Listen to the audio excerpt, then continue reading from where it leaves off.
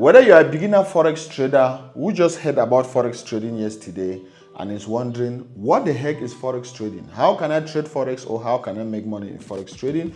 Or whether you are an advanced Forex trader who is still trying to maneuver his way through Forex and get his first payout or his first withdrawal, this video is going to be for you. This video is an embodiment of 11 years of experience, which I have been able to condense to show you guys the ins and out, A to Z, beginner to pro, on how to make money with Forex trading. This is part of my prayer, which I've always prayed, or part of my answered prayer, which I promise God that, God, if you bless me, if you show me the way in Forex trading, I'm going to show another person. If you bless me in Forex trading, I'm going to bless another person. If you impact my life in Forex trading, I'm going to impact another person's life. So this video is an impacting video that's going to take you A to Z, beginner to pro, on how to trade and make money in the Forex market.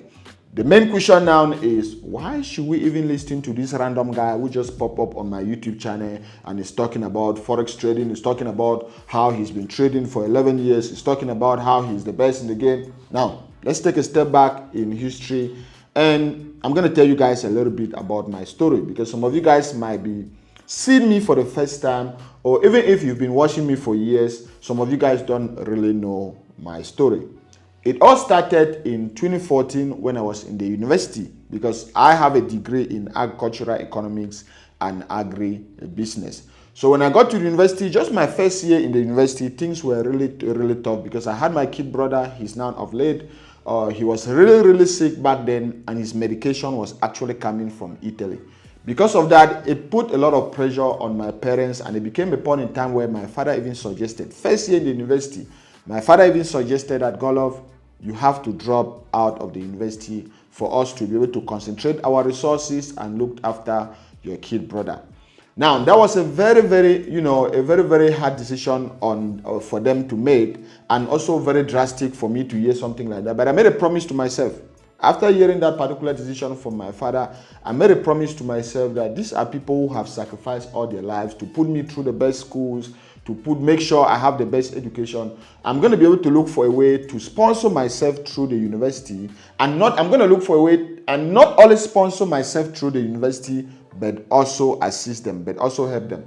So because of that, I started doing like piece jobs. In Cameroon, we call them chantiers. Chantiers where, you work on construction side for piece jobs, for daily jobs, and they pay you. I used to stay about 45 minutes back in Boya. I used to live in Sandpit. Those of you guys who are in Cameroon will understand. I used to live in Sandpit, and I would trek from Sandpit to the University of Boya every day. There was a shortcut. We'll pass by the bush. You see people smoking weed in a way, and you'll be able to be passing and going to school. It was risky, but I did that for my first year at the university. And what helped me to even succeed was because I was naturally a very smart person. So the few days that I'm able to go to class, I'm able to still take notes for my friends. I'm still able to cover up from what I've missed. So I did that for the first year in the university, and for the second year of me being at the university, my aunt, back then my aunt was actually staying in Canada by then. So she called me and said, Godlove, I have this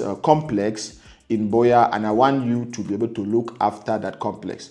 Go to that complex. I'm going to give you a room in that complex. All I want you to do, you're going to have a room. You're not going to be paying for that room, but I want you to look after this complex as the new landlord, because I'm someone that people trust me a lot. People see me as someone who is very accountable. So they gave me a room, nothing, just an empty room. That, okay, that's your room. You're going to start in this room. The only thing, you're not going to be paying you're not going to be paying rent on this room, but you have to look after the complex. It was a complex of almost about 16 rooms. So I was a new landlord to that particular complex. That was around August, second year in the university, and the university was going to be opening in around November, December or so. So I said to myself, like, okay, this is a new beginning, and a new beginning which I'm going to be able to make something out of it.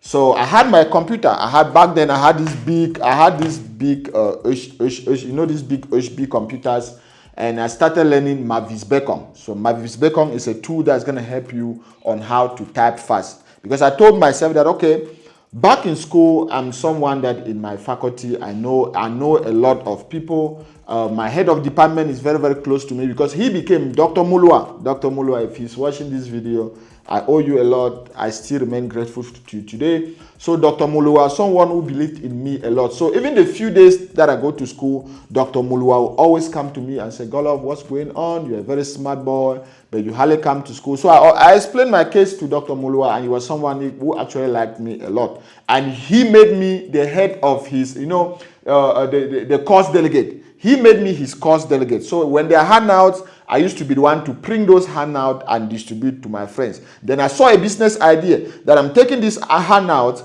and I'm going to people who have cyber cafes, people who do documentation, and they are the ones keeping the bulk of the money. What if I'm printing these documents by myself? What if I'm photocopying these handouts by myself? So that was a big business idea that started, and I started learning how to type fast, because I said, okay, for me to be able to do this, I'll also be typing projects for final year students in the university. Since I knew a lot of them, I want to also be able to type their projects because a lot of money was there. So I started learning this Mavis Bacon program. I used to wake up from 12 midnight to almost about 4 a.m. on the computer learning this Mavis Bacon program. And I also saw there was one guy who was just a few minutes to the new room they gave me, or to the new complex, which I was the landlord. I told that guy, I just got to this place and I don't have a bed, I don't have a mattress, I don't have a place to sleep. The guy was actually selling bed and mattresses. So I told him, let me work for you for 2 months. We have 2 months before the school starts. Let me just work for you for 2 months. The only thing I want you to do is to give me a bed. That was what I told that guy. I said, let me work for you for 2 months. The only thing I just want from you is for you to give me a bed. The guy looked at me. He was also a Bangwa in Cameroon. My tribe is called Bangwa, right? So he was also a Bangwa guy. Before Sosoliso, there's one guy, he said, by Infinity Complex. You guys in Cameroon will understand very well. By Infinity Complex, there's one guy by the left. He says bed and mattresses. So he called me. He accepted. He said, okay, I'm going to let you work for me for, instead of 2 months, for 3 months. And at the end of that 3 months, I'm going to give you a bed. I was very, very dedicated. I used to, every day, 6 o'clock was already there. I'll be sandpaper. You know sandpaper, when you polishing the bed, you transporting the planks from here and there, you doing the painting, you doing the manual work. So I worked with that guy for 3 months, and after 3 months, he was very, very satisfied. He called me, he showed me, he said, those are my most expensive bed. Select anyone you want, and that's not even all. When you select anyone you want, also go there. Those are queen bed mattresses. Queen bed is like the big size, right? Those are queen bed mattresses. Also pick any mattress you want. Go there. Those are pillows. Pick 2 pillows, and that will be a complete set, or a complete bed set for you, bro. I was so happy because I was just expecting this guy to give me just a bed, but he went an extra mile because of the dedication I showed him, because of how serious I was. He gave me a complete bed set. Boom, that was the start. Now I have a complete bed in my room. I have a place I could sleep comfortably. I have a room I'm not paying for. I was like, okay, let's go. So I called 4 of my friends, Efficients, if he's watching this, Sumani Amin King, and I think about 3 or 4 of my high school friends, and I borrowed them almost about 60,000 francs, and I bought a 3-in-1 printer. So a 3-in-1 printer is a printer that can scan, can print, and it can photocopy. So that's why they call it a 3-in-1 printer. And I started a business right in my bedroom. Second year at the university, I started a business right in my bedroom. I had a notification that was just on my wall, typing, printing, and photocopying. All right, so people bring their projects right to my bedroom. My bed was there. I don't care. I was doing my business. And that business grew to the level where the next year, I took a whole different room in that same complex. Remember, I was a landlord, so I took a whole different room in that complex. And now I was paying. I wasn't paying my own room, but I was paying that particular room, and I used it to open a cyber cafe. That cyber cafe grew from just 1 computer to, by the time I was graduating, it had almost about 14 computers. And I had even opened about 4 different branches of those same cyber cafes in the whole of Southwest or in Boya.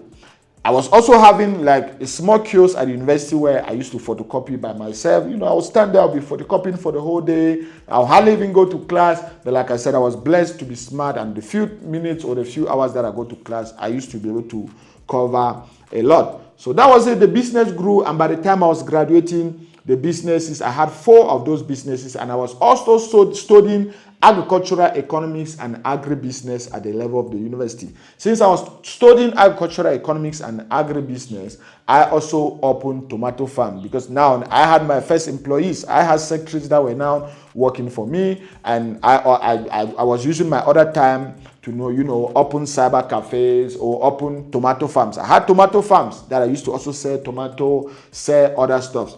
There was a day I made a decision to myself to say, okay, since I have cyber cafes, I'm paying a lot on internet. I'm spending a lot to pay for internet. What can I do legally on the internet? Because I used to sit in my cyber cafe and I'll see most of these boys in Cameroon, we call them Yahoo boys, right? They'll come to the cyber, they buy internet and they're using it to scam people on the internet. They're using it to do fraud on the internet. But I said to myself, I did research, and most of the millionaires back then, even to today, most of the millionaires you think of, they all have businesses on the internet. They all have businesses that have to do with the internet. Jeff Bezos, Amazon is on the internet. Even Tesla, they have cloud companies. You have Carlos Slim, the owner of Oracle. Just check any billionaire, Mark Zuckerberg, he's the owner of internet-based companies. So I said to myself, most of these billionaires, they all have internet-based businesses. Why are these guys looking for ways to do fraud on the internet? I started looking for ways I could make money legally on the internet. I stumbled on Fiverr. I used to work on Fiverr. I used to do jigs on Fiverr. I used to work on Upwork. I used to do a lot of freelancing work on Upwork, and I used to also work on freelancing.com, Mega Typers, all of those websites. So there was a day I was just doing my research again, and like how to make money online, there was this website that popped up, which was known as IQ Options. I click on the link. These Forex companies or binary options companies, they do what we call aggressive marketing. So this ad popped up, I clicked on it, and unfortunately, I'll tell you why I'm saying unfortunately. Unfortunately, it was binary options, but I thought it was Forex. I started trading with binary options back then. I traded with binary options for almost a year. From around 2015 to 2016, I was trading with binary options. I blew all my life savings, including money that I saved from my business. I blew almost everything. And there was this day, what made me to discover that I was trading binary options instead of Forex trading? There was this day, I went on a South African WhatsApp group, because back then, South Africa, or even today, South Africa is one of the hubs of Forex trading in the whole world. So I went on this South African WhatsApp group, and there's a guy who shared a signal. He said, buy Great Britain Pound USD, stop loss this, take profit this. And I immediately took that signal, ran to my IQ Options platform, and I was looking for a way to put stop loss, looking for a way to put TP, and I couldn't find it. Because with binary options, there's no stop loss, there's no TP, it's the all or nothing law. And the system is already designed for you to fail, in the essence that when you, for example, if you're risking $1, you can never make more than $1. It's not like Forex where you can risk $1 and make $2, right? So the edge is not there. The system is already designed for you to fail. So I immediately ran there. I couldn't see where to put the signal, and I went back to that group. I was so angry. I was so furious. I was like, how can you guys give us signals without telling us how to use these signals? I can't find a place on my platform how to put a stop loss and a take profit. I'm sure the guy must have come across people like me, so he asked like, bro, what platform are you using? I'm like, I'm trading with binary options. So he laughed. He said, bro, you are trading. I said, I'm trading with IQ Options. He laughed. He said, bro, you are trading binary options instead of Forex trading. Quit that stuff. You will never make money from that binary thing. Stop trading immediately and research on Forex. I was like, really? So this thing that was the first time, binary option was the first and the last thing that ever made me to have suicidal thought. I'm like, this thing that made me to have suicidal thought is the same thing which someone is telling me is not real. Someone is telling me I can't make money with it. Anyway, I stopped trading for almost a month. I didn't touch my computer. I was so depressed. I was so angry. After a month, I started researching now on how to trade the Forex market. I stumbled on Apari Fund. Apari Fund today, they are known as Apari Capital. Apari Fund was one of the first hedge funds. They were a hedge fund. So what they'll do is they will train you. So hedge funds, what they do, they train their traders to come and trade for them. All right. There was no pro firm back then. Back in 2015, 2016, 2017, pro firms all came in by 2018, 2019. There was no pro firm back then in my own era. So I stumbled on Apari Fund, and I discovered that for them to be able to train me to the extent where they can even give me capital to trade, I needed to be paying about $196 every month. $196 in Cameroon is a lot. It's about 130 something thousand francs every month. So what I did is, at this point, this was around the end of 2016, and the war in the southern part of Cameroon was starting. And I also just graduated from the university with my degree in agricultural economics and agribusiness at this time. So I sold all my cyber cafes, all the 4 cyber cafes I had. I sold all of them. I had almost about 6 million francs. 6 million francs is merely just about, it's about $8,000. It's just about $8,000 to $9,000. So this money was what I was investing on a daily basis. Immediately I saw these cyber cafes, I migrated completely to Yaoundé. It's a whole different city, and I was staying in my uncle's house. Just there's a small section in his lounge where I had this table. You can see you can see all the pictures. So that's where I used to study. When I got to my uncle's house, that's where I used to learn how to trade. I still had my big computer, and I took the course strictly for 18 months.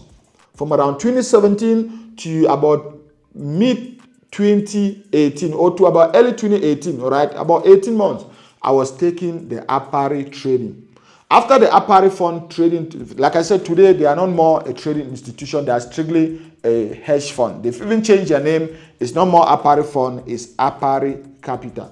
So after I finished with Apari Capital or Apari Fund back then, by early 2018, they funded me, or mid-2018, they funded me with with about $200,000. They funded me with about $200,000. And back then, if they say a hedge fund is giving you $200,000, they actually deposit the money and they give the lock-in details. It's not like today where if a pro firm says, I'm giving you $200,000, it's all demo capital, it's all simulated capital. Back then, it was real cash. It was real cash. They will really deposit the money in the trading account, and then they give you the login details for you to trade and keep 50% of the profit, while the hedge fund keeps 50%.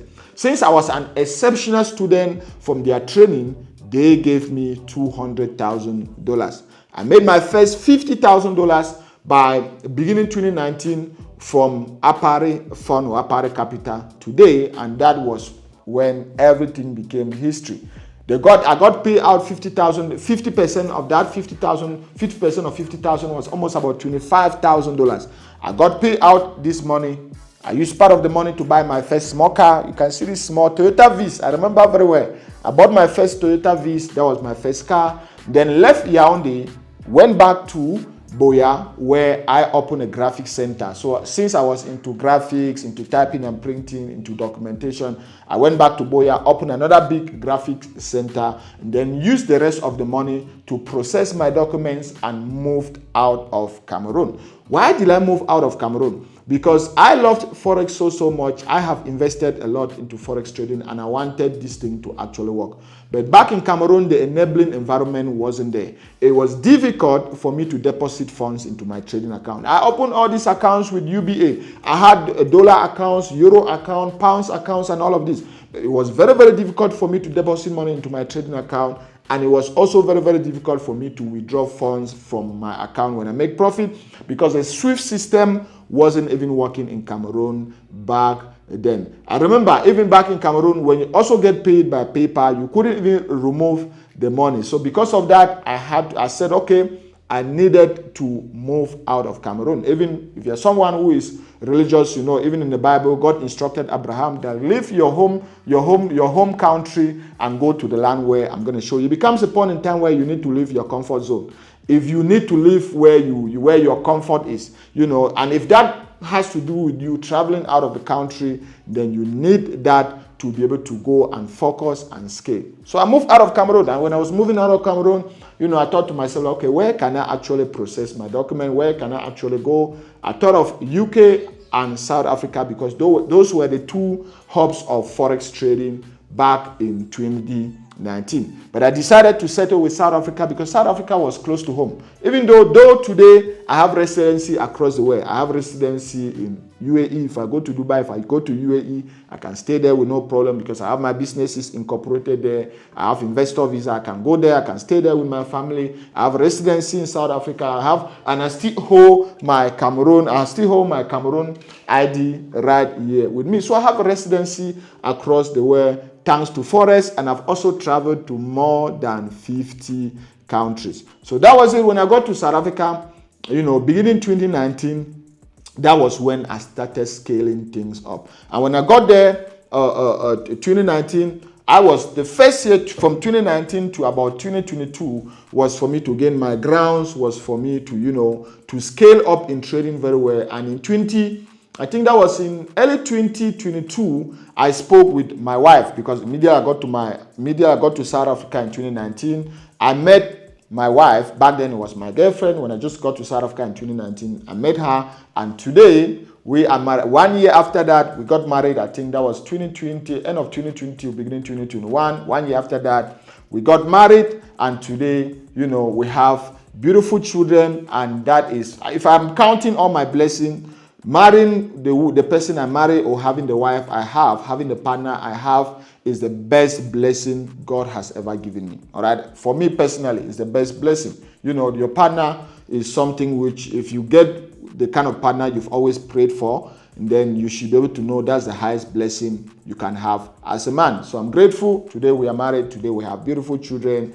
And I'm a father, I'm a husband, I'm a business person, I'm a YouTuber. So I started my YouTube channel in 2022. I called my wife and I explained to my wife because, for your dreams to be able to go as planned and for someone not to, feel like you're wasting your time, it's good. You always explain what you're going through to your partner. So I explained to my wife, like, babe, listen, when I got into Forex trading, it was very, very difficult. The first year was tough for me. But after my first year, I started seeking the face of God.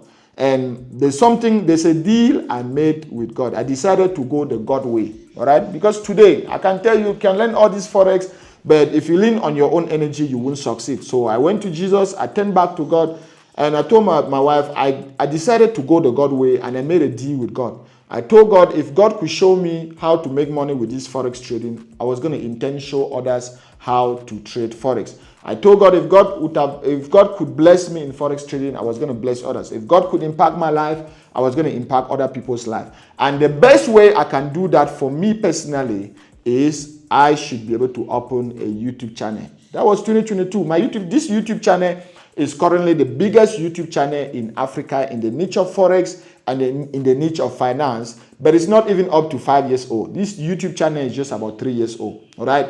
So I explained to my wife and we took our engagement trip. That was our engagement trip to Egypt. And in Egypt, that was the first time I started recording the first videos on this particular channel. I remember sitting in a hotel in Cairo, and a small girl came to me, and so I was carrying this Canon M50, right? And he said, "Oh, are you a YouTuber?" YouTube was a thing, but are you a YouTuber? So I gathered the boss and I said yes. So he said, okay, I'm going to subscribe. I'm going to subscribe to your YouTube channel. What's the name of your YouTube channel? It was so heavy for me to even give the name of the YouTube channel because back then I had about 8 subscribers. Yes, I had about 8 subscribers. And most of those subscribers were just my different email addresses or my wife or people I know. All right.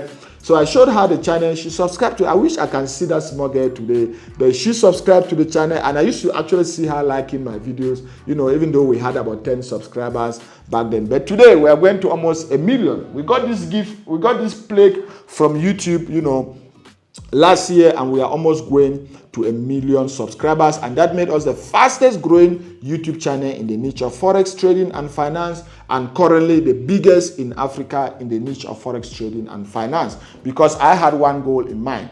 This YouTube platform was to give back to the community, which was that prayer I made that God, if you show me this Forex trading, I was going to show others. If you bless me, I was going to bless others. If you impact me, I was going to impact other people's life. That should be a prayer. If you can make that prayer, if you can make that prayer wholeheartedly, and God listened and answered that prayer, that will be a game changer for you, because God knows that, oh, if I bless this person with this money, he's going to make good use of it. There can be a time you pray for 1 million and God won't give you that 1 million, because he knows with that 1 million, you're not going to be able to make anything reasonable from it. Or with that $1 million you're praying for, that's going to be, your downfall. That's going to cause your debt. How many people will still even pray to God if they have what they are praying for? How many people will even still look up to God if they actually have what they want? So God allows you to mature first before he can allow you to be able to have some blessings. And he also sees your mind and the promises you made to him to also allow you to have some blessings. So that was why my YouTube channel just exploded,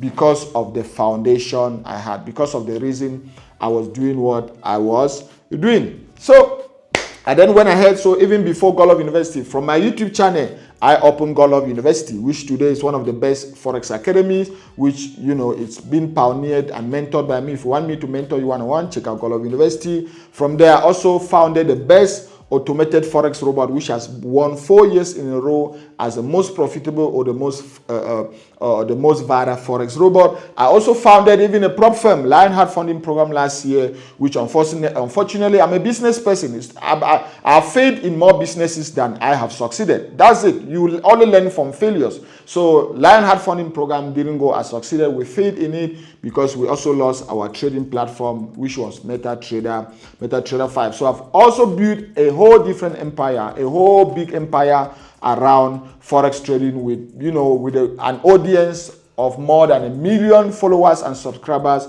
across all my platforms, from Instagram to Twitter to TikTok to YouTube, and it's all thanks to Forex. And it all started in 2015 with a history which I have just told you guys. So my goal at the start of every year is now to prepare you guys for the start of the year. And if there's one video you need for this year to be successful in Forex trading, it is this video. I have gone right back to 2014 to see what didn't work for me, what is working today, what is not more working, what needs improvement, how you need to improve it, strategies that are obsolete, strategies that are not more working, which one are working, how is trading going to be done in 2026 and beyond. I have put in place all of that in these 6 to 8 hours, and it's your own new year gift. So I don't care how many times you're going to watch this video, make sure you watch to the end, come back and watch it. Practice the strategies I showed you guys on this video, because I've shown you guys with nothing left out. I used to always tell my PA, because sometimes he'll come to me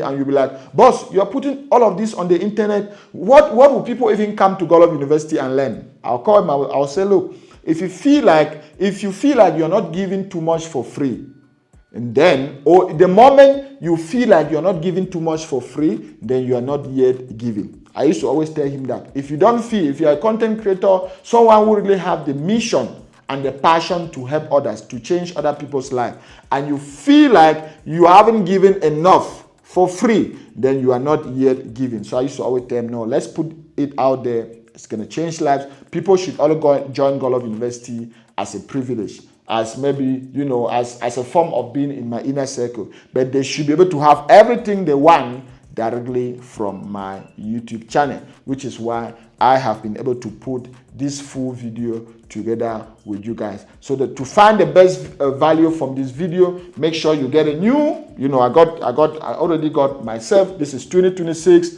right there. This was given to me by my PA as a gift, because I used to always have this every year. I used to have this. You can see every day has its date, and for journaling, I used to have this every year, bro. Every year I used to have this. Where's the one for 2015? I have this everywhere in my office. You see, even if I look here, you can see I have this one. This one is 2017 right here. So I have this everywhere in my office. So get yourself a book like this that has a date on it, with dates inside, and a pen and a paper, a red pen and blue pen, and take notes as you go, because I can guarantee you will hardly hear me shoot a video and say this is a guarantee, but I can guarantee you guys, you find success with this particular video. This video has been, it's more like a prophecy to me, and I know you guys are going to find value from it. Chapter 2, what is Forex trading? You must have heard about Forex trading from somewhere. Maybe your friend or maybe your neighbor is maybe Nkochukwu FX. Some people even put the short form of Forex, FX, against their name just to show that they are trading Forex. Maybe Nkochukwu Forex, Daniel Forex, Jason Forex, this one Forex. Just the fact that you put FX against your name doesn't mean you're going to be a profitable Forex trader or you're going to make money in Forex trading. But anyway, on this chapter, we're going to cover what is Forex, what is Forex trading, what is traded in Forex, a typical life example of Forex trading, and who can trade Forex. So let's start with the obvious one, which is what is Forex. So Forex trading normally back in the days was being done using the gold standard. All right, gold standard, where if I have to exchange, remember at the end of the day, the main reason why people trade Forex, people were using gold standards, was for a medium of exchange. So if I have rice and you have oil, or if I have rice and you have, say, fish, and you want to exchange between each other, what medium of exchange can we use to quantify those values and exchange? Back in the days, it used to be gold. But during the Bretton Woods conference, I'm just going to summarize so that we don't waste much time on the basics, right? So during the Bretton Woods conference, the gold standard was demolished, the gold standard was dropped, and then we moved to now the fiat system, where every economy had its own currency. We're going to come into currency. The currency is the fuel of every nation. So we're going to come into that. So after every economy had its own currency, it becomes the means of exchange. So now, when we have a global exchange of one currency to another, it is called Forex. So Forex is a short form for foreign exchange. All right, foreign exchange. So they were looking for a shorter form to say, if you ask someone, what are you doing? The person will say, oh, I'm doing foreign exchange, or I'm trading in the foreign exchange market. So they were looking for a shorter way to represent that foreign exchange. So they then came up with Forex. So they took FORO from foreign and EX from exchange to form the name Forex. So you can either call it the foreign exchange market, the Forex market, or just the FX market, where F comes from foreign and X again comes from exchange. So it's either the foreign exchange market, the Forex market, or the FX market. And FX, Forex, or foreign exchange just stands for a global market where currencies are being bought and sold, where currencies are being exchanged. So that's the meaning. That's the meaning of Forex. Now, we're going to be using this hypothetical example, which is Johnny. So Johnny is going to be like, oh, so after all of this, now since it's a global market where currencies are being bought and sold, how do I make money with this thing? How do I make money at the end of the day? That brings us to the term known as Forex trading. All right, FX trading, foreign exchange trading, or Forex trading. So Forex trading now is the act. Forex is the term, which is a global market where currencies are being bought and sold, while Forex trading is the act of actually trading, the act of actually exchanging one currency to another, the act of actually predicting if this currency is going to be higher than this or this one is going to be higher than this, which we combine that using something we call the exchange rate, which we're going to be coming into that. So the Forex trading is the act of actually trading Forex, which the whole of this video we're going to be dwelling into that, because that's where, bro, that's where the money comes in. The money comes in the Forex trading. The money comes in the act. The money is in the act, not in the definition. The money is in the act of actually trading. So how do you trade? That's what we're going to be. This 4 or 5 or 6 or 7 hour video is mostly going to be focusing on how you can make this chelete, how you can make this lajang, how you can make this dough, how you can make this money. How do you call money? How do you call money in your country? Guys, how do you call money in your country? Let me know in the comment section. So the whole of this video is going to be now all about how we can make chelete. If you're in South Africa, how you can make chelete. If you are in Cameroon, how you can make lajang, how you can make money, how you can make dough. All right? So how can we make it? That is Forex trading. We are not so much interested in the basics. We are most interested in the art, which is how we can make this money in Forex trading, because the person sitting here has been making this money in Forex trading for the past 11 years. Yes, the past 11 years, and it's now time for me to give it down to you guys so that you can also make this from Forex trading. This is fresh from the bank, and we're going to be using this, to be able to teach you guys how you can also make this from Forex trading. Next point, what is traded in Forex trading? Not to wait much time, I've already explained to you guys, this is what is traded in Forex, money. All right? So someone will say, hey, so we are now learning how to make money. How can we trade money in Forex? The irony, money is what is traded in Forex trading.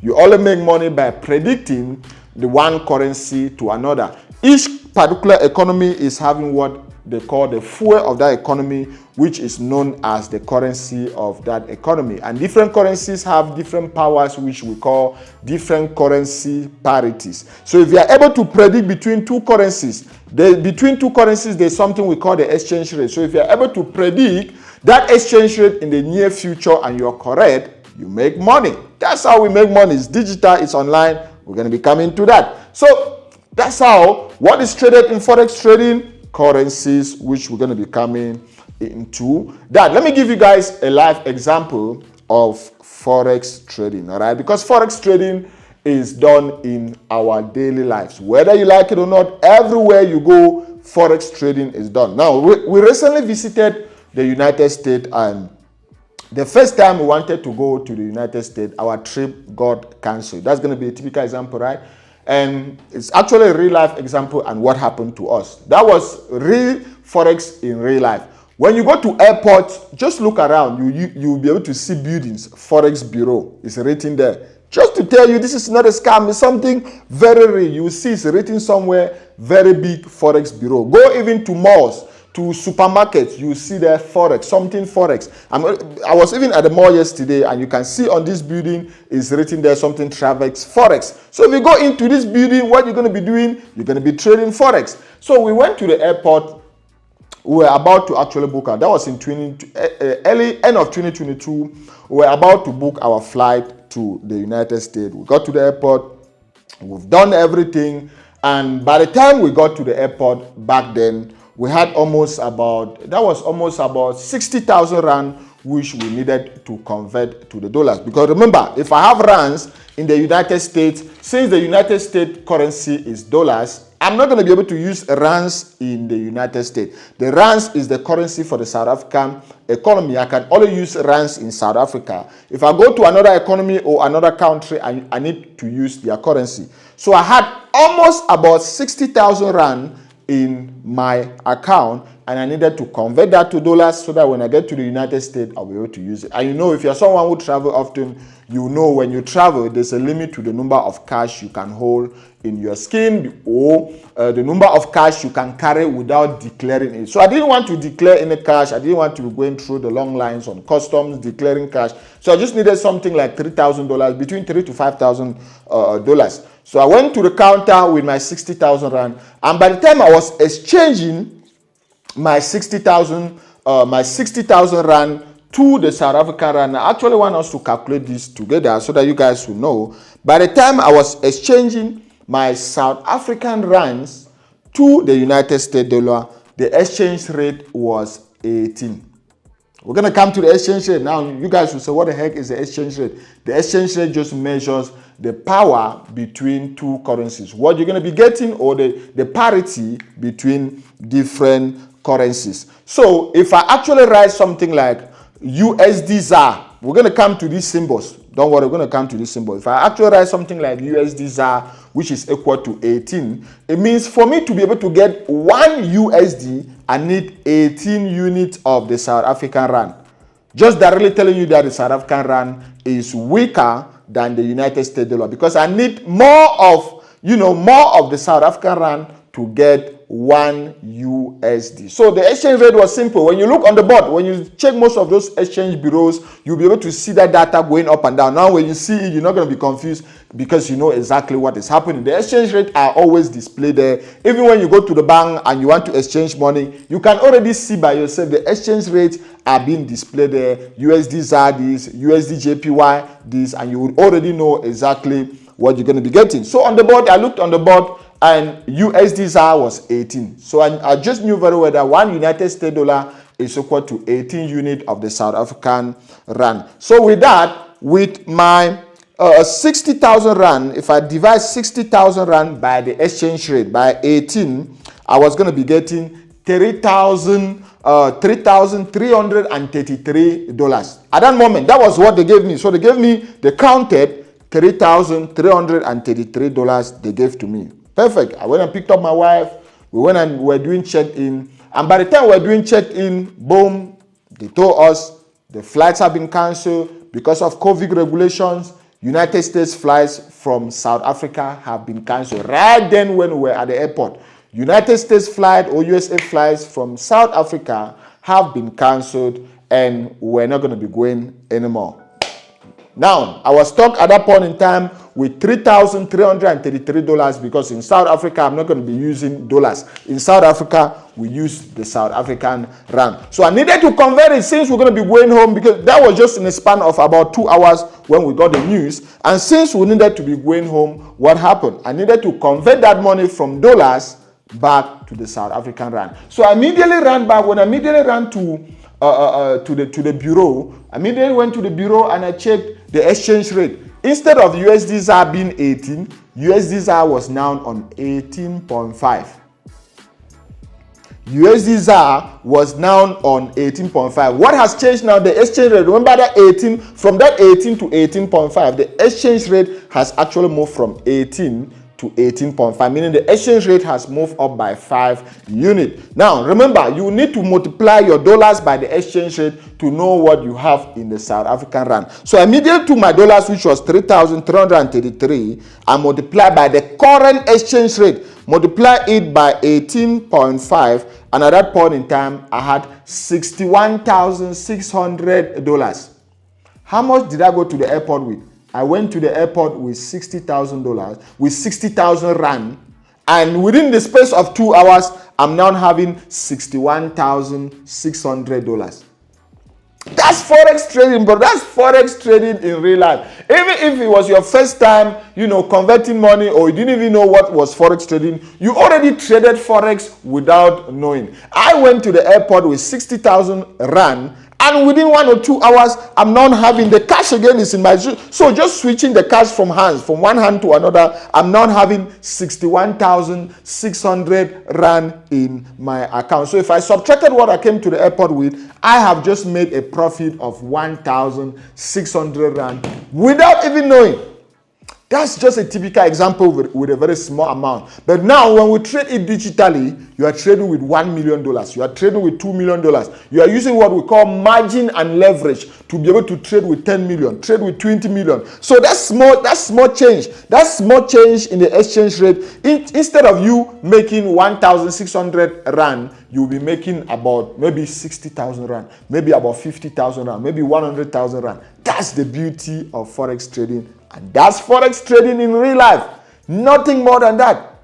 All right. Now we have something which we call retail Forex trading, which was what I did. I'm a retail Forex trader because Forex is being traded by banks. You have Wells Fargo, Bank of America, Citibank, Standard Bank, Standard Chartered. Those are the big people who trade Forex, the big individuals who actually trade Forex. For us, we are just people they call the retail Forex traders, and we comprise just about 4% of the entire Forex industry. We have import and export companies that trade Forex in the billions. We even have George Soros. There was even one guy in the United Kingdom who was named the guy who broke the Bank of England. That guy shorted the Great Britain pound and in a day. So he predicted that the rate was going to drop. Remember, you can either make money from predicting that the currency, the exchange rate between a currency is going to go higher or it's going to go lower. So if you predict that it's going to go lower and it goes low, you make money. If you predict that it's going to go higher and it goes higher, you make money. Conversely, if you predict that it's going to go higher and it goes lower, you lose money. And if you predict that it's going to go down and it goes up, you also lose money. So we then have factors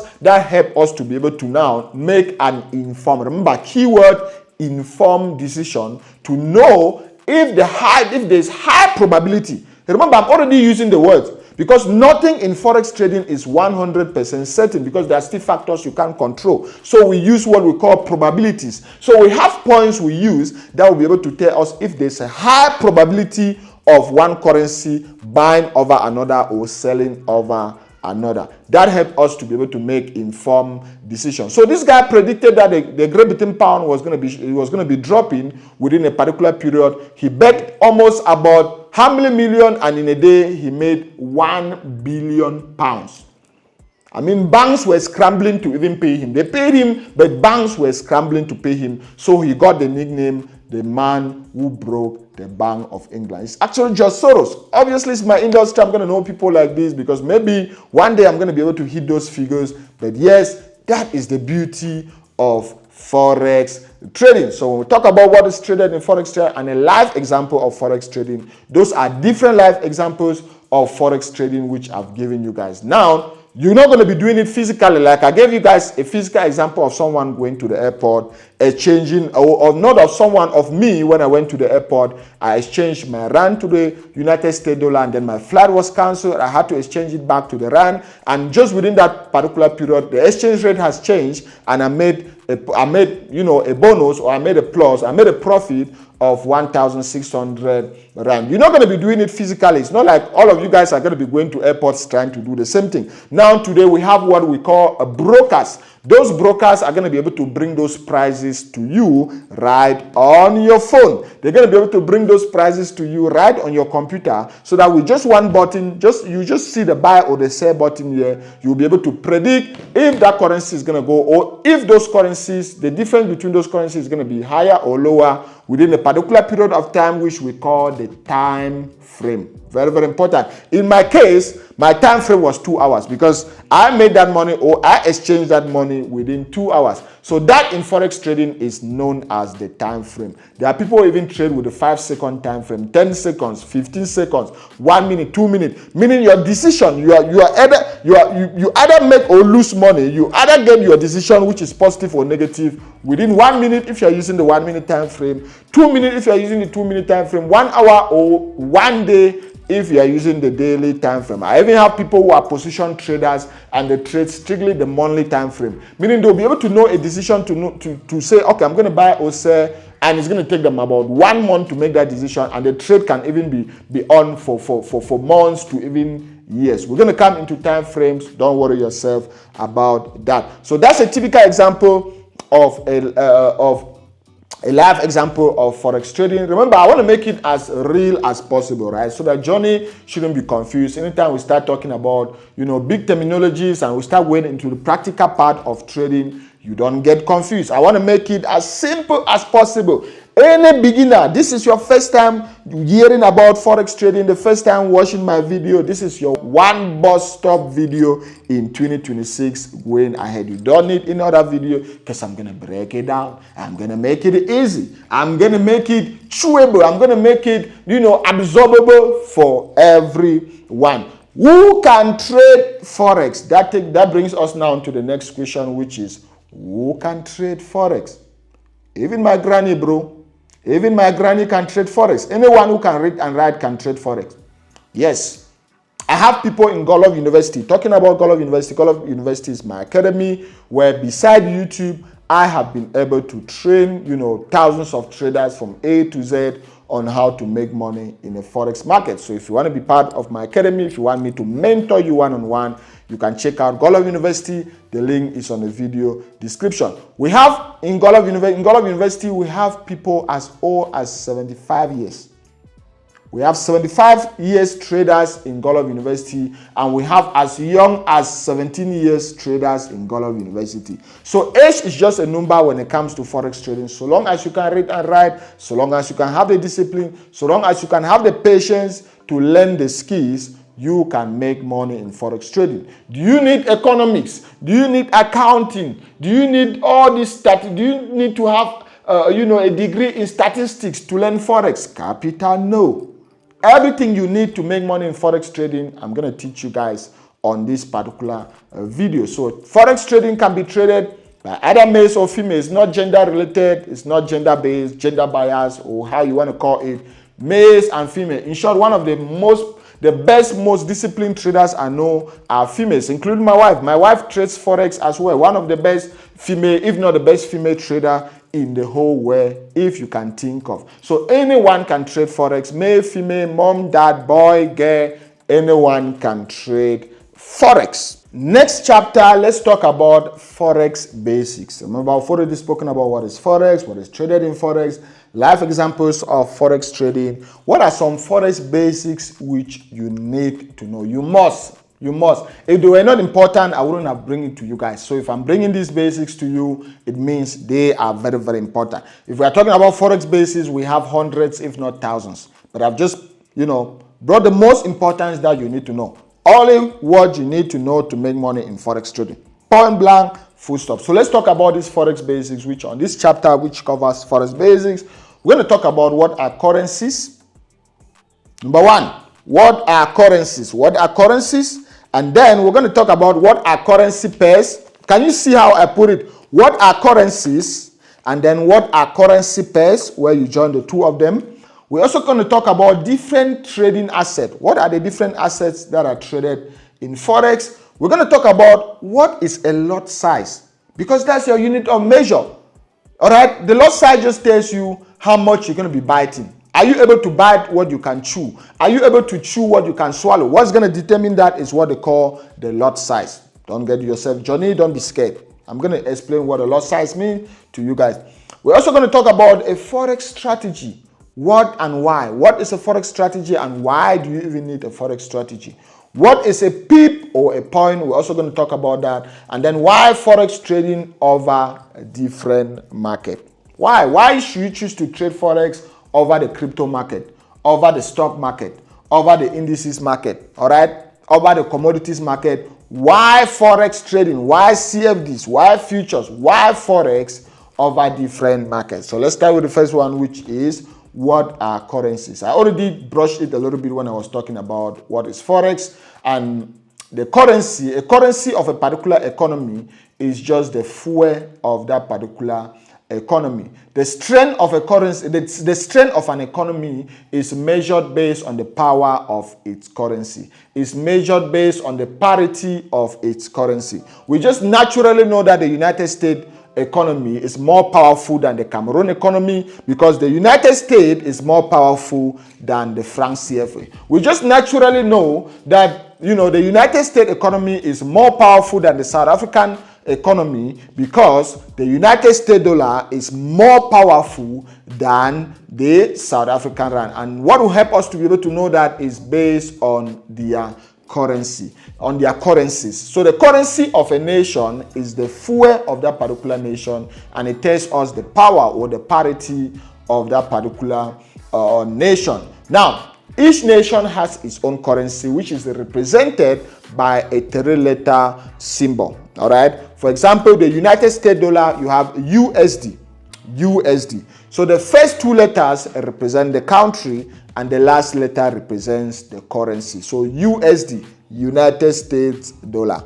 If we go to Great Britain, you have Great Britain pound, GBP. All right. So first two currency is the symbol. Every currency in the world, they follow the same standardized. It's a standardized system, meaning no one can change it. You just have to follow it. So long as you call the currency, it needs to follow this standardized process. If you go to Great Britain, you will see Great Britain pound, GBP.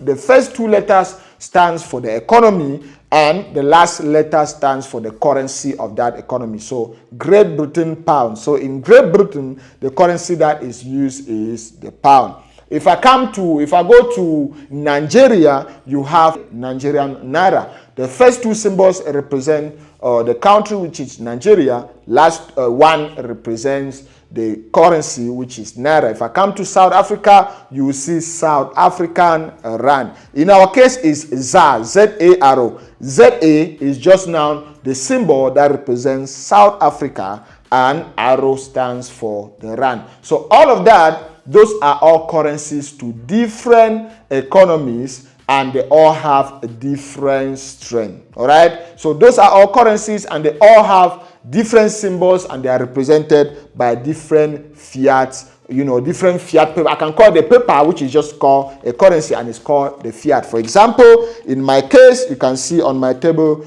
I have a stack of almost about $15,000, which is, these are just dollars fresh from the bank. I took it when we were planning, this is December 2020, going to 2026. We're going to be doing a lot. We're going to be traveling a lot. So this is directly from the bank, and this is the currency for the United States, and it's known as USD, the United States dollar. First two letters stands for the currency, last one stands for the country, and the last one stands for the currency. We can go here. We have this one again. We have Maleti of Lesotho. We have the currency of Lesotho right here. It's known as the Maleti of Lesotho. We have a Great Britain pound right here, which is the currency of Great Britain. We also have the Egyptian pounds. These are because I've traveled a lot. I've been to more than 50 countries.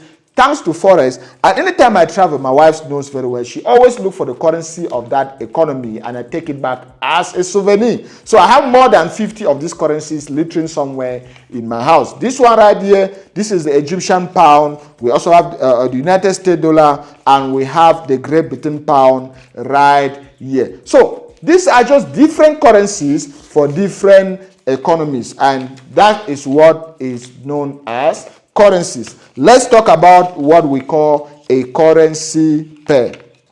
Now, if I talk about a currency pair, you can see I have joined these two currencies. All right, this is just what they call a currency pair. Here I have the Central Bank of Swaziland and the United States dollar. So that's the currency pair.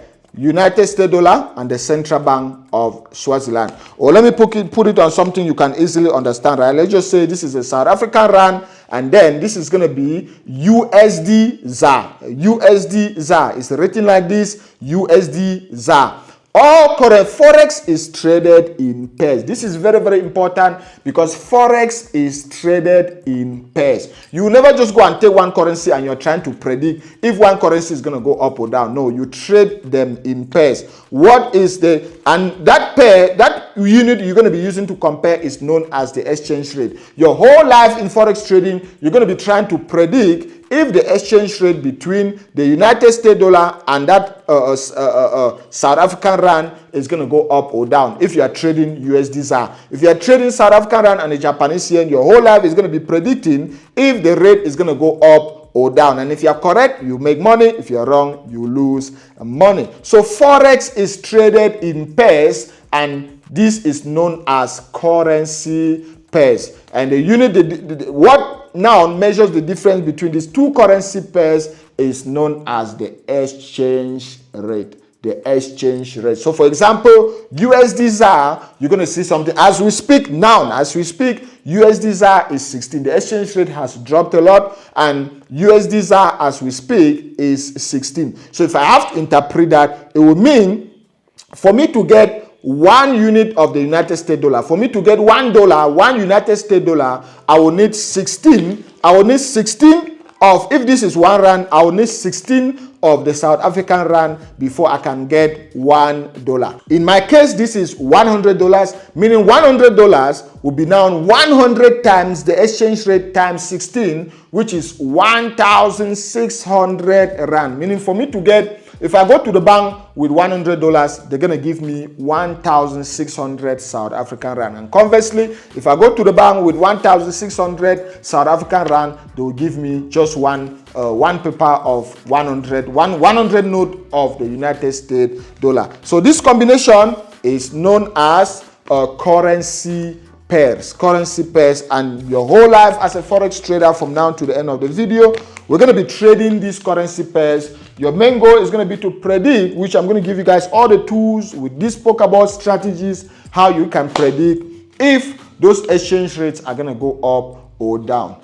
different trading. Let's talk about, now we've already spoken about what are currencies, currency pairs, different currencies for different nations. And again, before we move away from this topic of talking about currencies and currency pairs and currency parities, let's talk about the strongest currency in the world. And as a moment of recording this video is the Kuwaiti dinar, which is the currency of Kuwait.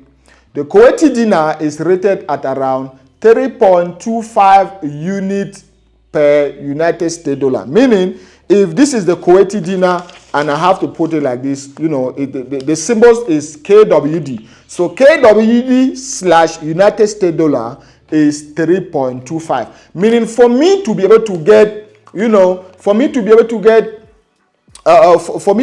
get 1 KWD, 1 Kuwaiti dinar, I need 3.25 units of the United States dollar. So since I need more of this to get one of these, it directly tells you the United States dollar is even weaker than the Kuwaiti dinar. The United States dollar is weaker than the Kuwaiti dinar because I need more of the United States dollar to get just 1 unit of the Kuwaiti dinar. So the strongest currency in the world as we speak is the Kuwaiti dinar.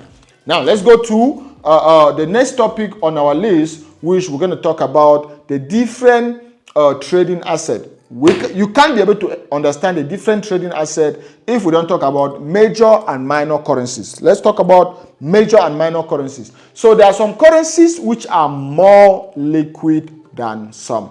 These currencies that are more liquid than others are called major currencies. So you have major currencies, you have minor currencies, and you have exotic currencies. Major currencies, these are currencies, which are very, very liquid, like the Great Britain pound, the United States dollar, the Canadian dollar, and I think there is another one, which is the Swiss francs. So those are all major currencies. Now, let's talk about major currency pair. Major currency pair is a combination of, a major currency and any minor currency. For example, NZD-USD. NZD-USD is a major currency. Great Britain pound USD is a major currency. Canadian dollar USD CAD is a major currency. USD JPY. So all those ones are major currency. Minor currency pairs are just a combination of minor currencies, like let's say NZD CHF is a minor currency. Great Britain pound CHF, those are all minor currencies. Then exotic currencies are currencies which are also known as, currencies with very high spread, which even just trading those currencies, you can just blow your account because of what we call the spread. We're going to come to the spread. The spread is just a difference between the ask and the bid price. Now, Johnny will say, bro, you just kept going from one big term to another. What the heck is the ask and the bid price, all right? So the ask price is the price you are ready to sell a particular currency. So that's why it's called the ask price, while the bid price is the price you are ready to buy that particular currency. So when you go on your platform, you see these figures changing up and down. You see the bid price, the ask price, and the difference between the bid and the ask price is what they call the spread, and that's what you pay your broker. That's what you pay the trading platform you are using to trade. Now, in our case, exotic currencies have the highest spreads, and that's why they call them the exotic currencies, like USD ZAR. USD ZAR, you can trade it, but the spreads are crazily high. Maybe USD and the Mexican peso is very, very high. Maybe USD and the Cameroon franc CFA, the spreads are going to be crazily high. So best advice, just stick to major currencies and major currencies pair. When you are just starting in Forex, stick to major currencies or major currency pairs, all right? Or worst case, you can add a couple of few minor currency pairs, but never trade exotic currency pairs. Now, different trading assets. Remember, we've only been talking about Forex, but as we go ahead, you see we have indices. So what are indices? Indices, is just a basket of stocks which they added their stock prices and divided by an average to have now one stock price, or to have an index which can easily be predictable. For example, I'm going to talk a little bit, this is a little bit about the stock market. So if I have the Apple stock here, I have the Alphabet stock here, I have the, the Google stock, I have Nvidia, I have Caterpillar. These are different companies. So each company is having its own stock. So if I'm a trader, it becomes very, very difficult for me to just predict the stock price, for me to predict the stock price of all those different stocks. So what do? I can now look for an average. I can join all those stocks, divide by their average to be able to have just one price that anytime I just look at my computer, I will see just that one price going up and down. That's what they call indices, because they'll just add different stock prices, they divide by the average, and then they'll have what they call an index. They'll have an index price, which with that index price, it is more stable and it can easily be predicted. For example, if I'm taking NASDAQ, which is also known as US 100, NASDAQ just measures the total, it just measures the stock price of the total 100 tech companies in the United States. That's why in NASDAQ you have Tesla, you have Alphabet, you have Google. So what they do is they added their stock prices and then they divided by 100 to get one stock price, which is known as NASDAQ. US 30 top performing non-tech companies in the United States, they got the stock price. US 500, they added all the top performing 500 companies on the NASDAQ stock exchange. They divided it by 500 to have one stock price or one index, which is known as US 500. So that's what we call an index, and all of that, the plural of it is known as indices. And we're also going to trade indices. I will show you guys, strategies you can use to trade indices as well. We have crypto, Bitcoin, Ethereum, Shiba Inu, all of that. That is just crypto, which is built under the ecosystem of cryptography. We're not going to be going into cryptography because that's a whole different ecosystem. We're going to be focusing strictly on Forex. So you can also trade cryptos. You can also trade commodities like gold, like silver, like palladium. So those are all different commodities, or you can also call them precious metals like silver, like gold, like palladium, like copper. Those are all precious metals, and you can also trade them in Forex, and they all have their different symbols, which you've been seeing them on your screen. Now, next point, let's go to what is a lot size. Remember, I did mention of the exchange rate between two currencies. If you open your chart, now we're already going to start talking about chart. We're going a little bit deeper now, right? Deeper. We're going a little bit deeper, and if you open your chart, you're going to see the x-axis and the y-axis. The x-axis just represents the time or the date, just represents the date in which you're going to be seeing you're going to be reading your price, and the y-axis represents the price or the exchange rate.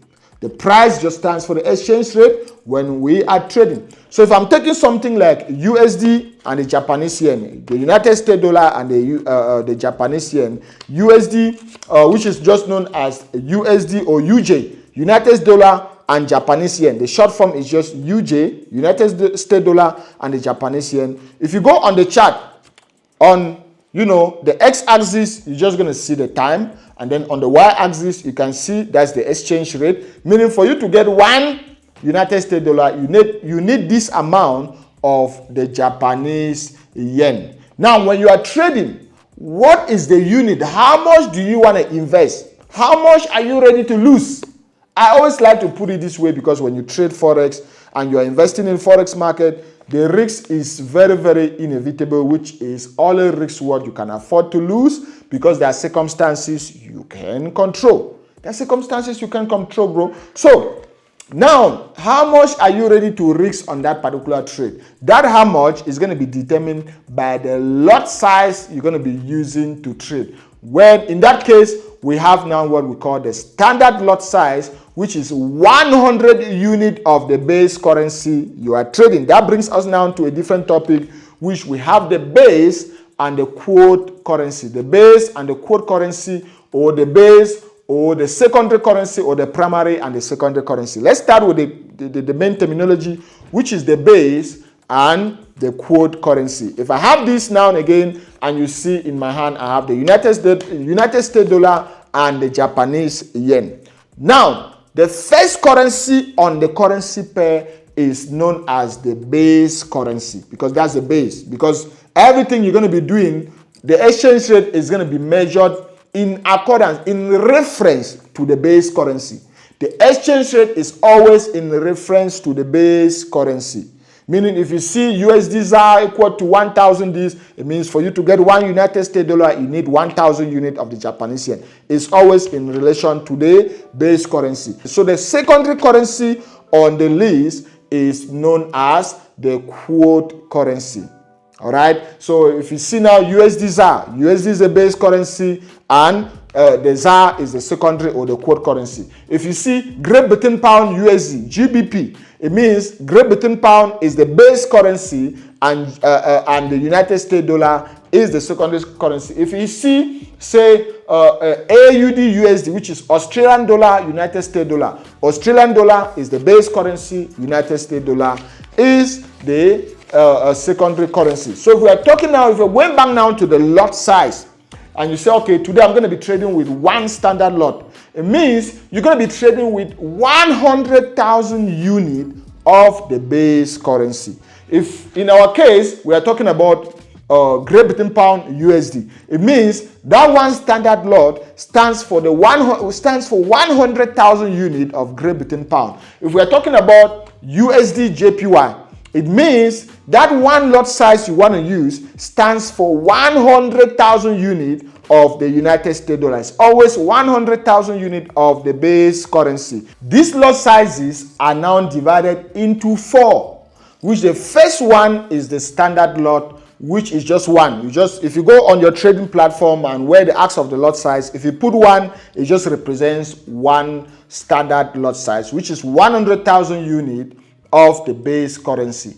You also have what we call the mini lot size. Mini lot size, which is 10,000 units of the base currency, and it's represented as 0.1. All right, so 0.1 just stands for the mini lot, and it's 10,000 units of the base currency you are trading. We also have the micro. Micro is even smaller than the mini, which is just 1,000 units of the base currency. And the last one is the nano lot size, which is known as 0.001, and it's just 100 units of the base currency. Nowadays, no one trades the nano lot size because it's useless, it's too small. You know, people start from at least the micro lot size, which is 0.01, they go up to the mini 0.1, up to the standard lot size. So how much you make or lose is determined by what? Is determined by the lot size you are using to trade. And talking about the lot size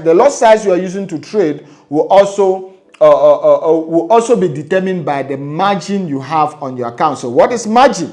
Margin is just the raw cash you have in your account times the leverage. Now we're going from one thing to another. What is margin again? Margin is the raw cash you have in your account multiplied by the leverage. One advantage why people trade Forex trading is because it's the most leveraged market in the whole world. It's the most leveraged market. So what is leverage? Leverage is just a buying power that your broker is going to give you. Leverage is the ability of your broker to be able to borrow you money to trade, to be able to lend you money to trade. Because if I deposit $1,000 into a trading broker and I want to trade, see, that's $1,000, right? That's $1,000. It means with $1,000, I can only use a micro lot size. Remember, this is making sense now because we're making it very practical and very physical. If I just take 10 of these, 1, 2, 3, 4, 10, and I put in a trading broker, that's $1,000. It means the highest lot size I can use to trade on that broker is going to be, the micro lot size, which is 0.01, because that's 1,000 units of the base currency. Say I'm trading something like, USD JPY. It means the highest lot size I can use is 0.01. If there's no leverage, if there's zero leverage, it means that's the highest lot size I can use. But now with that 0.01 lot size, if the market goes up by 1 pip, I can either make or lose $0.1. That's too small, bro. I'm trading Forex because I want to be able to make money quick. So what they do is the broker will be able to come in with what they call leverage. Leverage, all right? Leverage is just using now a small capital. If I have to put this now on a balance, it's just using a small capital to leave big capital. That's it. Small capital to leave big capital. That's what leverage stands for. And for example, let's take a favorite broker like my recommended broker, which you're going to be able to find the link on the video description. If you're looking for a broker to use, please use the same broker I'm using, which the link is on the video description. If I'm taking that broker, for example, IC Market will be able to offer you what? A leverage of, say, 1:1,000. All right, 1:1,000, or let's just take an average of 1:500. Meaning, if I go and deposit $1,000 into IC Market. This is the first time you guys are going to be seeing the practical side of trading like this. Sometimes you guys just go on your platform, you just buy this thing, goes up and down, you don't know what's happening. But this is the first time you're going to be seeing the practical side of trading. So you go and take your card, your credit, your debit card, and you deposit money into what? Into IC Market. That's $1,000. What they'll do is they'll then take that $1,000 and then make your margin. Their margin is going to be that $1,000 times the leverage they are giving you. So, for example, if they are giving you a leverage of 1:500, to multiply that $1,000 times $500. So you're going to be trading at that point in time as someone who is having $500,000. As someone who is having $500,000. So with this, with a margin of 500,000, can you see at that point in time how many lot sizes, how many standard lot sizes can you open? You can open a total of 5 standard lot sizes without any problem. You can open it because remember, a standard lot size, you're going to be able to use 100,000 unit of the base currency. This is 500,000 now because they've multiplied your cash plus margin. You now have $500,000. Meaning, if you go and put on your trading platform 5 lot size and you click on buy or sell, the trade is going to open because you have enough margin at that point in time. As opposed to if there was no leverage, the highest you would have opened would have been 0.01. Now, with that leverage now, you can use 5 lot size. And with 5 lot size, if the market just goes in your favor by just 1 pip, we're going to come to what is a pip or a point. If the market just goes in your favor by just 1 pip, you're going to make $50. You're going to make $50 as opposed to someone who was trading without leverage who would have made $0.1. But you just with the same energy, the same time, the same everything, just because you are using high leverage now, you make $50 and that person will make $0.1. If you make 100 pips, you make 50 times 100, you make $5,000 and that person will still be standing there with about, with about $1. You see, $5,000 and $1, you guys are trading the same asset, you had the same cash, but just because he's using leverage, he made more money than you. Now, listen, leverage is what we call a two-sided sword. You need to be able to notice this very well. Leverage is what we call a two-sided sword. Meaning, if you know what you are doing, bro, you're going to make a lot of money with a leverage. If you know what you are doing, you only leverage. The best advice is only leverage when you've become an advanced trader, when you know what you are doing. All right? Because if you don't know what you are doing, just as you would have made money faster by using leverage, you also lose money very, very fast. Because remember, that person who deposited $1,000 without leverage, if that person has to lose, say, 1 pip, the person will only lose $0.1 in his account, right? Or $0.01. But for you, who is using 5 lot size because you are using leverage, if you lost 1 pip, you lost $50. If you lost 10 pips, you lost already 50% of your account. You lost $500. But if that person who is trading without leverage lost 10 pips, he will only lose about $0.5. You see? So leverage is a two-sided sword because if you don't know what you are doing and you're just clicking buttons, just as you are able to make money faster using leverage, you also blow your account very, very fast. That's why I used to watch these memes on TikTok. Someone will say, I gave the signal, and within 1 second, boom, you see the whole account is gone. Because that person is over-leveraging. Over-leveraging is a two-sided sword, and you should only be able to do that when you've gotten the experience, when you know what you are doing exactly. Now, that takes us now to what is a Forex strategy. Because all of this will mean nothing. I mean nothing. You can throw everything we've learned over the window if you don't even understand what is a strategy and why you need it. If you are going for war, let's just say we have soldiers somewhere and they are going for war. The first thing you see them, to sit down and they are planning is a strategy. We need to, this area we are going for war in Afghanistan or in Iraq, and this area is a mountainous area. We're going to use advantage of the mountains. We're going to bomb from this one, blah, blah. All of what they are doing is their strategy. They are planning the strategy they're going to use for that war. It's the same thing. It ain't different in Forex, bro. It's the same thing in Forex. When you're entering the Forex market, when you open your chart, the first thing you need to ask yourself is, what's the strategy I'm going to be using today? What's the strategy I'm going to be using to predict if the market is going to go up or down? What's the strategy I'm going to be using which is going to give me the likelihood or the probability of one thing happening over the other? That is it. That is called strategy. All right. So a strategy is just your approach. Remember, they know me as the king of simple Forex. I don't want to start giving you big terminology to say the strategy is the momentum breakdown of the psychological BS. That's bullshit. I'm only going to give you guys what's going to make you money. What you need to make money. Because I always put myself in the shoes of beginners to say, if I was starting, bro, this is what I need. I need it to be this simple so that I can easily understand. So a strategy is just your systematic approach that you use to be able to ascertain if a currency or a currency pair is going to be going up or down. If a currency pair is going to be bullish or bearish. Boom! Now you just mentioned something again. Godlove. What is bullish and bearish? You just mentioned another thing. Don't worry, Johnny, don't worry. When we talk about the market being bearish and bullish, it just means bullishness. It comes from the word bull.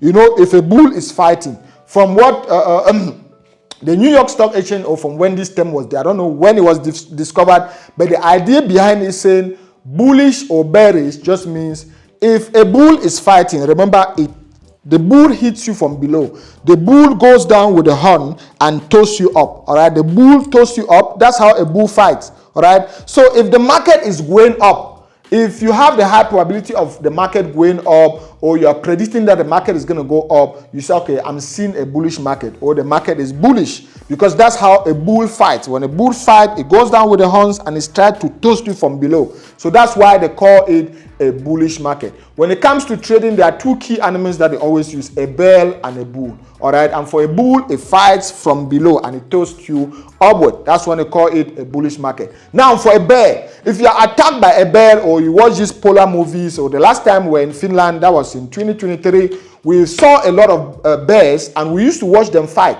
Anytime a bear fights, you see it try to trample you down. It tramples you down. That's how a bear fights. It tried to trample you down. It tried to smash you on the ground and tear you. So that smashing you down, trying to push you down, trying to subdue you is when we say, okay, the market is bearish, a bear. When the bear fight, it tried to trample you on the ground. So that's when we say, okay, the market is bearish. But for a bull, when the bull fight, it goes down with the horn and it tosses you up. That's when we say the market is bullish. If it's going up and if it's going down, we say the market is bearish. All right, so that is it when we talk about bullish and bearish market. So your strategy is just a systematic approach that you're going to be able to use to ascertain if that market is going to be going up or down, or to ascertain if that market is going to be bullish or bearish. And if you are correct, that's how you make money. If you are wrong, that's how you lose money. All right, so that's what they call a strategy. And why do you even need it? The answer is you must. You can't trade Forex without a strategy. It's like going for war without a strategy. You're going to be mauled, bro. You're going to be killed. You're going to be killed. If you're going for war without a strategy, you're going to be killed.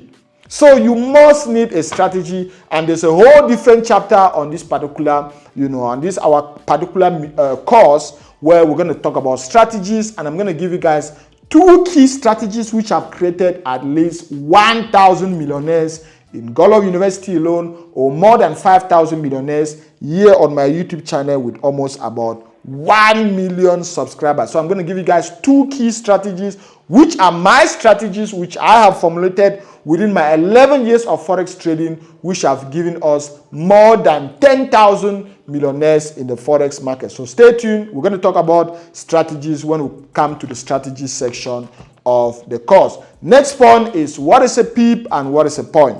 All right. A pip just stands for percentage in point. And we're not going to waste time, because if you go on your chart, anytime you just, measure and go a little bit up. If you just click, you measure and go a little bit up. That small difference is measured in terms of pips, and it is a small movement, the smallest movement in the Forex market. So the smallest movement in the Forex market is measured in terms of pips. If you are running from here, say, okay, I'm sitting here in South Africa and you want to run from, say, my house to the city, it's going to be about, about 10 kilometers. So it's measured. That distance is measured in kilometers. But in Forex, we don't measure distance. We measure, the increment in price, and it's measured in terms of pips. So that small increment, percentage in point, the pip stands for percentage in point, and it measures the smallest increment in the Forex market. What is a point? A point is just a pip times 10. So if I have 1 pip, it will just be 10 points. And if I have 10 points, it will just be 1 pip. If I have 200 points, it will just be 20 pips, because a pip now is going to be 1/10 of a point. All right, so the point is even smaller. A point is even smaller than a pip. And we even have another one known as the pipette.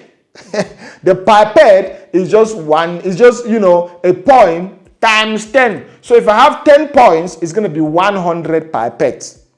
And if I have 100 pipettes, it's going to be about 10,000, about 10,000. So you start from a pip, which a pip is just the standardized unit used to measure. A point is a pip times 10, and a pipette is a point times 10. So that's how you see the units. All right. So when we come to Forex trading, it stands for percentage in point, and it is the smallest increment we have in the Forex market. Why Forex trading over different market? Why should you even trade Forex over different market? Why, bro?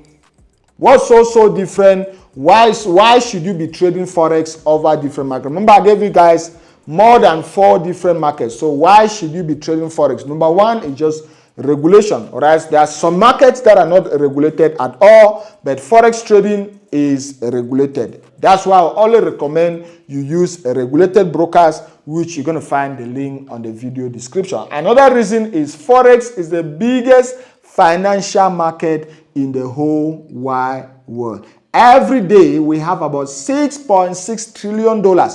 That's trillion with a T.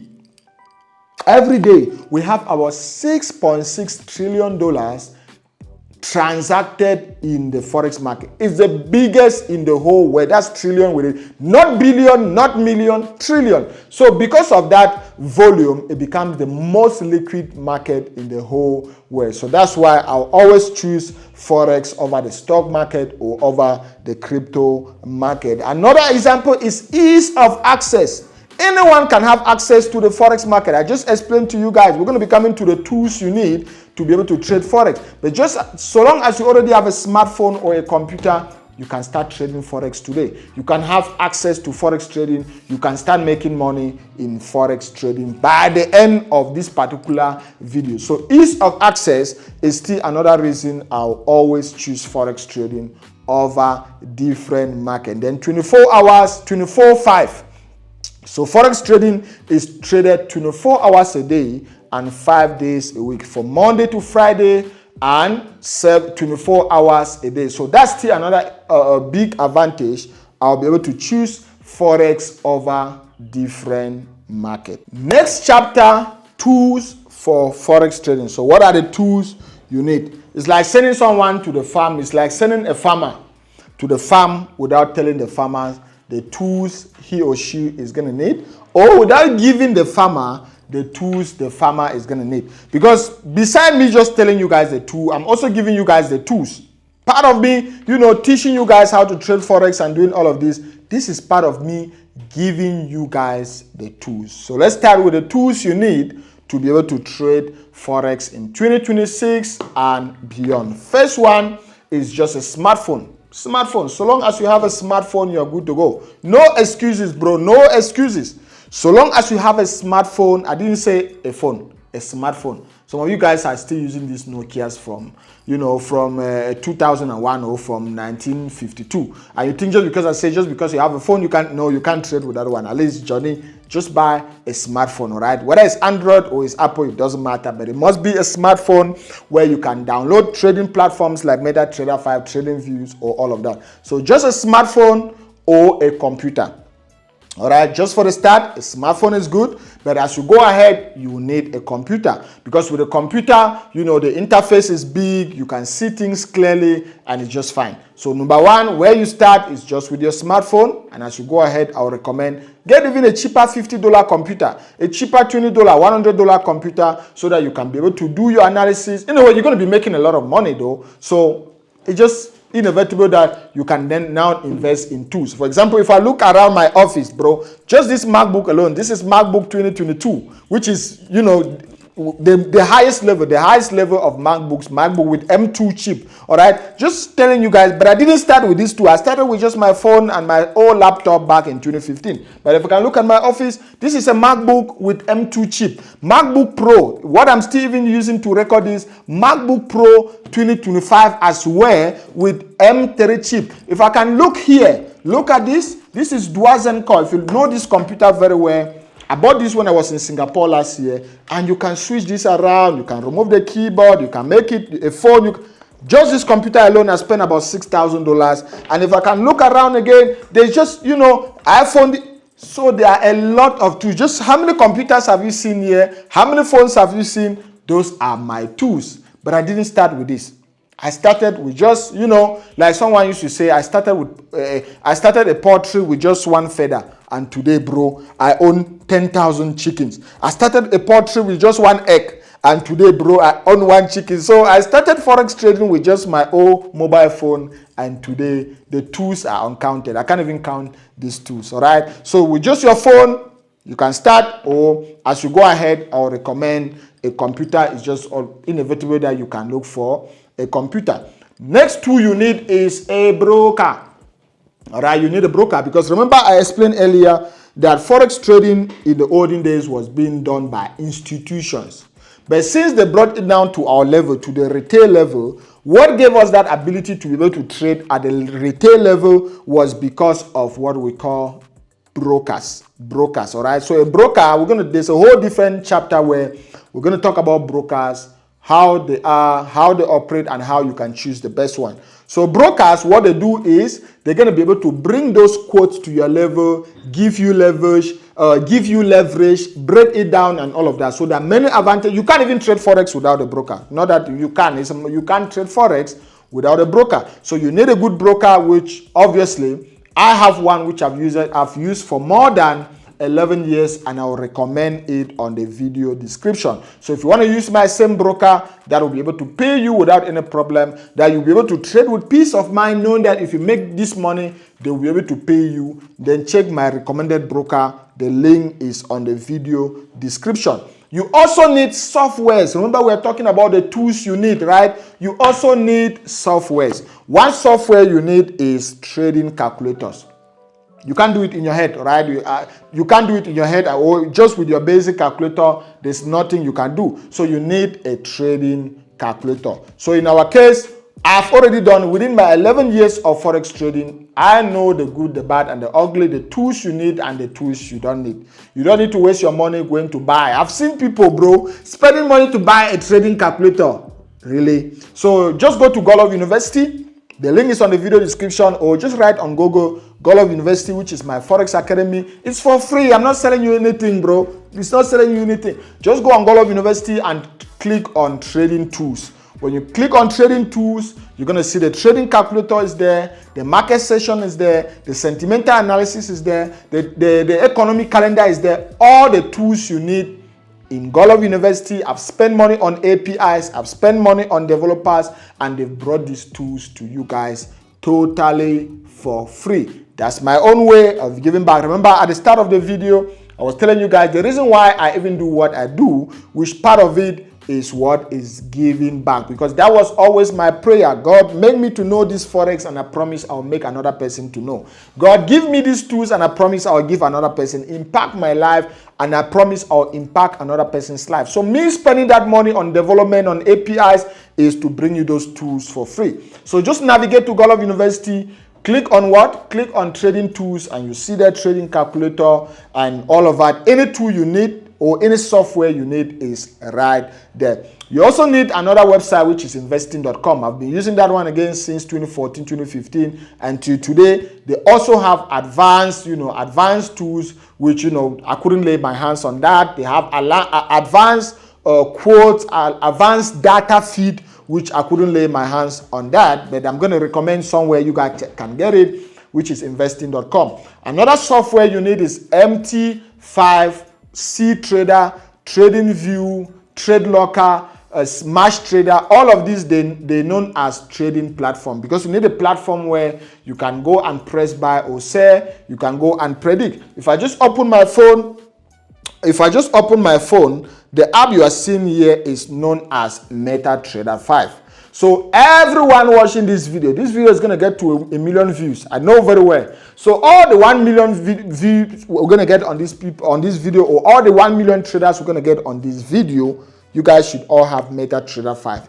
This is the starting point, all right? You guys should all have This is just MetaTrader 5. You take your trade. Everyone should have MetaTrader 5, because when you go on MetaTrader 5, it's simple. That is where you can easily take your trades. That is where you can easily predict. That is where you can easily do all of those stuff. So everyone should just start with simple MetaTrader 5. As we go ahead, I'll be assuming you guys already have MetaTrader 5 installed on your phone or on your computer. Just go to your Play Store or your App Store and just search MetaTrader 5. It's called MT5. That's the most popular. I've given you guys many trading platforms, but I'm just going to stick to one, which is the most used. Whether you're trading with a private broker or with a prop firm, that's the most used. So I'm just going to stick with that. Okay? So make sure you download MT5, MetaTrader 5, and install it on your phone or your computer as we proceed with the video, if you haven't done that yet. Another one you also use for trade analysis, because I have tools that I use for my trade execution, which number one is MetaTrader 5, and I have other tools which I use for trade analysis, which is known as TradingView. So you should also have at least the free version of TradingView. The next tool, I call this a tool, you also need as a Forex trader, is a prop firm. Whether you like it or not, it's a prop firm. Because logically, the moment you become profitable, you only make something reasonable. You only be able to cash out 5,000, 10,000, 20,000 if you are trading with a reasonable amount of capital, whether you like it or not. And I know 95% of you guys watching this video can't just afford to deposit $100,000 into your trading platform. Can't just afford to deposit $10,000 in your trading platform. But you can afford 5 of this. You can afford, you can afford $500. All right? You can't just afford to deposit $100,000 in your trading platform to trade with, but you can afford, at least 95% of you guys can afford 5 of this, can afford $500. So you see, so that's when prop firms will come in, because with this $500, you can use it to buy trading power, or buying power with a prop firm. So what a prop firm is going to do is, they have the capital, but they don't have traders. You know how to trade, you don't have capital. So you guys will come together and you collabo. No, they used to say na collabo, right? So na collabo. We want people who, or we want institutions where, or situations where you can be able to collaborate and make money. You know how to trade, you don't have money. The prop firm has the money or the capital, they don't have traders. You guys come together, collaborate, and the prop firm will be able to give you big capital to trade, and you only buy that big capital with just small amount of cash. So with $500, which 95% of you guys can be able to afford, or even if you just look for a day job and you work for a week, you can be able to have $500. With $500, you can be able to now buy $100,000. All right, so that's how prop firms operate. That's whether you like it or not. I'm not promoting anyone here. I'm not advertising. I'm just telling you guys what you need. When you're starting, yes, start with your private capital to learn how to trade. But the moment you know how to trade until you're already making those $50, $10, $20 in your private account, the next thing you need is a prop firm account. Now, let's make a very, very practical example. And I'm going to use two traders for example. The first trader just took this $500 and deposited in his private account and started trading. Another trader took this $500 because with $500 you can buy $100,000 worth of prop firms. With these two traders, if each trader makes 1% of his or her account in a day, the first trader who deposited $500 in his account is going to be making what? It's going to be making 1%, or 1% of $500 is $50. He's going to make $50. But this trader who used the $500 to buy a prop firm account, 1% is $1,000. And guess what? They use the same amount of time, the same amount of energy. They use the same strategy. They were trading the same asset. They were trading everything. They were doing everything the same. The trade duration was the same. They opened it at the same time, they closed it at the same time. But guess what? This trader with a prop firm made more money than a trader on a private account for just one reason, because he was trading with big capital. So the moment you know how to trade, remember I said the keyword, the moment you know how to trade, the next thing you need is a prop firm account to be able to trade. We have a whole different chapter which we're going to be coming into it, which is talking about prop firms, how to pass a prop firm challenge, strategies you can use for prop firm challenge, prop firm rules, how to receive payouts from prop firms, and all of that. So make sure you already have my recommended prop firm saved on your phone or saved on your computer, or you've already purchased my recommended prop firm, so that when we get there, we are just diving into the video. So if you want to use my recommended prop firm, which is the one I've gotten payout more than 100,000 from one prop firm alone, I've traded with it for more than 5 years, check the link on the video description and you'll see there a recommended prop firm as well. All the links you need are on the video description. On this chapter, we're going to cover everything about brokers or brokerages, because let me tell you guys the reality. There is no way you can trade Forex without a broker. Even if you are trading with prop firms, they still need a broker. They still pass through a broker. So it's very, very paramount for you to understand what are brokers, how they operate, and how you can choose the right broker. Because if you are not careful, trust me, you're going to be scammed at the end of the day. And to just save you time, I've done the analysis. I've been able to recommend you guys the same broker I'm using to trade on a daily basis. So if you just want to skip everything and use the same broker I use on a daily basis, which is what I'm going to recommend for you guys to use, check the links on the video description and you'll see a recommended broker. It's right there. That's the same broker. You guys should be using the same broker that has paid me more than $1 million. Now let's look at this. What are again? Brokerages, or I'm just going to call them brokers. We're going to cover brokers or Forex/Forex scam. This is very, very important. After brokers, we're going to talk about Forex scam. So what is a Forex broker? All right, what is a Forex broker? So a Forex broker is just a middleman. That's the best way I can put it. It's just a middleman between you and the liquidity provider. A middleman between you and the Forex market.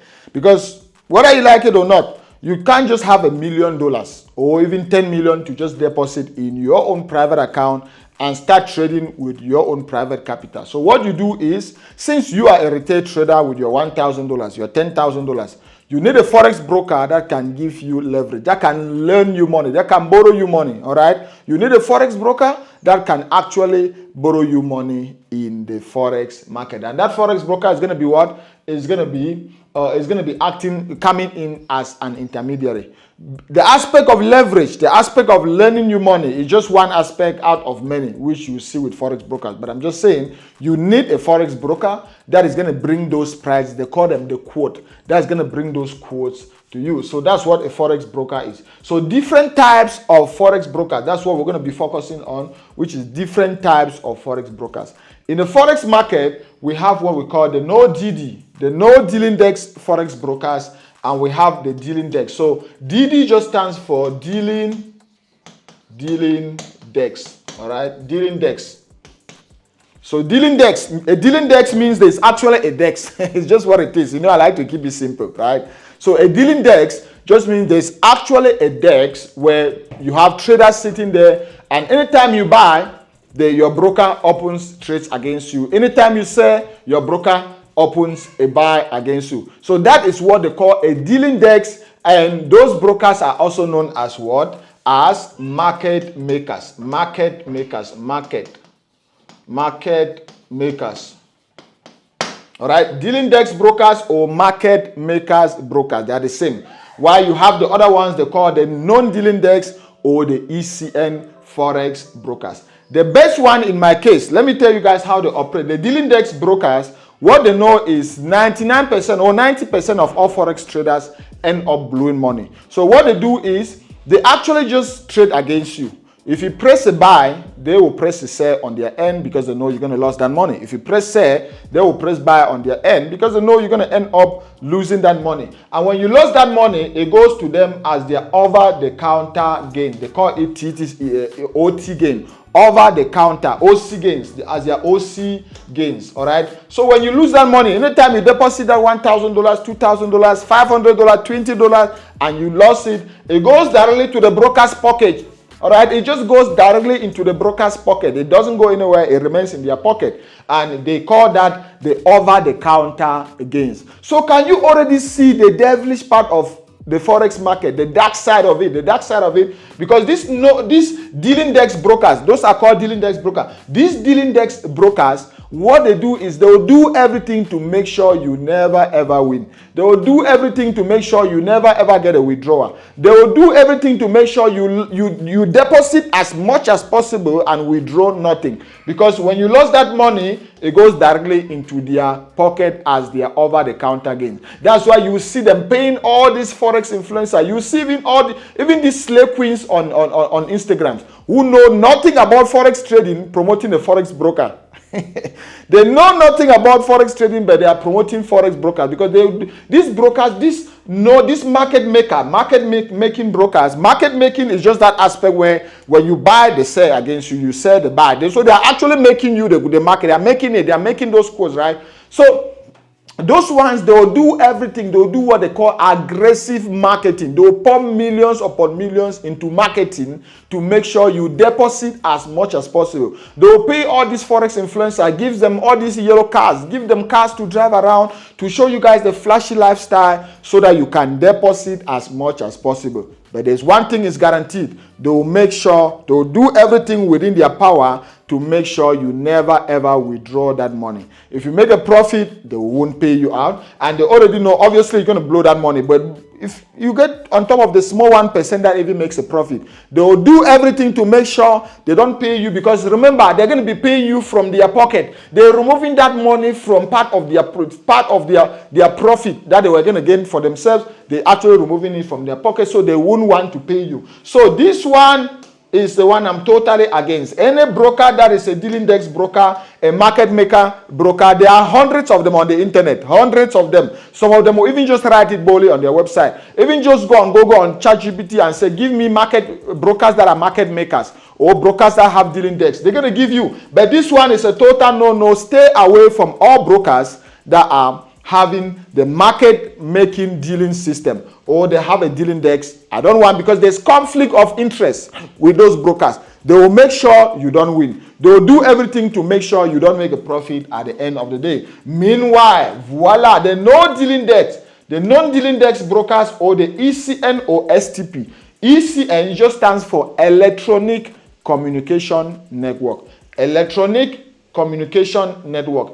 Electronic Communication Network, and ECP stands for Straight Through Processing. So the model all operates the same, all right? The way ECN works, these are the ones I recommend. So if you are using any broker, check on the internet, is it an ECN? Now, it's obliged for the broker to state on its website whether it's ECN or market making, all right? It's clear. They have to write on their website whether they have a dealing desk or a non-dealing desk system. It's like that. They need to do like that on their website. Is the law, is the rule. All right. So in this case, you need to be able to look for a broker that has ECN. And with ECN, Electronic Communication Network, or Straight Through Processing. The way it works is very, very simple. Let me quickly show you guys the way ECN works, right?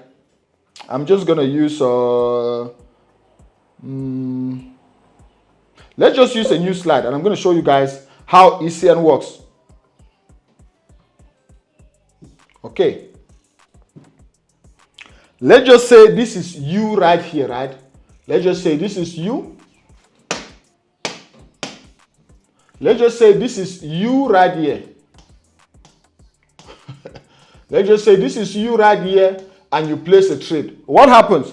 That trade is either going to go to a market maker or a dealing desk broker, or you choose if it's going to go to an ECN or an STP broker. When that trade goes to an ECN or an STP broker, what they do is they send your trades directly to the interbanking system. The interbanking system will be now a set of banks, a set of hedge funds, a set of even importers and exporters, all those. So all of this is what they call the interbanking system. So you're going to be trading together with the big banks, together with the West Fargo, the Citibank, Bank of America. That is the ECN model, the ECN or the STP model. Your trade, they send it directly into the interbanking system. And the only thing they benefit from this is what they call commission. All right, they are only interested in commission. They are only interested in commission, and with this one, there is no conflict of interest. There's no conflict of interest. So this broker that is an ECN broker will do everything to make sure you have a pay, to make sure you get your withdrawal. Because the more you get your withdrawal and you are happy, you come back, you deposit hundreds of thousands of dollars, and you start trading with big lot sizes. The moment you start trading with big lot sizes, what is going to happen? The moment you're going to pay more commission. So if I was trading with, let's just say 1 lot and I'm paying $7 per lot. If I start trading with 10 lot, I'm going to be paying now $70 per lot. So that broker will do everything to make sure this person keeps making money. Because the more money you make, the more big lot sizes you're going to be using, the more big amount you're going to be trading with, and the more commission you're going to pay the broker. So the broker is only interested, in what? In commissions. And the more they know, the more you win, the more commissions you're going to pay them. So ECN, any broker that is ECN or STP is the one I recommend for you guys to use. Another good thing with an ECN broker is there is no latency. There's zero latency since your prices are going directly into the interbanking system. And you trade with ECN brokers with peace of mind. You know, bro, even if I have to make $10 million, these brokers are going to pay me. The money is not coming from their pocket. Even if I have to make, $1 million, they're going to pay me without even thinking because the money is not coming from their pocket. Have you ever gotten to that? When you become profitable, you get to that point in time where you keep asking yourself like, is this broker even going to pay me? If I actually make this 100,000, are they even going to pay me? If I actually make this 500,000, are they going to pay me? 1 million, are they going to pay me? When you start asking that question and you doubt yourself for even a second, stop using the broker immediately. They won't pay you.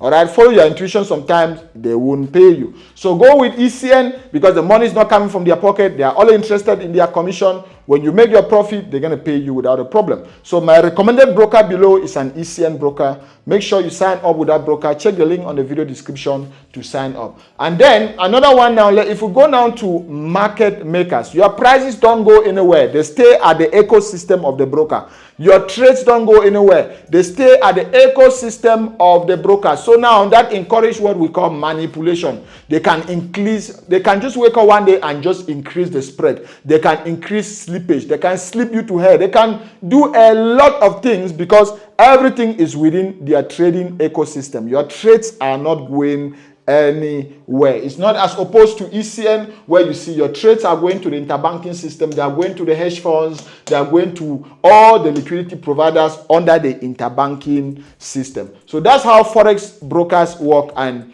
another thing you need to do is you need to look for a broker, which is a regulator. Regulation is very key when it comes to choosing a Forex regulation or choosing a Forex brokers. They can have different regulatory bodies like maybe in Cyprus, in Chelsea, it doesn't matter. But a broker should be regulated, a body where if there's actually a problem, you can report and say, oh, this is what happened, they didn't pay me out and stuff like that. And again, another thing, just also look for a broker that is having volume, that is having liquidity, a broker that, is having billions of transactions per month. Like my recommended broker, in a month, they transact more than $2 billion. It's more than 400 to 700 billion per year. All right, so even if I just go and make my $1 million, it's not even, it's just part of, it's just like part of the slice of the cake. So make sure choosing a broker is very, very important when it comes to trading in Forex trading. Another thing I also want us to mention is, remember, Forex scams. Forex scams. How do you avoid Forex scams? Talking about how do you avoid Forex scams, you need to start with impersonators. I have more than 500 accounts across my social media accounts that people have created with my same name. They put my same picture. They even download my same pictures, my same videos, and they put it there claiming to be me. And people are getting scammed on a daily basis. 2 weeks ago, we got a lady from the United States who got scammed of $56,000. She sent the money thinking she was sending to me to trade. Meanwhile, it was one impersonated scammer who has created a website claiming to be me and talking about investment. Number one, I will never DM you. To avoid all these impersonators, number one, I will never DM you talking about any investment schemes, talking about any, pyramid schemes and all of. I will never DM. Any person DMing you claiming to be me, 100% a scam. Number two, if it's too good to be true, then it's probably a scam. Anything that has to do with me, you find it on the link tree on my bio. There's a link tree on my bio, on my social media, on my Instagram, on my TikTok, here on YouTube. Anything that has to do with me will be on the video description. If it's not on the video description, it is 100% a scam. I don't have any investment schemes running. Any person talking about any investment is a scam. Please pay attention, do your due diligence. And again, most of my accounts are verified. You see the blue ticks. When you go on Instagram, you see my account has the blue tick because you need to authenticate yourself. So any account that doesn't have that blue tick is a scam. Just look for the one that has a blue tick. That's my account. If you go on, even on YouTube here, my YouTube is almost 1 million subscribers, and I also have a tick. I also have the verified tick.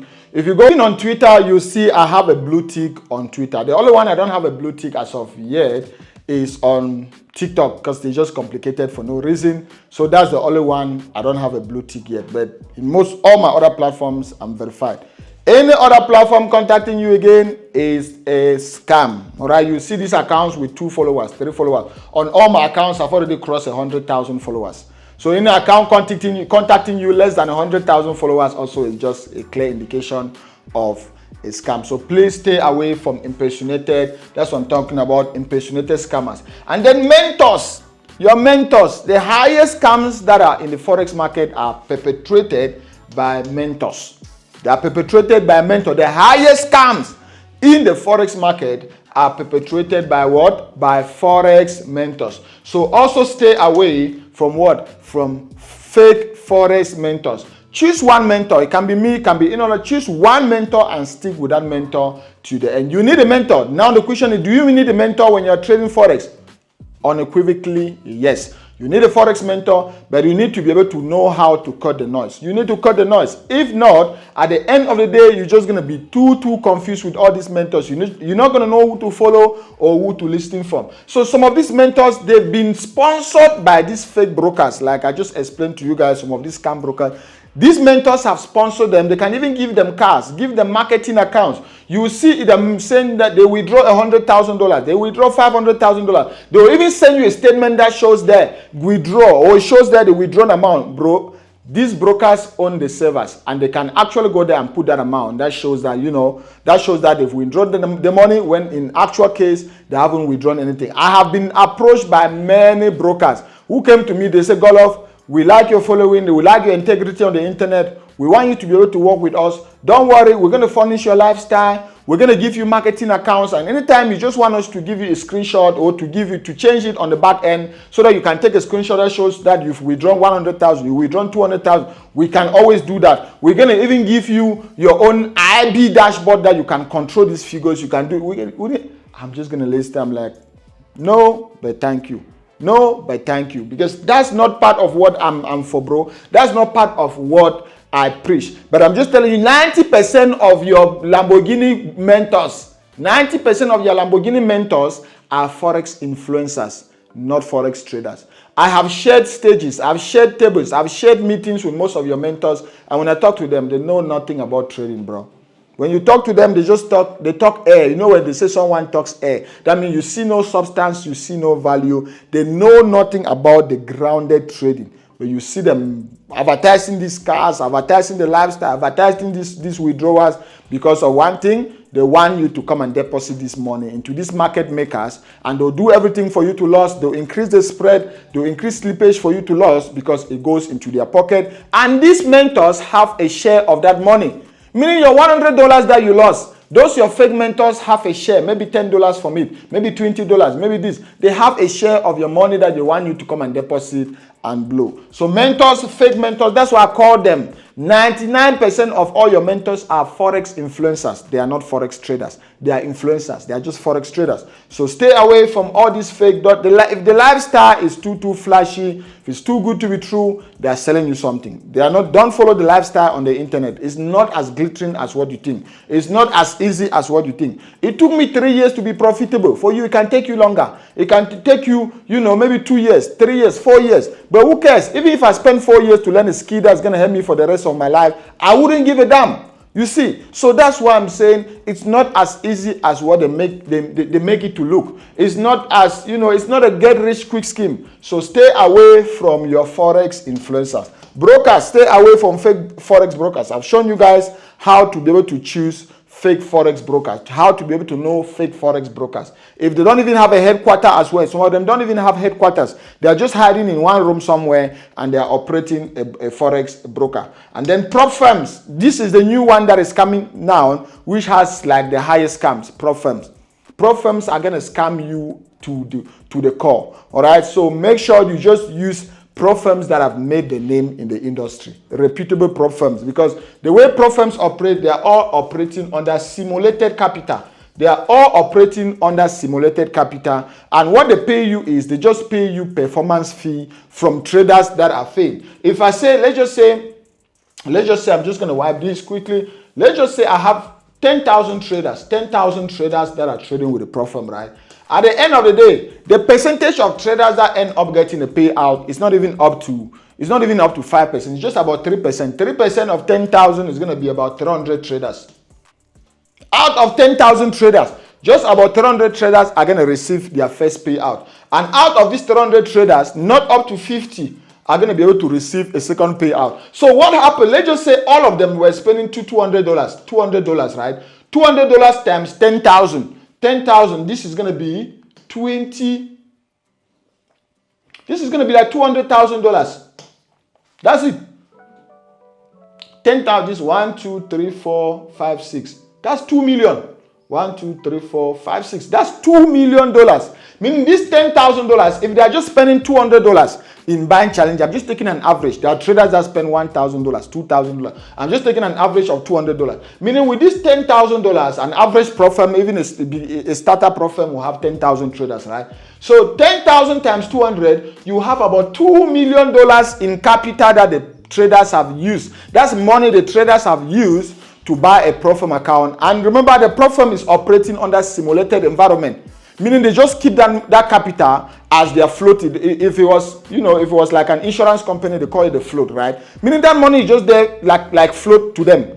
Now, the same like insurance, when now you have an accident, if you are under an insurance scheme, what they do is they'll take part of that float and they use it to pay you a premium. The same thing in trading. With these 300 people who have ended up making money, let's just say they make an average of $1,000 now. All right, although most payouts are mostly 500, 400. Remember, I'm talking based on statistics. I've owned a prop firm at a point in time. So I'm talking based on statistics, right? So most prop firms used to be 500, 200, 100, 600. So let's just take an average of $1,000. You multiply this 300 times $1,000, that's going to be 300K. Meaning the total money they've used to pay traders is $300,000. But how much these traders use to buy a prop firm account? They spend $2 million. Meaning this prop firm is still having 1.7 million as profit at the end of the day. If they paid for marketing, they pay for their back end, they pay for their tech. At the end of the day, just from these 10,000 traders alone, they'll be making about $1 million in profit. That's how prop firms operate. So when you are trading with a prop firm, trade with a pro firm that already has volume. Trade with a pro firm that already has credibility in the space, like the one I'm recommending on the video description. If you make even $50,000, bro, they're going to be able to pay you. $100,000, they're going to be able to pay you, because this pro firm, they process more than $8 million in payout per month. And just from the analysis I've given you guys, if a pro firm can process about $8 million in payout, meaning they pay traders about $8 million in a month. If a pro firm can do that, then it means that pro firm is almost processing about 100 million in sales every month. It means they are processing about $100 million in sales every month. So you trade with confidence. You know that, bro, even if I make my $10,000, this pro firm will pay me without any problem. So that's it on how to choose a good pro firm. If not, at the end of the day, you're also just going to get scammed. You're going to waste your time learning all these skills, and when you make the money, the pro firm is not going to want to pay you. Next chapter on our course is going to be Forex Accounting. Remember, at the start of the video, I said you don't need accounting knowledge, you don't need economics, you don't need statistics knowledge to be able to make money in Forex trading, but you just need these basics, all right? Just these few basics, accounting knowledge. This is all you need to be able to start trading Forex. And if I'm mentioning it, you know how important it is. I'm just going to use this typical screenshot right here so that you can have an idea of how, you will be able to easily interpret these figures if you see them. On this screenshot you are seeing right here, you can see we have a figure up there which is $3,420. And then we have some stops. I'm calling it some stops because we haven't mentioned it, but we're going to mention it as we go. We have BTC right there. We have XAU USD. And then we have other stops like balance, equity, margin, free margin, and all of that. So what the heck are all of these things? Because you need to know all of this to your fingertips so that next time you see it, you'll be able to know how to interpret it and also know how to calculate it. First one we're going to see here is this figure up here, which is the $3,420 you are seeing. That's actually profit. The fact that it's in blue means I'm actually making profit. If I was making a loss, then you see like this one where that figure is going to be in red. But since it's in profit, since it's blue, it means that day, just on this account alone, this was actually a private account, one of my private long-term swing trading accounts. And on this private account alone, I was already up with $3,420. Meaning if I had to close this trade, you can see here it says positions. Meaning if I had to close these positions, my profit would have been what? Would have been $3,420. So that figure you are seeing there is known as floating profit. All right, floating profit. So your floating profit can either be in a win or a loss. In our case, it's in a win because you can see it's blue. If it was red, then it means our floating profit is actually in a loss. So all of that is called floating profit. Why is it called floating? You see, all these names sometimes are self-explanatory because it's floating because we haven't closed the trade and that figure is still bound to change. If we keep, the more we keep recording the video or as time keeps going on, you see that money keeps going up and down, So it's fluctuating. That's why they call floating profit.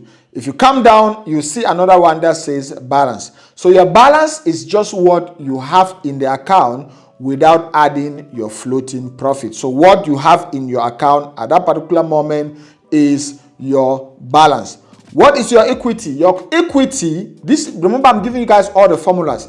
Your equity is your balance plus or minus your floating profit. All right, your balance plus or minus your floating profit. Meaning in our case, remember our balance is about $56,000 and our floating profit is $3,400. That's why you can see our equity is $159,000 because we have added our floating profit to our balance to have our equity. Margin. What is margin? Margin is what is actually being used on that particular trade. So you can see out of $156,000 balance, the margin I could only use on this trade was $6,000. I only use a $6,000 margin because my broker gave me a lot of leverage. So with leverage, you can use a very small margin, and I still have, look at the free margin I still have 153,000 free margin, meaning I can open about 10 times or about 50 times what I've already opened. I can open 100 lot size, 200 lot size, or 50 times what I've already opened, because I've only used about $6,000 of my margin, and I still have 153,000 free margin. My margin level just shows you guys what is, just shows me what is left in terms of the percentage of the account, which is more than 2,000, bro, more than 2,574% free margin. Anytime you over leverage and your margin drops below 100%, you get what they call a margin call. So a margin call is when your margin drops below 100% of your margin. If it drops below that, you see your broker is going to send you an email that looks like this, where they will just say you margin call, your margin has dropped below 100%, deposit more money to be able to take up your margin and stuff like that. So that's called a margin call. It's not like you actually receive a call, but you receive a notification, an automated email from your broker telling you that, oh Johnny, you've over leveraged, your account is about to blow, you need to add money. And you know, that's one of those messages where when I see those messages, you know, I already know that account is gone. It's going to be very difficult to bring it back. I already start thinking of my different accounts that I'm going to trade. So that's called a margin call. And then another one you still see is known as the stop out level.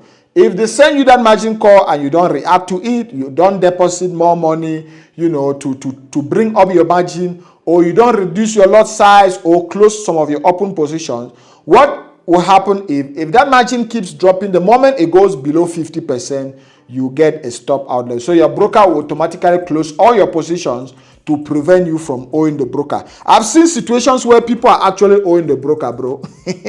I've seen situations where people are owing the broker. You see someone will be on minus $10,000, minus $5,000. So nowadays, modern brokers, they already have inbuilt risk parameters or money management parameters that prevent them from having negative balances. And part of that is having the stop out level, where once you reach that particular percentage level, all your trades are automatically closed. So that's why on our Forex accounting, you can just see we have what is margin. I've just explained. Your margin is just the cash you have in your account times the leverage the broker is giving you. So if I have $1,000 and the broker is giving me a leverage of 1:100 or 1:1,000, it means I'll multiply the money I deposited, $1,000 times the leverage times 1,000. So I'll be trading like someone who is having $1 million, as I just explained earlier. Then what is a margin call? I just explained that when your margin drops below 100%.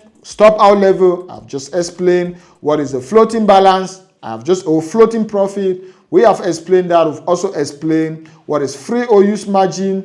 And when we start talking about pro firms, we'll talk about what is the daily and the overall drawdown. Let's talk about a trading plan. This is very, very crucial when it comes to trading.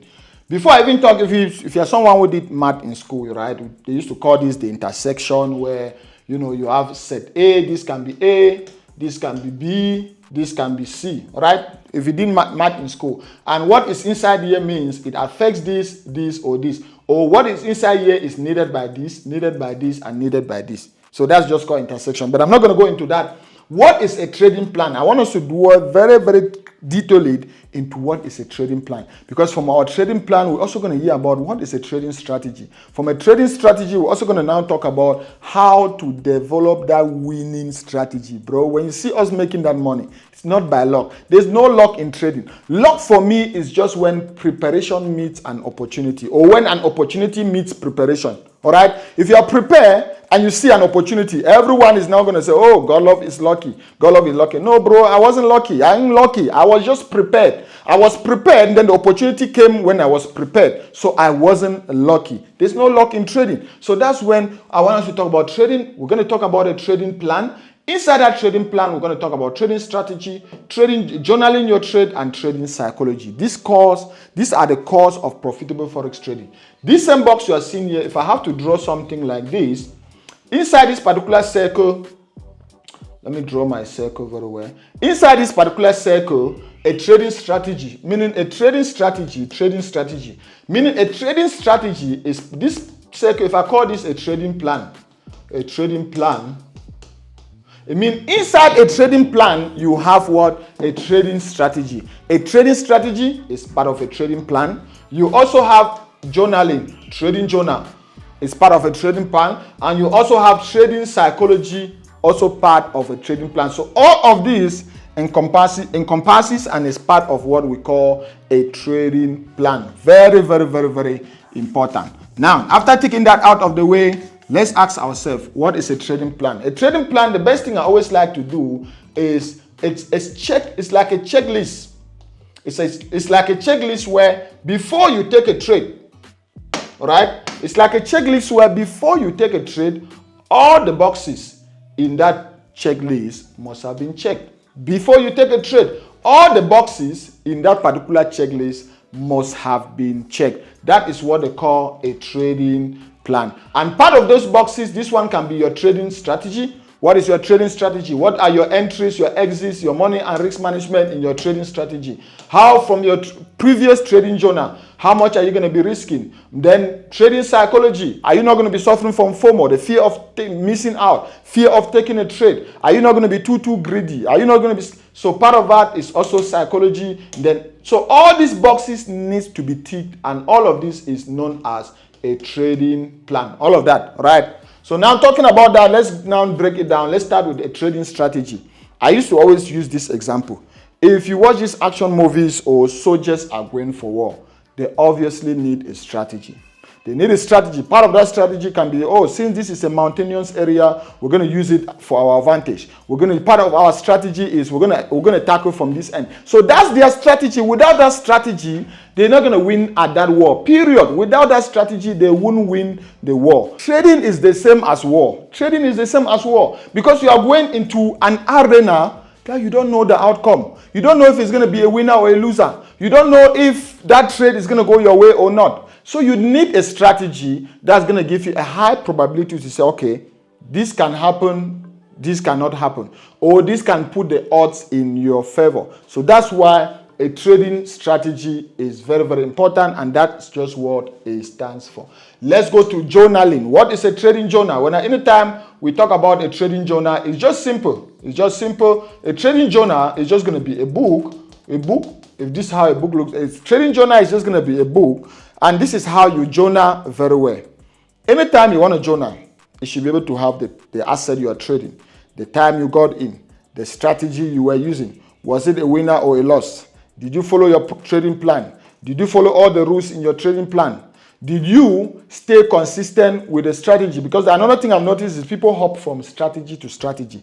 To start one strategy, after 2 days, they've already jump and they go to another one. So are you consistent with one strategy? I used to always say, before you can drop a strategy or conclude that this strategy is not working, you should be able to test that strategy on a demo account for at least 3 months, trading it every day for at least 90 days for at least 3 months before you can conclude. Because you only be able to see value or see results from a strategy when you have data. Data is king when it comes to trading. You can't get that data after 1 day of backtesting, 2 weeks or 1 week of backtesting. You need a reasonable amount of time. You need ample amount of data to be able to ascertain if a strategy is working or not. So that is why you also journal, because journaling, you can go back to your trading journal to see which trades were winners. Now, you already see which trades were winners. What will you do? You leverage from those trades. You leverage the same thing you did, which gave you those winners. You double down on it. You double down on it, and you do it more. You do just the same thing. That's why profitable trading is boring, because we've already seen what's working, and we just do the same thing day in, day out. All right, that's it. And then when you go to your trading journal as well, and you see trades that didn't go your way, what do? You learn from them. So you learn from your losers and leverage from your winners. You learn from your losers and leverage from your losers. That is the essence of journaling your trade. And it's very, very crucial. After journaling your trade, what do? You go down to what we call trading psychology. Before we even go to trading journaling your trade, if I have to show you guys in my office, you guys have seen it in many of my videos, where each and every year I have this book that is thick like this, and it's just for writing, for journaling my trade every year from 2014 to now. That's for 11 years. I have this book spiked there. This is 2026, and I already have one again like this. One was given to me even as a New Year or as a Christmas gift, and I'm just going to use that. It's like this. It's 2026. I use that to document my trade, to journal my trade for the rest of the year. So that is how important trading, journaling your trade is when it comes to Forex. Next one is going to be trading psychology. Trading psychology. I see people, they put a lot of emphasis on trading psychology, forgetting that trading psychology will be useless if you lack experience. Trading psychology will be useless if you don't even know what you are doing yet. Trading psychology is like taking someone to the gym and then just emphasizing on how to grow the muscles without actually showing the person how to get there. All right? Trading psychology is something that comes with experience. I don't want to dwell more on trading psychology. It's only after you've gotten the experience that you start knowing how to avoid greed, how to avoid being greedy, how to avoid being scared, how to avoid the fear of missing out, which is known as FOMO, how to even avoid another one that is called the fear of taking a trade. It's FOMO, fear of taking a trade, FOTT. There are people who have this fear. Fear of taking a trade is very real. You've done your analysis, you've done everything, which is you've ticked all the boxes on your trading plan, and when it becomes time for you to pull the trigger, what do? You become scared. So the disease you're suffering from, that disease is known as the fear of taking a trade, which is another thing that affects people's psychologies a lot. How can you avoid that? You need to always know, number one, risk what you can afford to lose. Something that you won't take a trade and you keep opening your computer and looking. Risk small, risk what you can afford to lose, and don't try to determine the outcome of a trade because you can't. So anytime you take a trade, what I used to always tell myself, if today I'm risking 5% or I'm risking 2%, the moment I press buy or sell, I already go on my P&L and I subtract that on my P&L as if the trade is already a loss. So I've already told myself that if this trade doesn't go my way, I'm totally very fine to lose 2% for today. I'm totally too fine to lose 10% for the day. That gives me peace of mind. I walk away from my computer. When I do that, sometimes when I come back now, I see that I've hit TP. I see that I've hit, maybe I took a total of 10 trades and I was risking 1% of my account to go for 5%. I see that, maybe I've hit 5 TPs and 5 stop losses. I've lost 5% and made 10%. So at the end of the day, I made plus 5%. So that's the mindset you need. Trading in peace. That's why my book, Trading in Peace, is going to be also out this year. If you're by the time you're watching this video, the book is already going to be out. But on that book is simple. I teach you guys on how you can trade in peace. Most of the time, you guys see me doing all these activities with the lifestyle, traveling around, having this freedom, because I've trained my mind to trade in peace. And part of that is developing a strong trading psychology, and it comes with experience. You can't compare your chapter 1 with my chapter 11. You can't compare someone's chapter 2 with someone's chapter 10. I have been doing this same Forex sheet for 11 years. So you can't come and compare me. So the psychology I'm going to have as an 11-year experienced trader is going to be totally different from the psychology you're going to have as a one-year Forex trader. So psychology grows with experience, and it's very, very crucial as well when it comes to Forex trading. That's why trading journal, that we already talk about what is a journal, leveraging on your winners and learning from your losses. And then anytime you get access to Godlove University, there's a trading journal, which is it's a detailed software which is used in Godlove University to document the trade. So if you want to have access to this trading journal, check out the link below to enroll in Godlove University, where you'll be able to have access to this tool and you can use it to journal your trade. So it also helps you to be able to manage your emotions, because managing your emotions, you can always go back and you see that trader made you not to sleep well. You see that trader made you not to even breathe well, and you avoid everything that went into play before that trade was executed. So it helps you to also manage your emotions. We'll talk about, trading psychology. Another thing that's going to affect you a lot when it comes to trading psychology is what we call instant gratification. Most people have preached Forex trading to you as a get-rich-quick scheme, as instant gratification. So trading is not instant gratification. It's not a get-rich. It's not rich overnight. Although, yes, trading is a get-rich-sure scheme.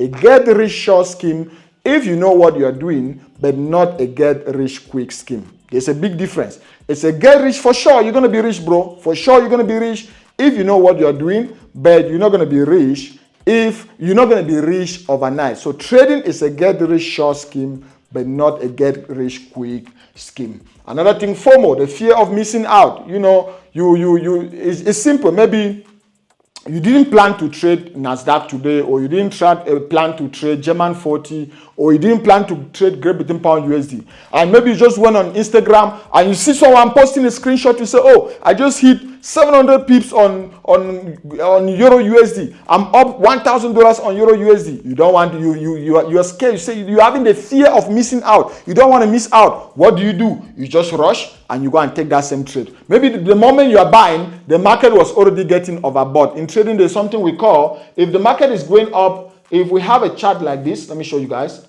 this. If we have the market going up like this, most of these areas are where they call overbought, oversold, overbought, oversold, overbought, oversold. All right? Because when the market starts getting here, it starts becoming overbought. And, you know, with the power of demand and supply, you know, the demand and supply curve is this. At the end of the day, there must always be an equilibrium in the market when you talk about demand and supply. So this market is going to go down at a point in time. So this point is when you start talking about the market being overbought. When you start getting oversold, what happened? It's going to go up. When you start getting overbought, what happens? It's going to sell. Oversold is going to go up. So by the time you were suffering from FOMO, right? You didn't want to miss out that trade. By the time you're rushing to go and buy, the market was already getting overbought. By the time you buy, boom, it instead goes down. So you see, so someone who was suffering from FOMO, that's how the person, by the time you want to sell, the market goes up. You want to buy, it goes down. Someone who was suffering from FOMO will be able to have his trading style the same like that, and his equity will never be even because the person is just chasing after profit. We've already spoken about the fear of taking a trade. You've done everything correctly. You've done all the analysis, but when it becomes time for you to pull the trigger, you become scared. That's called the fear of taking a trade. Greed is very, very poisonous because there's nothing that is ever okay for you. It's never enough. It's never enough. You see someone in a trade, the person had a TP on $500. By the time the market is getting to $300, the person is greedy. He goes and moves the TP and now put on $1,000. The market will now just circulate around that $300. Boom, goes down, hits stop loss, and the person ended up losing the trade. Bro, you will never get everything from the Forex market. The Forex market is having $6.6 trillion transaction per day. So take your own small share, hit your chest to say, oh, I'm doing a good job, and move away. Don't be greedy, bro. Don't be greedy. Greediness is a disease that will prevent you from becoming profitable in the Forex market. So once you already set your target, respect those targets. Don't touch your stop loss. Don't touch your take profit. Walk away. Don't be greedy. Don't go and start moving your stop loss. Don't go and start increasing your TP and stuff like that. And then indiscipline. All of this you can throw it over the window if there's one aspect you're lacking, which is the aspect of discipline.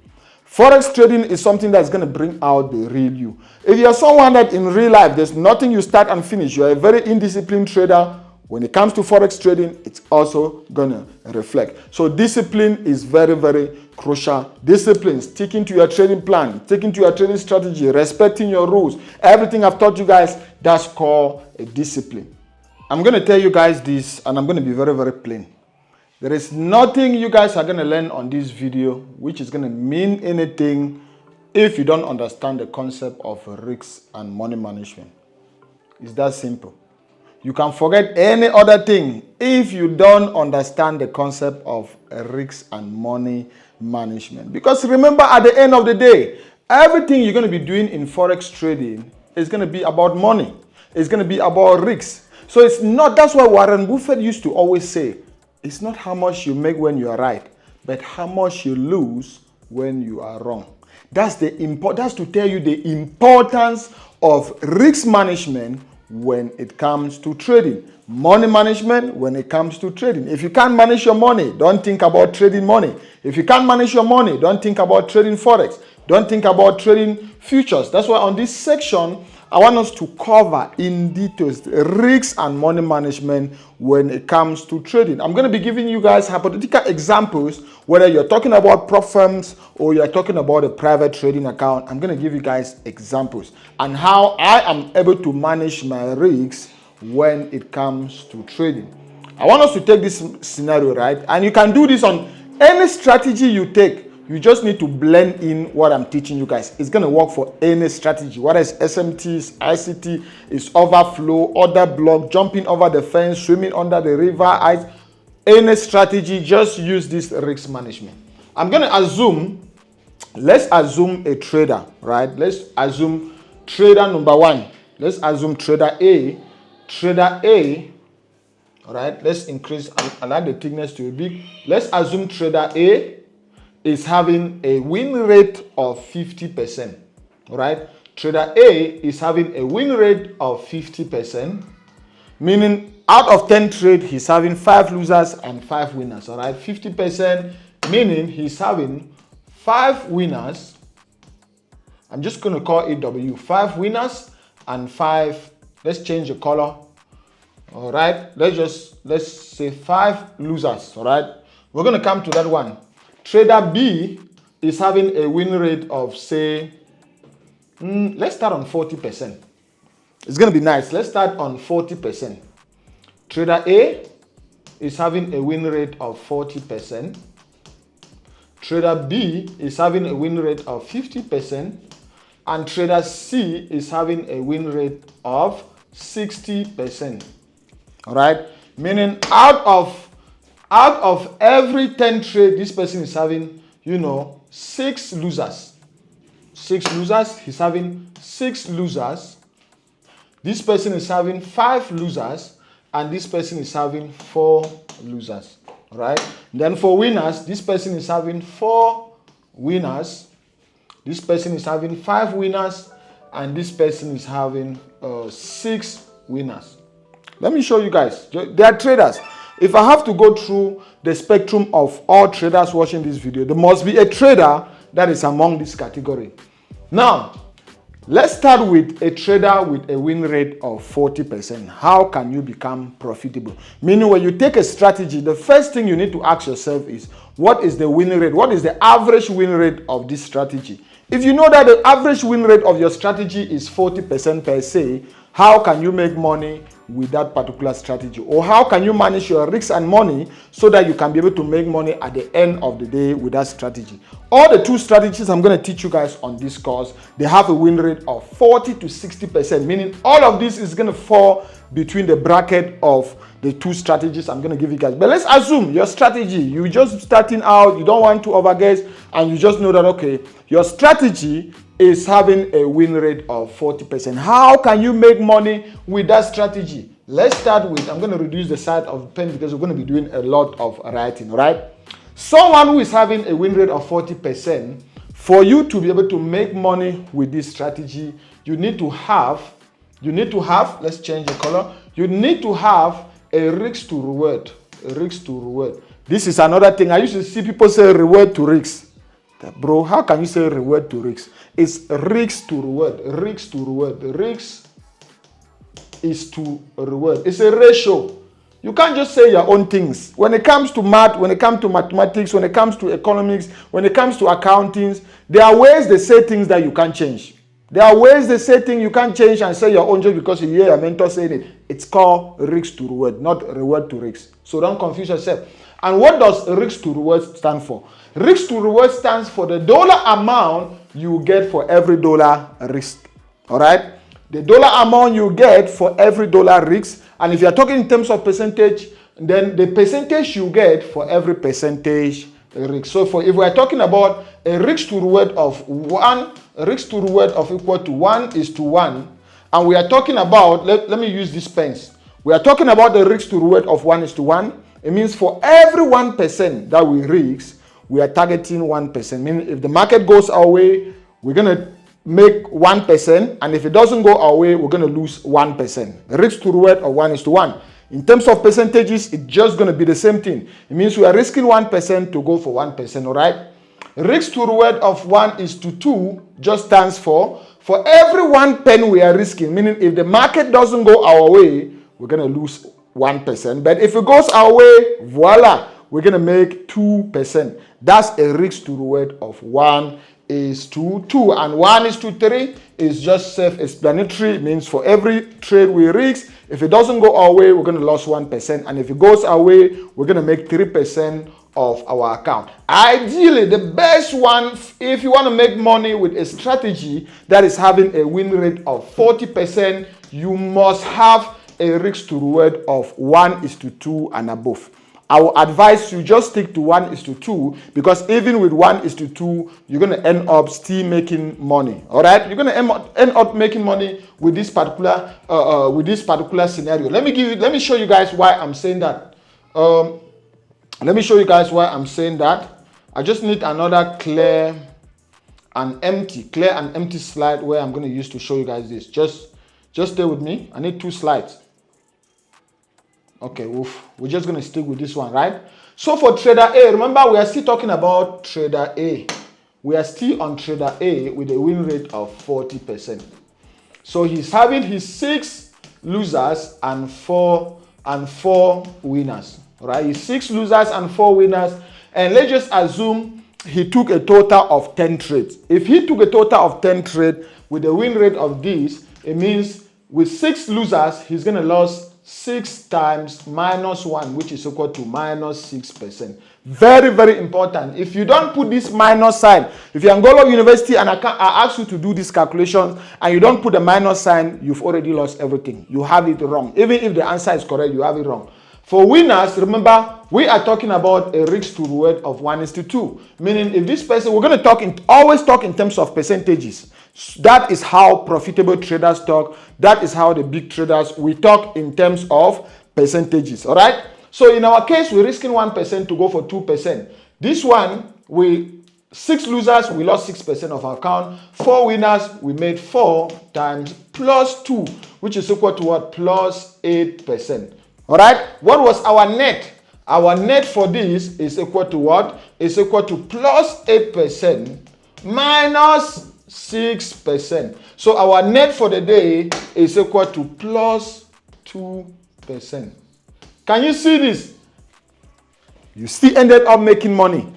+2%. Even with a win rate of 40%, meaning someone came to your office and 60% of your trades were losers. Most of your trades, because if someone looks at your P&L, most of your trades are going to be red. Most of your trades are going to be losing trade. But this person still ended up making money.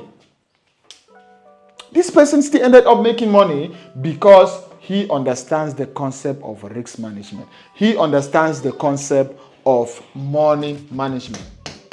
You still ended up making +2% of your account. There are some days you can take 10 trades, all right? Meaning if that day you ended with +2%, if you come tomorrow and it's still not a good day again, you might still end up with a 40% win rate. You made another 2%. You keep doing, in 4 days, you've already made 10%. You've already made 8%. You've already passed your phase 1. Next 2 or 3 days, you've passed your phase 2. Now you're funded. Boom.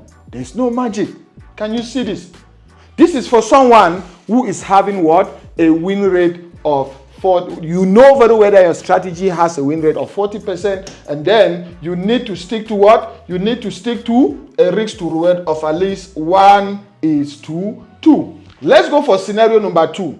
Scenario number 2, this is when the trader is having a win rate. So your strategy, this is when your strategy is having a win rate of 50%. If your strategy is having a win rate of 50%, for you to go break even, you need to have a risk to reward of 1:1. And for you to make money, you need to have a risk to reward of 1:1.5. All right, this is actually going to be the first time you're hearing of a risk to reward of 1:5. But yes, that is it. For you to make money with this strategy, for you to go break even, meaning you don't lose anything, just being at a break even trader, with risk to reward of 1:1, you're going to be at break even. But for you to make money with this strategy with a win rate of 50%, you need a risk to reward of at least 1:1.5. Let's do the math now to see. Let's do the math to quickly see how you can make money with a scenario of trader number 2. All right, let's see. Let's quickly do the calculation to see. In our case, this is trader B with a 50% win rate, all right? For you to make money, remember I said you must have a risk to reward of 1:5. Meaning for every 10 trades, I'm going to take 10 trades for example. For every 10 trades, you have 5 winners, which is equal to 5 times minus 1, which is equal to minus 5%. All right? So you have 5 losers and you have 5 winners. You have 5 losers. So, 5 losers and 5 winners. So this one now is 5 times positive 1.5.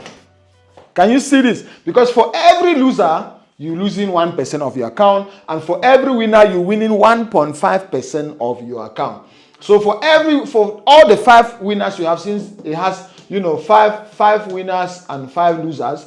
For all the 5 winners, you have 5 times 1.5, which is plus 7.5. Can you see that? Plus 7.5. So what's our net? Our net is just going to be equal to plus 7.5 minus 5%, which is equal to plus 2.5%. Voila. Can you see this? Even with a win rate of 50%, by just having a risk to reward of 1:1.5, you still ended the day with plus 2.5% of your account. 2.5, making going for a risk to reward of 1:1.5 is very easy. Meaning if the chart is going up, like this, and you're entering the trade here, your stop loss is just going to be here, and your TP2 is just going to be here. Because remember, 1:1 is going to be somewhere here, 1:1.5 is going to be somewhere there. Meaning you're going to get in and out of trades very, very, very, very fast. You see? So the first thing again is to ask yourself, what is the win rate of my strategy? Or the average win rate of my strategy? Then you know if you're going to be sticking to 1:1, 1:1.5, or 1:2. And normally, there's never a situation where I cross 1:2 on any of my strategies. Max is always 1:2. I want to get results. I want to get in and out. I don't want to be staying on trades for days or for weeks upon weeks without knowing what's going on. So that is it. Let's go to trader number 3, who is doing what? Trader number 3, who is having a win rate of, trader number 3 is having a win rate of 60%. Meaning you see this trader, the PNH blue, just few losers, the person is having a win rate of 60%. That's when you don't even need to stress. If you have any strategy that is having a win rate of 60%, what you do, we're just going to do this calculation right here, right? 60%, it means for every loser, this person is having, 4 losers, which is 4 times minus 1 minus 4%. And for every winner, this person is having, now, remember, if your strategy has a win rate of 60%, you just need, I'm going to remove this, you just need risk to reward of 1:1. You need a risk to reward of 1:1 to make money, not even to go break even, but to make money. If your strategy is having a win rate of 60%, you just need a win rate of what? 1:1. And I'm going to show you guys how. 4 losers, you lost 4% of your account. 6 winners, you're going to make 6 times plus 2%. 6 times, remember we are going for a risk to reward of 1:1. So it's 6 times positive 1, which is plus 6% of your account. What is the net? Your net is equals to plus 6% minus 4%, which is equal to plus 2%. Plus 2%. Risk to reward of just 1:1. That's why you will see some people preaching, the importance of risk to reward, but they won't break it down to tell you at what stage are you going to go break even, at what stage are you going to be profitable, or at what stage are you not going to be able to make any money.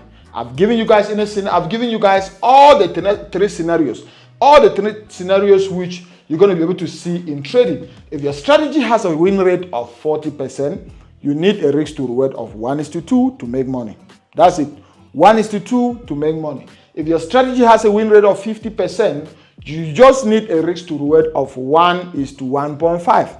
Meaning on your platform, if you're risking 1%, you are targeting 1.5%. You're still going to be able to make a lot of money.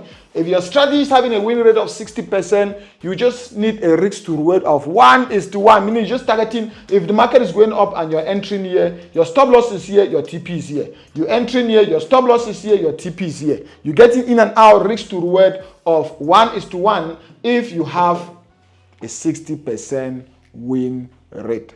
This is very, very crucial. Now, let me give you guys an example based on prop firm. When you're trading with prop firms, things are a little bit different, or we just need to just touch things up just a little bit, right? Let me give you guys these examples on prop firms. Let's say you are trading with a prop firm, and the prop firm is this, right? The prop firm is giving you a daily drawdown of what? 5%. Overall drawdown of what? 10%. How do you incorporate risk management into trading with that prop firm? The first thing you ask yourself is, what is the win rate of the strategy you're going to be using on that prop firm? If you are taking all the 2 strategies I've taught you guys, it has from 40 to 60%, meaning you can pick anyone. So let's start with, just the bare minimum. The bare minimum is going to be, let's just say the strategy is a 40% win rate strategy, right? Now, how can you incorporate this into trading with prop firm? Since you already know your strategy has a 40% win rate, your daily drawdown is 5%, means at any point in time, you shouldn't hit this daily drawdown. So what you do is, if you are risking 1%, if you are risking 1% per trade, it means you're going to take a maximum of 5 trades at a time. Look at this. If you are risking 1% per trade, you're going to take a maximum of 5 trades per time. So that even if all the trades don't go your way, you won't end up blowing your account. All right? You're going to take 5 trades at a time, not more than 5 trades. So you're only going to take more trades if you have what we call a buffer. A buffer. So a buffer is just when you've already have a plus for the day. So if I start a day and my first trade has already hit my TP and I'm going for a risk to reward or 1:2, it means I've already made plus 2% for that day. So I have a buffer of 2%. Instead of sticking on 5 trades, I can be able to take up to 7 trades for that day. Because I have what? I have a buffer. So you stick on 5 trades per day if you are risking 1% per trade, unless you have a buffer. If your strategy is having a win rate of 40% and you want to take more trades, maybe you are trading with the GUORB strategy and you've seen many setups, or the GUMVR, and you've seen many setups on many assets, what you do is drop down your risks to maybe 0.5% per trade. I have my colleagues, I have friends, they never risk more than 0.5% per trade. Meaning even with 0.5% per trade, you're still going to make money in trading, even with 0.5. So stick to 0.5% per trade. In this case, you can take a maximum of 8 trades. With 0.5% per trade, you can take a maximum of 8 trades. Even if all those trades hit your stop loss, which it has never happened. I've never seen a trader in Godlove University that I actually teach, and at the end of the day, you see the person taking 8 trades and hitting stop losses on all the hit trade, right? But I'm just saying, even if it happens, you're still not going to breach the daily drawdown. Remember, we are using the risk parameter based on the risk settings the prop firm is giving us. We don't want to breach. I'm helping you guys to be able to pass a prop firm challenge. I'm helping you guys not to blow your prop firm challenges. I'm not helping you not to have a loser. I'm not helping you not to have a losing day. You're going to have losers. You're going to have losing days. You're going to blow prop firm accounts. But I'm helping you to be able to have a high pass rate.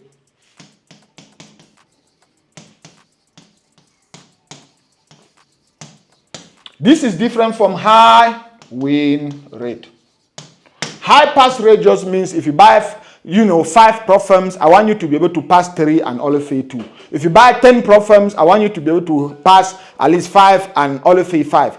Don't go and instead buy 10 prop firm account, pass 2 and fail 8. No, it means something is wrong. It means you didn't go through this particular course. So I'm helping you guys to be able to have a high pass rate with prop firm. So you see, You have already known the daily drawdown, the overall drawdown, and you know that, okay, with the daily drawdown of 5% and I'm risking 1% per trade, there is never going to be a situation where I'm going to do what? I'm going to take more than 5 trades at a time. If I'm risking 0.5% per trade, there's never going to be a situation where I'm going to risk I'm going to take more than 8 trades at a time.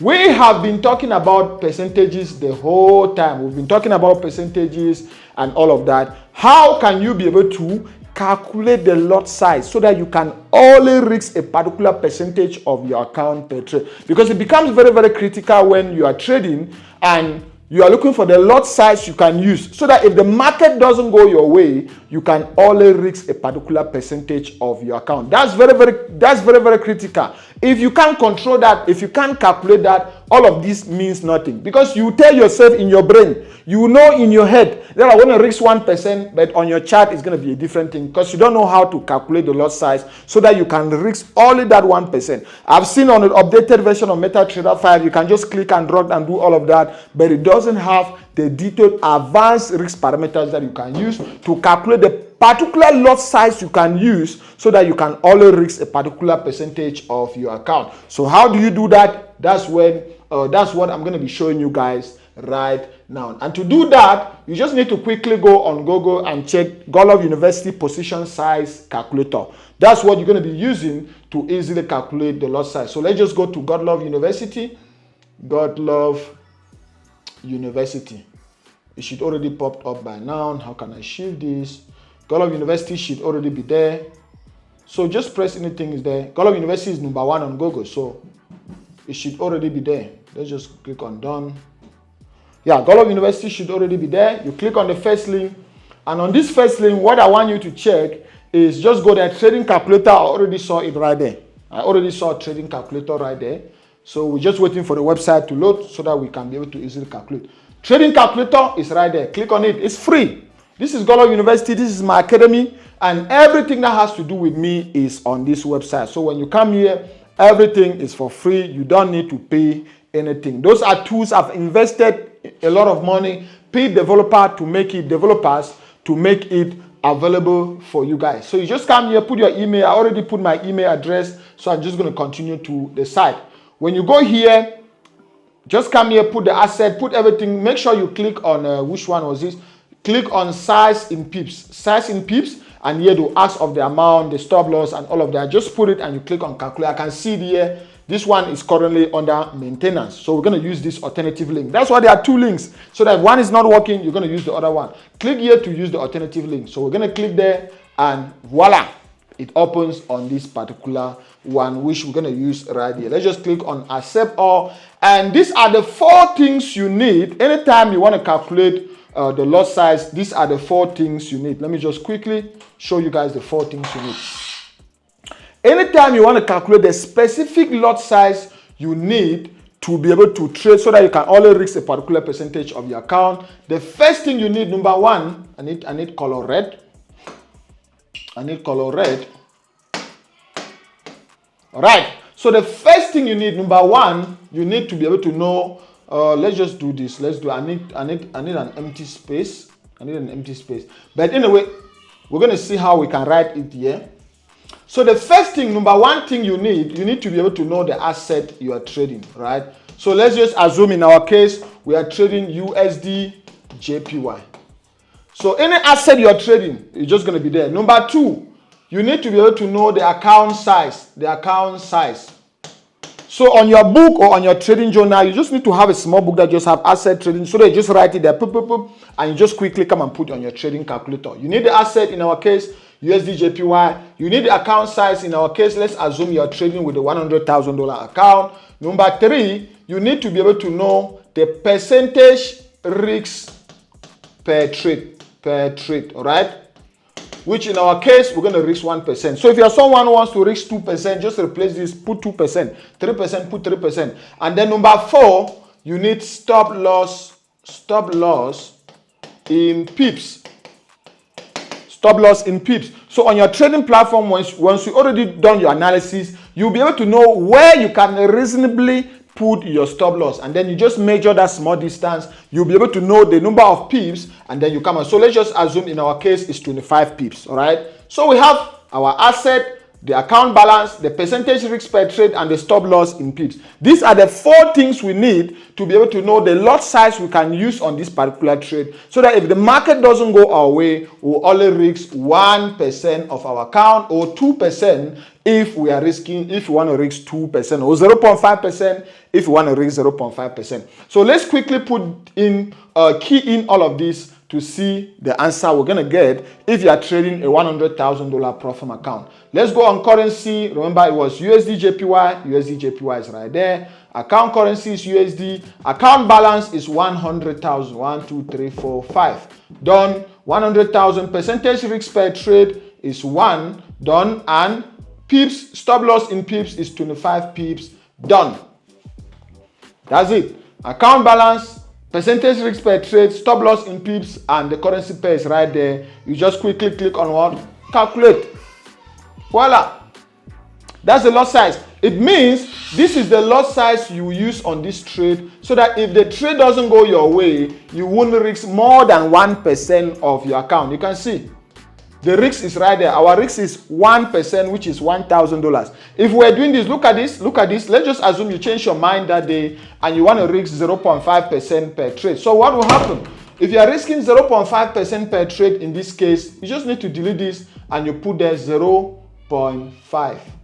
If you click on done, what's going to happen? If we click on calculate, can you see the lot size now is 3.1? And what is the risk? The risk here is $500. What is $500? $500 is 0.5% of $100,000. If you do the same thing here, put anything, put even I want to risk 5% for that day, click on done, and then you click on calculate. That's the lot size. It means you need to use a lot size of 31. Look at the risk. The risk here is what? The risk is $5,000. Meaning if the trade doesn't go your way, you're going to lose $5,000. And if it goes your way, it depends on the risk to reward you are using to trade for that particular day. So let's put it back on 1%. Let's put it back on 1%. Click on calculate, and that is it. That is the lot size we're going to be using to trade. So you quickly just go back to your MetaTrader 5. You key in this lot size there, and then you click on buy or sell. When you click on buy or sell, they will then ask for your TP. If you are going for a risk to reward of 1:1, your TP is just going to be 25 pips. If you are going for a risk to reward of, say, 1:2, your TP is just going to be this times 2. It's just going to be 50 pips. If you are going for a risk to reward of 1:1.5, your TP is just going to be 25 times, times 1.5. You just 25 times 1.5, this should be about 37 pips or something. If you are going for a risk to reward of 1:3, it means your TP is just going to be 75 pips. As easy as that. On this chapter, we're going to be covering trading strategies, and pay attention because this is the crucial part of this course. Immediately after this section of the course, you should be able to start trading profitably. You should be able to start passing your profit accounts. You should be able to start getting payout, because I'm going to show you guys the same strategies I'm using every day to get all these payouts you guys see on my platforms. The same strategies I use in 2025 alone to get more than $500,000 in payout. These are the same strategies I'm going to be showing you guys. And guess what? These are flagship strategies of Godlove University that I'm bringing to you guys totally for free. So you need to pay ample amount of attention on this section. Get your pen and paper, write down everything I'm saying, practice everything, and immediately after this section, which is the strategy section, you should be able to already start practicing it. All right, are we ready? Let's put some things into perspective, and then we dive into the methodology of the strategy, right? I told you guys earlier on the earlier section of the course how crucial it is for you to have a strategy that is working. How crucial it is for you to have a strategy that is blended with proper risk management. Because you can't go for war. You can't go for war without a strategy. You can't go for war without a plan. Trading is synonymous to war, because you are going into a market, you don't know the outcome. You're taking a trade, you don't know if the outcome of that trade is going to be a winner or a loser. That's the same thing like war, right? You going for something. So now, what's the reason for having a strategy when you're going for war? Because it puts the odds in your favor. It gives you higher probability of winning that war. That's why we also need a good strategy in Forex trading, because we are tackling the market, which is synonymous to war, and we don't know the outcome, but a strategy, a good one, a good strategy is going to be able to put the odds on our favor and give us a high probability of winning. So there are two key strategies that I'm going to teach you guys in order of importance. The first one is GUMVR. It's a borrowed strategy from Godlove University. That's why you have GU at the start of the strategy. Then MVR just stands for the moving average strategy. All right. It might sound simple, but there are other tools and other confluences in the strategy which we're going to use. The next one is also GUORB, the Godlove University Open Range Breakout Strategy. We're going to be taking advantage of the opening and closing of different market sessions in the Forex market, because at the opening and at the closing of these market sessions, there used to be a lot of activity and a lot of volatility, which tends to create a lot of liquidity, which we want to take advantage of that. So the first most important one, which is a flagship strategy in Godlove University, GUMVR, is the one which is going to be coming up right now. Now, we're going to be using our MetaTrader 5 as always. And in MetaTrader 5, you guys know how organized I am when it comes to trading. I have different profiles for different strategies. You can see the profile is already here, GUMVR, the Godlove University Moving Average Strategy. I'm going to delete these moving averages and we're going to set everything up together. All right, so I'm going to delete this, and again, I'm just going to delete this. Good. So you need a clean chart just like this one. We're going to start on Go so that you guys can see how it works. You need a clean chart just as this one, and it needs, for our GUMVR strategy, it needs to be the 1 hour strategy. It needs to be the 1 hour time frame, and it needs to be just as clean as mine. Nothing, no fancy indicator, nothing that is going to be telling you the market is buying, another one the market is nothing, none of that bullshit. All right, all these your gurus trying to confuse you here and there, trying to say what they don't even understand how it works.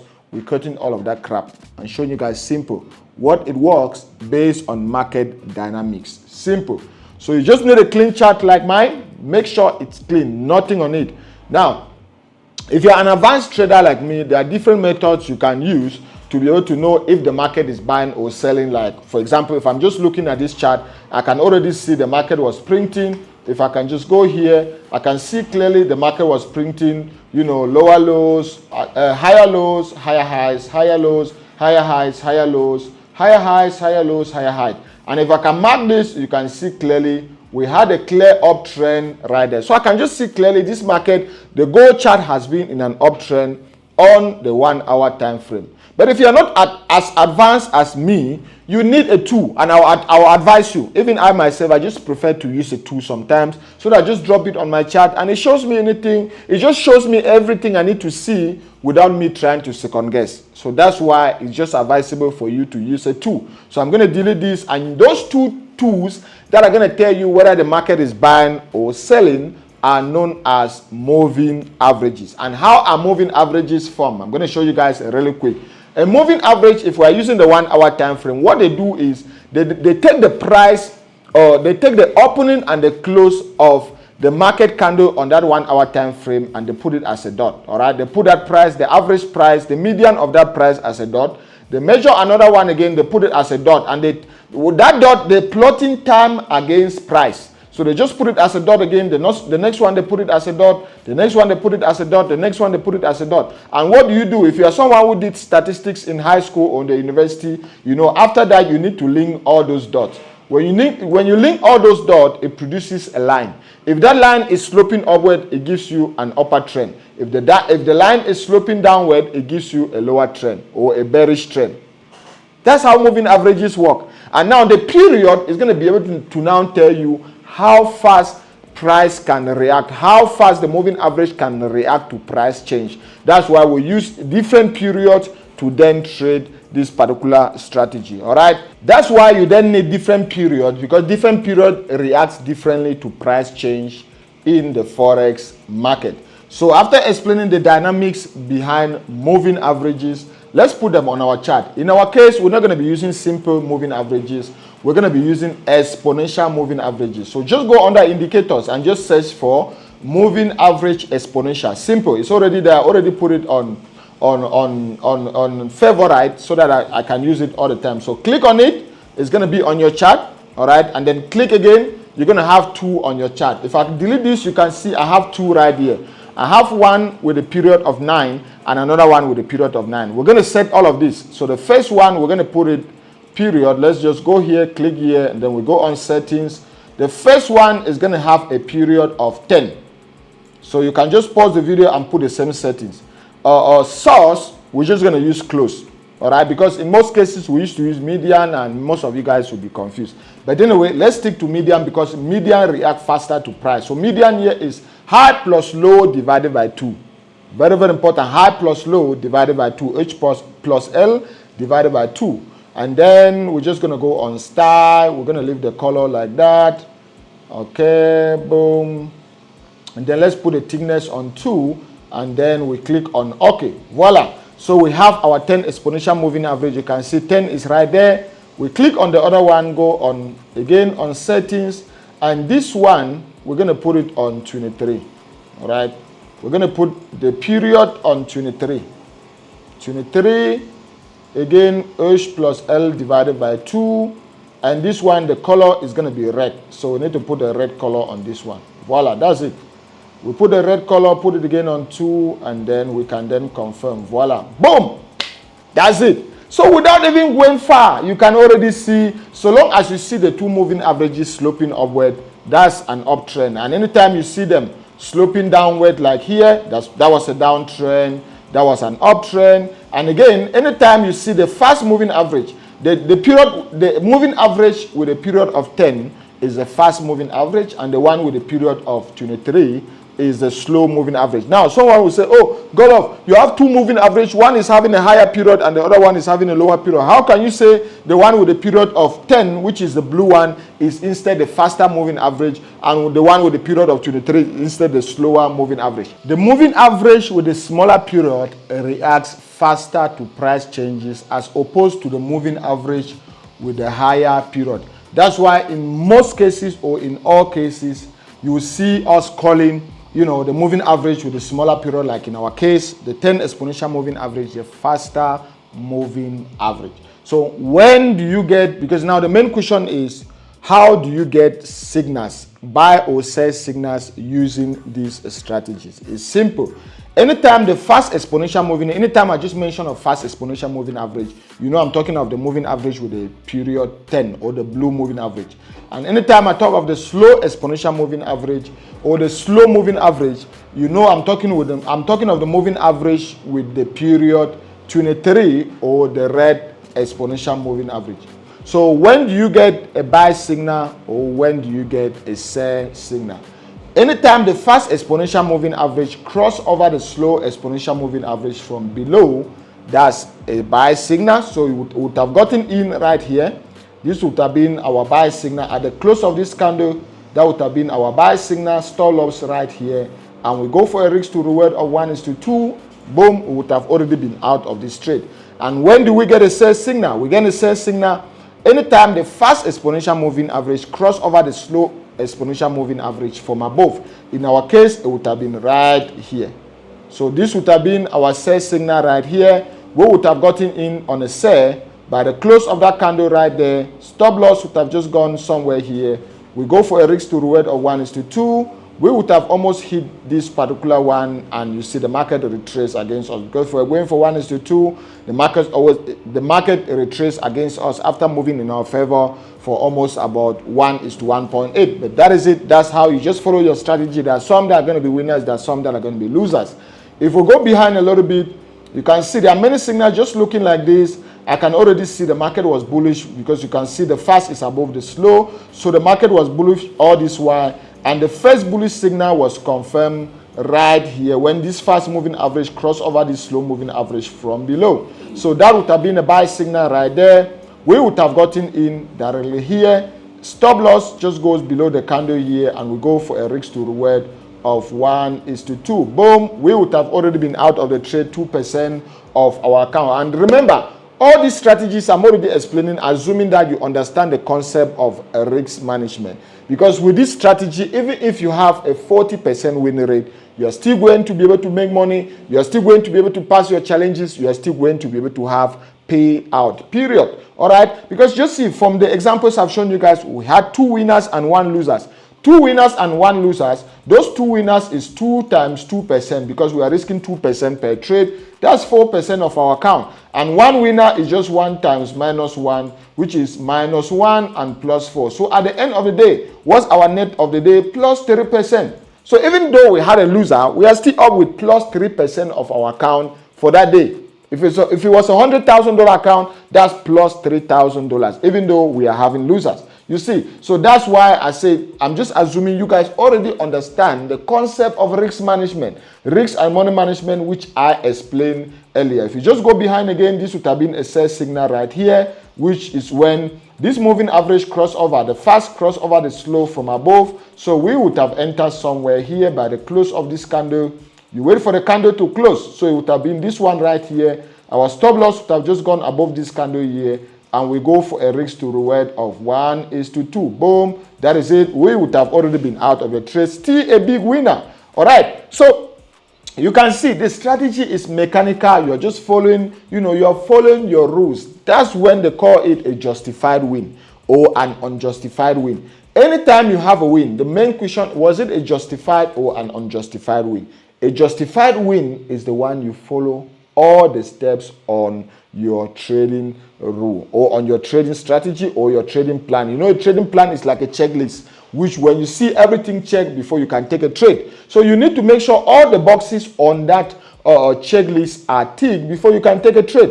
Number 1, what is the direction of the market? I'm going to confirm the direction of the market using my moving averages. Number 2, if the market is already going in a predetermined direction, how do you get into a trade? Now, this is when another tool is going to come in, all right? Because I was just showing you guys a typical example when, we just have a cross, you confirm and you take your signal. What if you come when the market, is already sloping upward like this, when, the market is already going up and up and up? When do you jump into the trade again? That's when you need a tool that will tell you the extent to which the market can retrace against the original direction before resuming the original trend. And that tool is known as the Fibonacci tool. So that's when we need the Fibonacci tool. And the way the Fibonacci tool works is very, very simple. I'm just going to demonstrate again.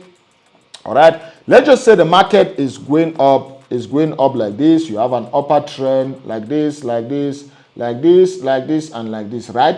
Good. In most cases, you have our moving averages will be able to cross somewhere. You have your moving averages somewhere like this, where you have, the fast crossing over this, and, you just have the 2 moving averages sloping upward like this. You have something typical like this. Now, at this place where the moving averages cross, you normally have your buy signal. So you enter on a buy somewhere here, stop loss, and that will be a first win.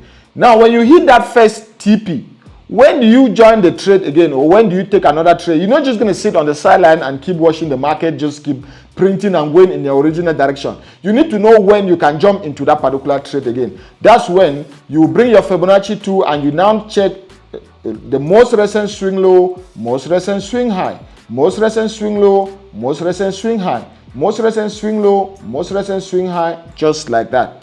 So in our case, if the market is already, let's say, somewhere here, this will be our most recent swing low. This will be our most recent swing high if the price is somewhere here.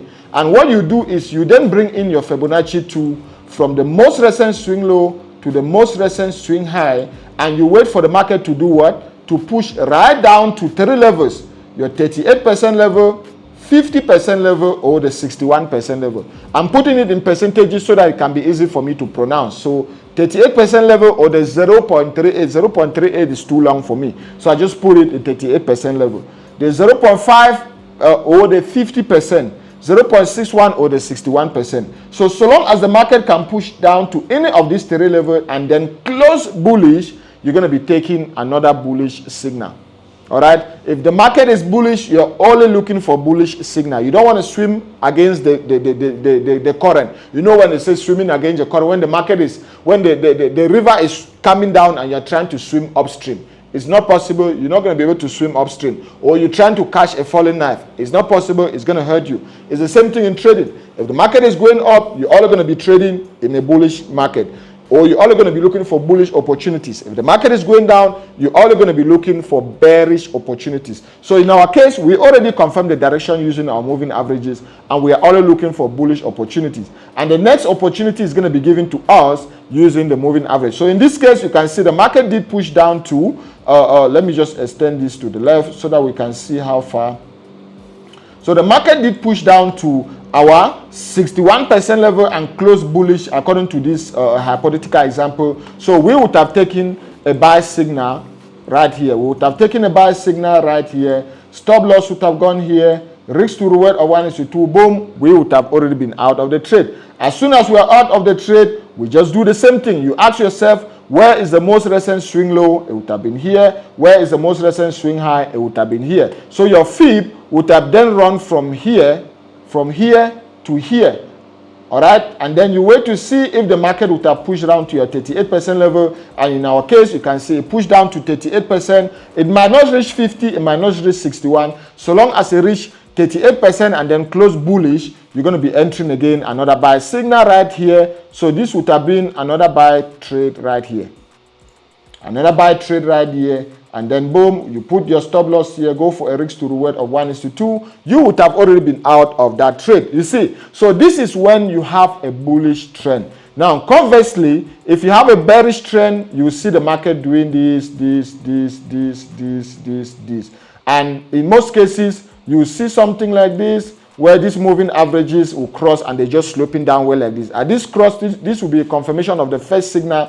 But now, you ask yourself again, most recent swing low is here, most recent swing high. Most recent swing low, most recent swing high. Most recent swing low, most recent swing high. So in our case, if the market is already here, this was our most recent swing low, this was our most recent swing high.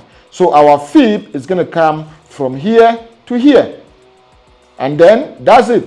From there to there, and then wait for the market to get to those our key levels, which was the 38, 50 or 61% level. And then if it closed bearish, and then we're going to take a sell signal. The same thing, if it comes here, the next fib is just going to run down from where? Then our next fib is going to run from here to here.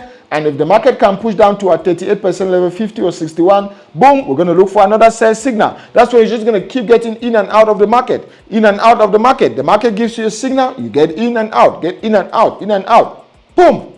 So that is a hypothetical example. Now, let's see on the chart what I just explained. Let's now see it on the chart. All right. And then we're going to do like a replay to actually see how we would have made money with what I just explained. Let's see.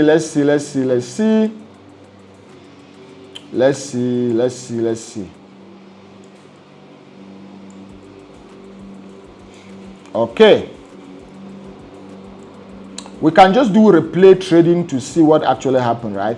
I would like us to do replay trading. So the replay trading, launch replay bar. Let's just, okay.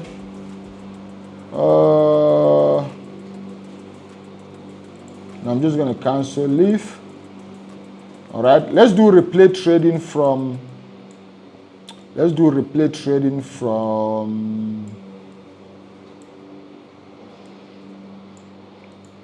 okay. I want replay trading so that you guys can see it happening in real life. Let's assume we're not trading this market, all right? So by doing replay trading, you guys will see this happening in real life, So let's start our replay trading from here. Launch, start new. Let's go to start new. And let's start our replay trading right here. Let's start it right here. All right. So with this, we're just going to minimize this. Let's minimize this. Perfect. Okay, so with this, so we just press, you see the market is actually printing. I'm going to put this at the center so that you guys can see, right? We already had a confirmation. This is our first. Remember, we are trading as if we're in the market that day. Replay trading is going to cancel everything that has happened, and then we're going to trade as if we're in the market that day. So our first cross was here, meaning we would have already been in this trade by the close of this candle, would have already hit our take profit ever since. So since we have already hit our take profit, let's look at where we would have gotten into this trade again. This would have been now where our most significant swing low would have been there, significant swing high would have been here. So even if we plotted our fib, we can already see very clearly. Let me show you this. Our fib would have then run from there to there. And you can see the market did push down up to our 61% level and it's about to close bearish. This candle, you wait for the candle to close. This candle here is about to close bearish. But in some cases, if the bearish candle is too long, I let the trade go. You know, I let it go. I go to another setup. I go to another currency pair. So this one is becoming too long for me, too long for my likeness. So let's continue going ahead to see what actually happened after that.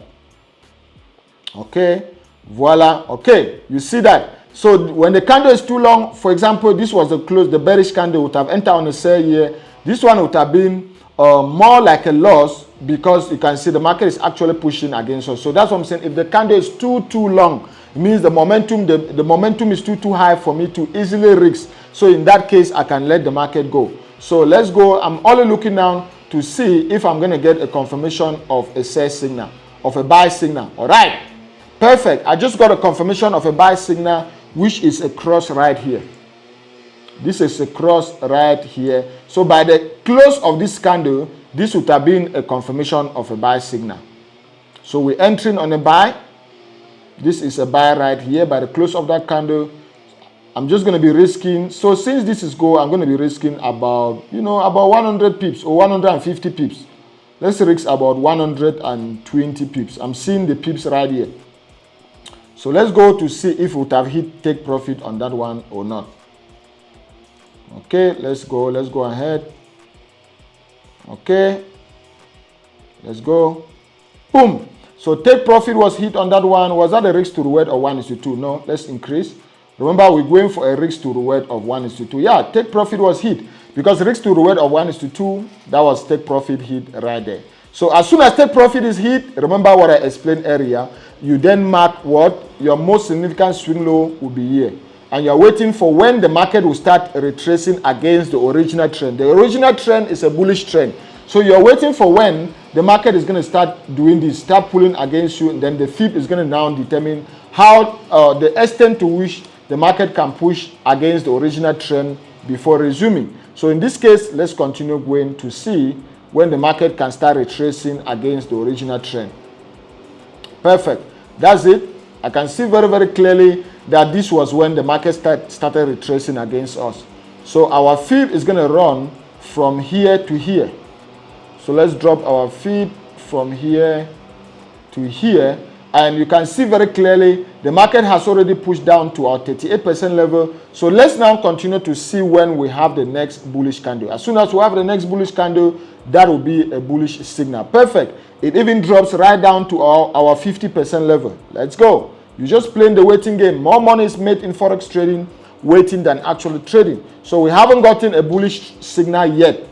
That's it. Let's go. You keep checking until you get a bullish signal or a bullish candle close. That's a bullish candle close right there. That's a buy, a very big buy signal right there. So you keep watching. And why watching and waiting for a bullish signal? If then the moving averages cross, when the fast moving average cross over the slow moving average from above, remember that will give you a sell signal. So everything you've learned from looking for a buy signal will be thrown over the window, and now you're only going to be looking for sell opportunities because you only have to trade in the direction of the trend. It's simple.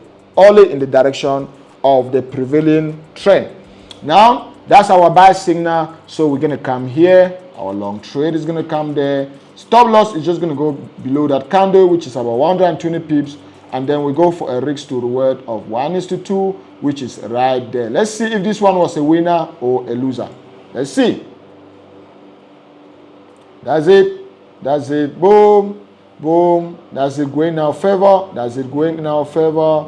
Almost draw. Okay, we are still in the game. Perfect. Boom. Look at that. Just this candle here, and we already hit TP. Just from the back testing we've done, we've already made 2% of our account. Remember, our first trade was right here at the cross, 2% hit, and then we use our FIP. The market pushed down to our FIPS level, close bullish, we enter again, boom, 2% hit. So now, this area here becomes our most significant swing low. We are looking for the most significant swing high so that we can bring in the FIP again to see if we can get another buy opportunity. So let's go. Let's go. Let's keep pushing. Let's go. Let's go. Perfect. That's the market pushing against us. So we're going to draw our FIP to see if the market did respected our FIP levels. So you see, the market hasn't pushed right down to the 38% level. So even if this one closed bullish, we're not going to be taking the trade because the retracement is not yet right down to the elastic level we're looking for. So we're looking for a reasonable retracement for the market to resume. This session is just called a retracement. In Forex trading, it's called a retracement, a retracement, a retracement. Because anytime you enter a trade, the market doesn't just go like a slingshot and hit your take profit. The market breathes out, breathe in, breathe out, breathe in. So when the market is breathing in, you need a tool that can tell you the extent to which the market can breathe in before resuming the original trend. So that's why we need this particular tool right here, which is known as the Fibonacci or the Fibonacci tool. So in our case, we're going to continue going because, you know, the market didn't push right down to our FIPS level. So let's continue going. Let's continue going. Let's continue going. Let's continue going. Let's go. The market hasn't pushed down to our FIPS levels. And boom, now this area, you can see this. Let me show you guys this. So this area now is violated. So our most significant swing low now is here. This is our most significant swing low. And we are now waiting for the next significant swing high to print. So let's go. Let's go, let's go. Boom, boom. Perfect. Okay, it didn't print. It needs to actually start pulling against us, and then we're going to plot in our FIP. Look at that. Look at that. Can you see that? Can you see that? Can you see that? So let's see. Let's see what we've got here. Our FIP would have run from here to here. So you can see the market already pushed right down to a 61% level, even past 61% level, and we are just looking for now the next bullish candle. So let's go. Let's see when we're able to have the next bullish candle.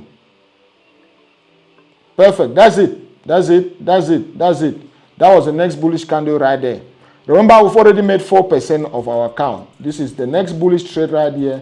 Stop loss is just here, and we are going for a risk to reward of 1:2. 1:2. That's it. Let's see if this one was a winner or a loss or a loser. Okay, okay, okay. All right, we're in profit. We're in profit. We're in profit. Let's go. Let's go. That's it. TP hit. TP hit, TP hit, TP hit. That's 6% of our account. We haven't had any loser yet. So now, since TP has hit, our most significant swing low now is here. So this is our most significant swing low right here. And we are now looking for what? Next significant swing high. So let's wait for when the market start retracing a little bit against us. Let's go. Now, okay, that wasn't it. Let's go. Let's go. Let's go. All right, that's it. That's it. That's it. That's it. So our most significant swing high now is right there. So our FIP is going to run from here to here.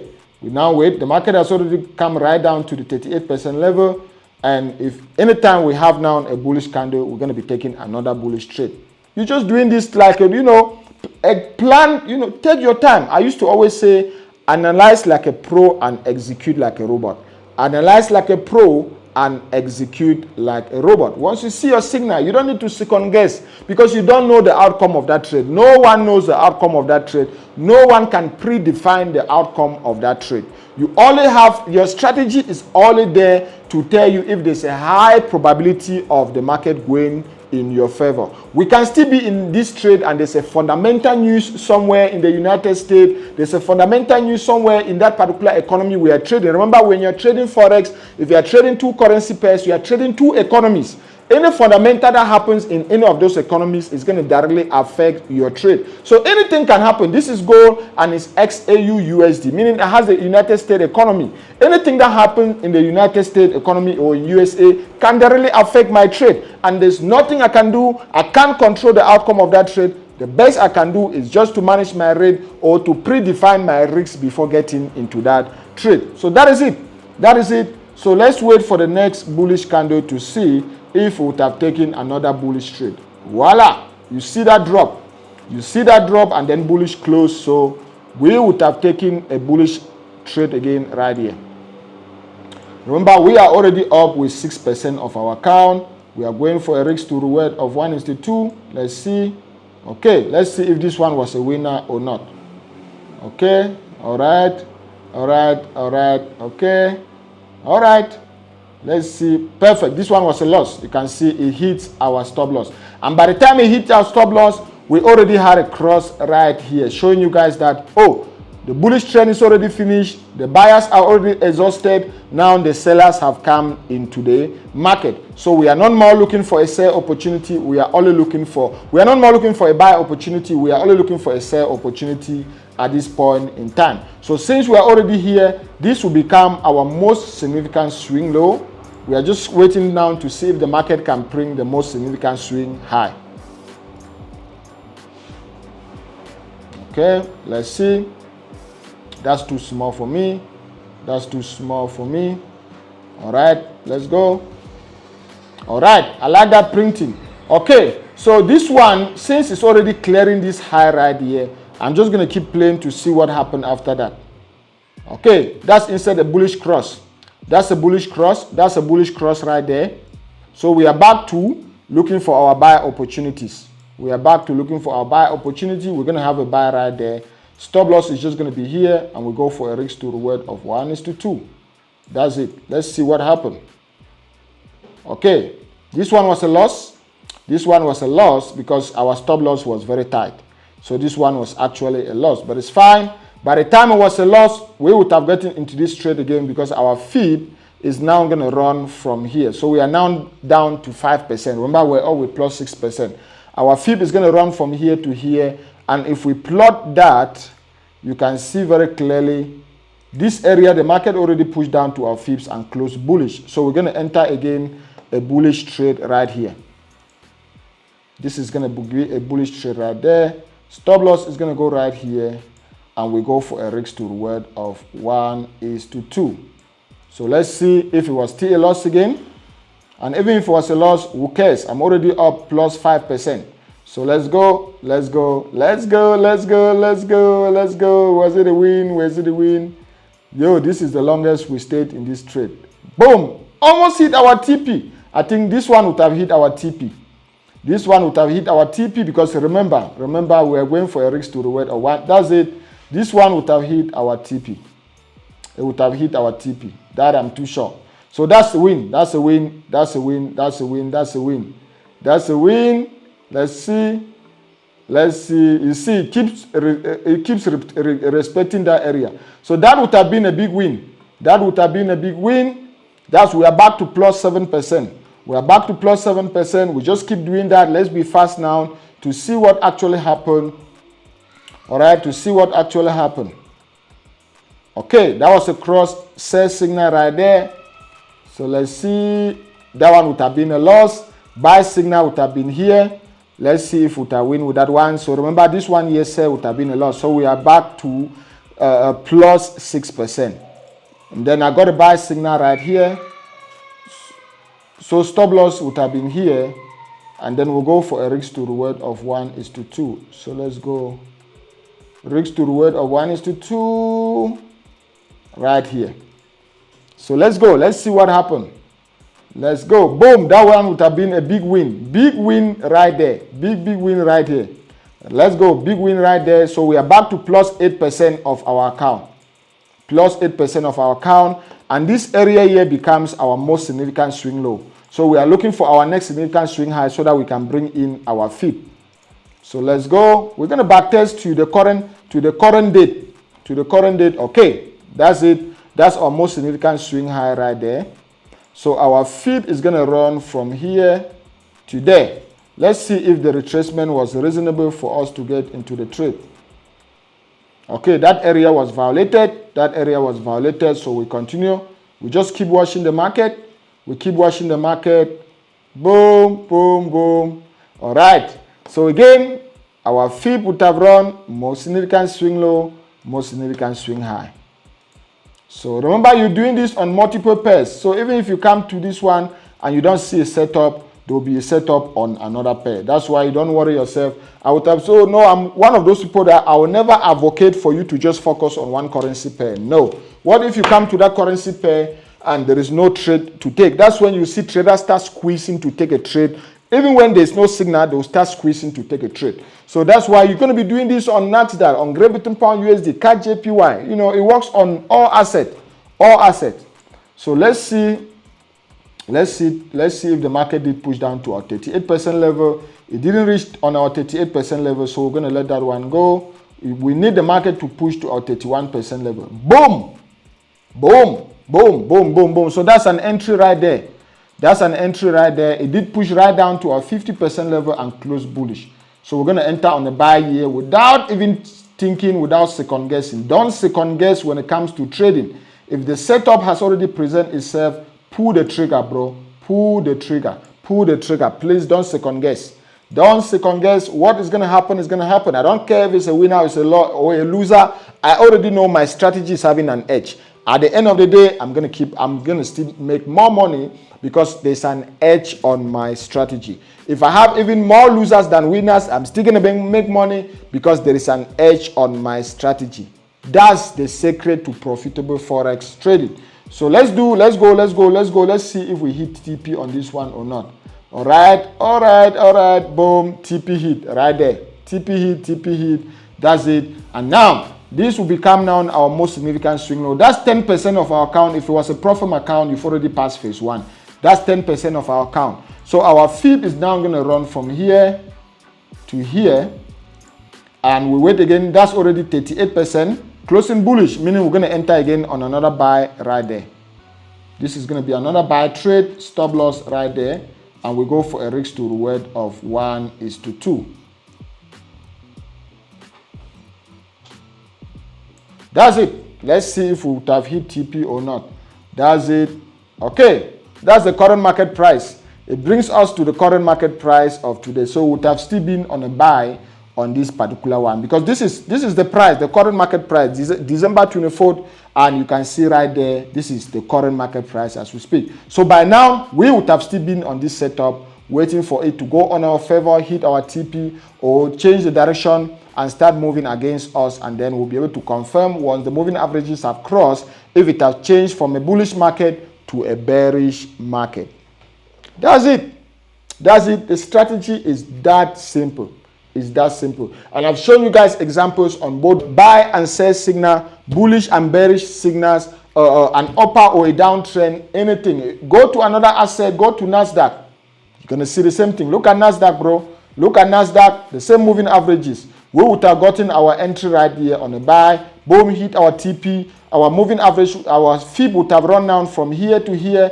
This area here would have been around our 50% level. We would have entered at the close of this candle. Stop loss here. TP would have hit again here. Boom. This would have become our most significant swing low, significant swing high. This would have been around our 38% level. Would have entered at the close of this candle. Stop loss here. Boom. Hit TP right there. Go on any asset, bro. Any asset. Check anyone. CAD JPY. The same thing. This would have been the cross of the candle. Buy signal would have been here. Stop loss here. TP right here. Risk to reward of 1:2. Pulling back here. Fib would have run from here to here. This would have been around our 38% level. Closing bullish would have entered on a buy there. Stop loss. TP hit. And then this would have been a confirmation of a sell. Would have entered on a sell there. Stop loss there. Risk to reward of 1:2. Boom. Would have already been out. Simple. Simple. Simple. This is the GUMVR strategy. If you see all these testimonials, people saying, "Oh, I just got this payout." These people say, "I just got this." All these payouts you are seeing, the strategy they are using, GUMVR. We're going to come to the other one, which is GUORB, still doped, but this one is the number one. If I can say my channel and Godlove University has produced 10,000 traders or 10,000 profitable traders, this strategy alone has produced about 8,000 profitable traders. That's it. It's mechanical, methodological. You don't need to do anything. Just follow the process. You have tools that are telling you if the market is going up or down. That's your moving averages. And if the market is already in a prevailing trend, either going up or down, you need another tool that's going to tell you the extent to which the market can retrace against you before continuing the original trend, which is the Fibonacci tool. And I've still shown you guys how you can use it. Guys, watch this video as many times as you can and start practicing. Let me know in the comment section any challenge you have when it comes to this strategy.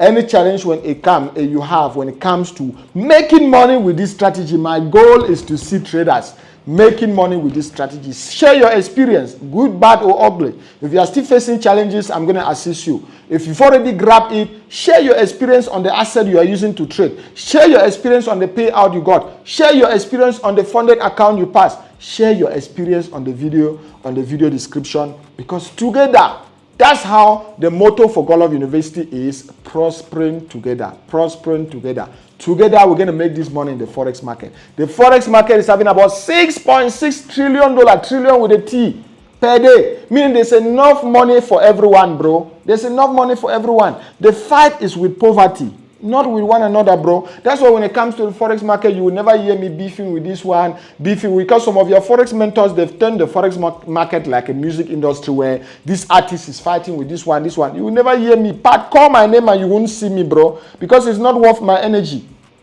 My goal is to impact your life. My goal is to show you the way. My goal is to hold your hand. That was always my prayer. God bless me to bless another person. Show me the way to show another person. Impact my life to impact another person's life. Show me Forex and I'll teach another person. So guys, I'm glad I've been able to present this in a way you guys can understand. Go back, get trading view. Let's start backtesting this strategy. Let's go. And I'm going to see you guys on the next strategy. The next strategy on our list is the GUORB strategy. Now, let me explain the concept behind the GUORB strategy, because some of you guys will say, no, Godlove, we can't believe you're teaching us this strategy because it looks like gambling, baby. No, it's not gambling, because we have data we are using and we know exactly how we are approaching and using the strategy. The idea behind the strategy is very, very simple, and it's going to be applicable in any asset. Whether you're talking about indices, you're talking about stocks, you're talking about futures, the idea is the same. Now, this is how the Forex market works. The Forex market works in what we call sessions. And those sessions is just as a result of day saving time in different regions of the world. For example, I'm sitting here in South Africa and this is actually 8 a.m. If I go to New York or if I go to the United States, this is going to be about maybe 11 p.m. or maybe 2 a.m. in the night. If I go to Australia, it might be maybe 2 p.m. during the day. So those are different sessions, and the Forex market does operate in session. For example, again, I'm going to use South Africa. For example, banks in South Africa open at 8 a.m. So if I'm using the South African zone, the South African zone is going to open at 8 a.m. If I'm using the London time zone, banks in London opens at 8 a.m. as well. So the London session will start at 8 a.m. London time. If I'm using the North American or the New York session, and then the session opens at 8 a.m. London time, which in South Africa is about 3 p.m. during the day. So though I'm going to be trading using the New York time, which is going to be at 8 a.m. London time, I'm going to be able to configure it to reflect my time zone in South Africa. So this market operates in different time zones based on different geographical location, and it's just as a result of when markets are open, when banks are open in these regions of the world. So that is known as market session. Now, here's the interesting part. At the opening and at the closing of these market sessions, there used to be a lot of activity, which results to a lot of liquidity in the market. And this activity is as a result of number one, that is when banks are opening and closing, and that is when we are getting new participants who are joining the market. So just imagine for the whole night or during the Asian session, let's just say the retail traders have been one trading, and during the London session, boom, the Bank of America is opening, Citibank is opening, Wells Fargo is opening, and they are all entering into the game and they are starting to trade at the same time. So do you see how we're going to have a lot of volume, we're going to have a lot of activity, and hence we're going to have a lot of liquidity? That is just as a result of, or one reason is because new participants are also entering the game at that particular point in time where banks are opening. Number two, maybe some traders who had their positions from different sessions are actually going to be closing their position. Maybe entering into into that particular market session is not a market session they are very versed with. They don't want to trade during the London session. They don't want to trade during the New York session. So at the opening of those sessions, what they will do is they will close their position. And some of these positions used to be very big positions that will also cause a lot of volume, a lot of volatility, and a lot of liquidity in the market. All these activities will tend to give us advantage, or to give us an opportunity to capitalize on at the beginning and at the end of major market sessions. We have a total of 4 market sessions which we can trade with this strategy. All right, we have number one, the Asian session or the Tokyo session. We have the London session or the European session. We have the North American or the New York session. So we're going to stick to 3. We're just going to stick to 3: the Asian session or the Tokyo session, the London session or the European session, the North American session or the New York session. So when you see these names interchangeably, don't get confused.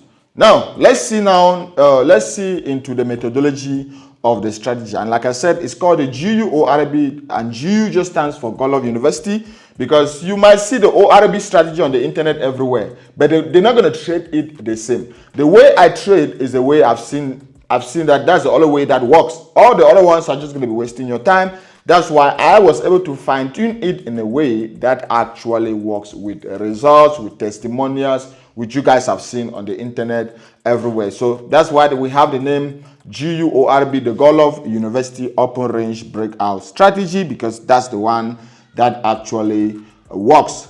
Let's go into trading view, and I'm going to show you guys how to trade this strategy, and then we're going to do replay trading just so you guys can actually understand how to use the strategy in real life.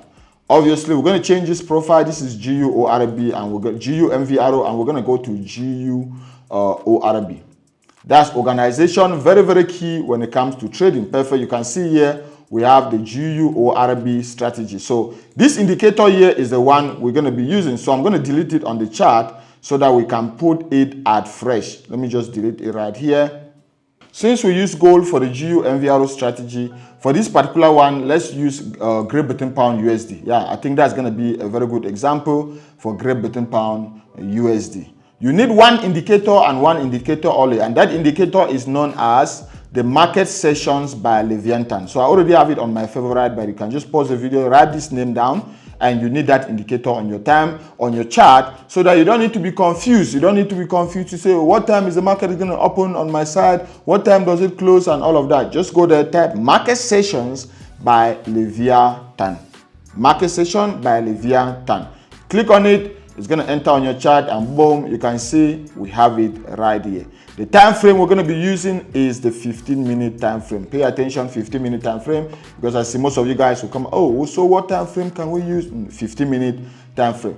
If you can look on my chart now, we have a very clear pattern which you can just see just by looking. You can see very, very clearly that the Tokyo session started right here. This yellow line represented the time the Tokyo session opened. And this time is according to my time zone, right? So UTC plus 2. Normally, the 2 is going to peak according to your time zone. So just make sure, if you are confused, just make sure you go under settings and confirm that the time zone there is actually according to your time zone. So let's just confirm quickly. All right, let's just confirm. Okay, UTC. So the time zone here is UTC plus 2, which is correct, All right. So now look at this. Time zone here is UTC. UTC just stands for, also stands for GMT. So if you come here and the time is in UTC or in GMT, make sure you put the opening and the closing of different market sessions here according to the GMT plus 2 or according to your market time zone. My market time zone is UTC plus 2. So what I can just quickly do is I can just go on Google and type on Forex time zone converter or anything. I can just write there, and I want to make sure the time is corresponding, because if it's not corresponding, you're going to have a wrong answer. All right, I want to make sure the time is corresponding. This time zone here is just from baby pigs. You can still check one from Godlove University, it's still going to be the same thing. I want to make sure the time is corresponding. This time zone is correct, it's according to my time zone, and you can see this is 7:36. My time here in South Africa is 7:36. So this is going to automatically pick according to your time zone. If I want to confirm, I can see very, very clearly that the Tokyo session opens at what time? Opens at 2 a.m. my time. And what is my time? My time in South Africa is UTC plus 2. My time in South Africa is GMT plus 2. So what I'm going to do is, I'm going to see this time right here, which is 2 a.m. And then I'll go back here. Since this is UTC and it's 2 a.m., it means here, what will I put on the Asian session? Where is the Tokyo session? It means here, I'll need to put 000. Because remember, the one we saw was 2 a.m. And 2 a.m., they've already added 2 hours, since it is GMT plus 2 or UTC plus 2. And since the time here is in UTC, you can still come here and you put UTC plus 2 if you want, but I just like to leave it as it is. Since the time here is in UTC, I want to make sure I remove those 2 hours and just have it in UTC plus 2. So since it was 2 a.m., I'll just come there and I'll instead put 00, which is midnight. I go and I look for what time the session is going to end. The Tokyo session or the London session ends at, ends at exactly 11 a.m. So 11 a.m., this is UTC plus 2. In UTC, what's that going to be? It's going to be 9 a.m. All right, it's going to be 9 a.m. That's why if you go here, it's this to 9 a.m. Let's go to London. London session opens at what time? The London session, this is it right here, and it opens at 10 a.m. UTC plus 2. 10 a.m. UTC plus 2, meaning in UTC, it's going to be 8 a.m. And it closes at what time? It closes at 7 p.m. UTC plus 2, which is going to be 5 p.m. So it opens at 8 a.m. to 5 p.m. So let's go at 7 a.m. Sorry, you can see that's it right there. So let's just confirm this one again so that we can even just correct. All right. London session opens at 10 a.m. UTC plus 2. Because the time, remember the Forex market, this time zone used to change sometimes. There's something they call the daylight saving time. So when there's daylight saving time, this time will also change. So I need to make sure I confirm this, and maybe on my 2, I just make sure it's correct. The London session opens at 10 a.m. 10 a.m. GMT plus 2 or UTC plus 2. Meaning in UTC, it's going to be 8 a.m. So perfect. I'm glad we saw this. So it's going to be 8 a.m. opens at 8 a.m. And then let's go to where it closes. It closes at 11. It closes at 7 p.m. GMT plus 2 or UTC plus 2, which is going to be 5 p.m. So we come here and this one is going to be 5 p.m. Which now it's correct. Now it's correct. 5 p.m. is going to be 17 o'clock. All right, let's go to the New York session and also confirm. New York is this line right here. So the New York session opens at 3 p.m. GMT plus 2 or South African time or UTC plus 2. So in UTC, it's going to be 1 p.m. So let's go and put that one first. 13 o'clock, that's correct. Let's quickly go and see what time it also finishes. So the London session, the New York session, this line, it closes at, let's see. So it closes at midnight. It closes at midnight, which according to our UTC, this is UTC plus 2, so in UTC, it has to be 10 p.m. So let's go here. Yes, that is it, 22 o'clock. So our time zones are correct. The Tokyo or the London, the Tokyo or the Asian, the London or the European, and the New York or the North American session. So we click on OK. Voila. So we see it now. We can see it very, very clearly. Let's just confirm the London again. It's 10 a.m. And now you can see all the three sessions are very, very clear. We have the Tokyo session, we have the London session, and we have the New York session. How does this strategy works?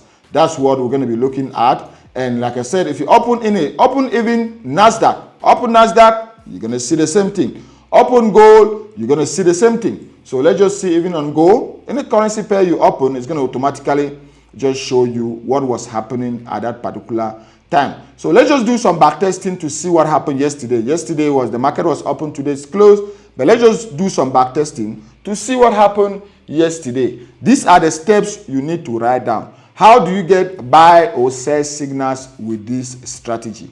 What you have to do is make sure you're on the 15-minute time frame and you wait for the last 15 minutes before the new session opens.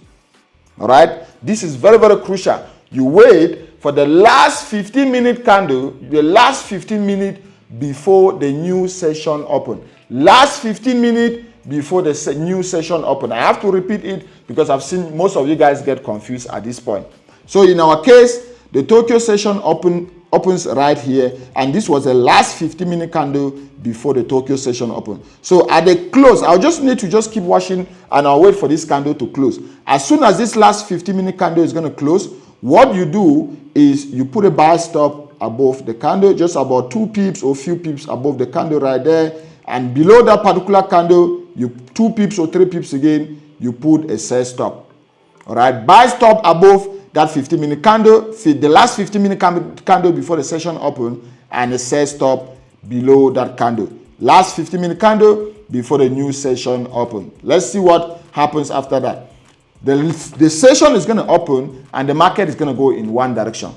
When it goes in one direction, remember, you don't know if there's going to be a buy momentum or sell momentum. You don't know if the buyers are going to be winning or the sellers are going to be winning. That's why you just put your buy stop or your sell stop to say, okay, wherever the liquidity is going to be going, whoever wins the battle at the opening of that new session, I want to trade with that particular trend. That's the idea behind this. All right. So your buy stop goes above that candle, sell stop below. The market is going to open and your buy stop or your sell stop is going to be triggered.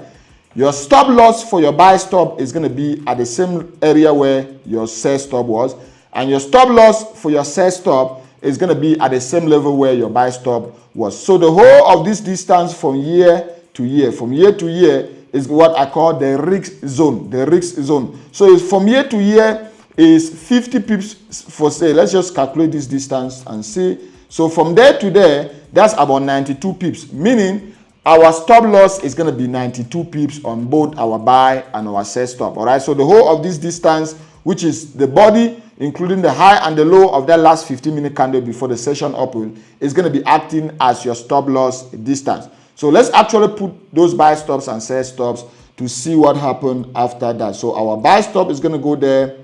Stop loss is just going to be below that candle. So we put it there, and then we go for a risk to reward of 1:2. As always, with this strategy, we just stick for a risk to reward of 1:2. Boom, that's it.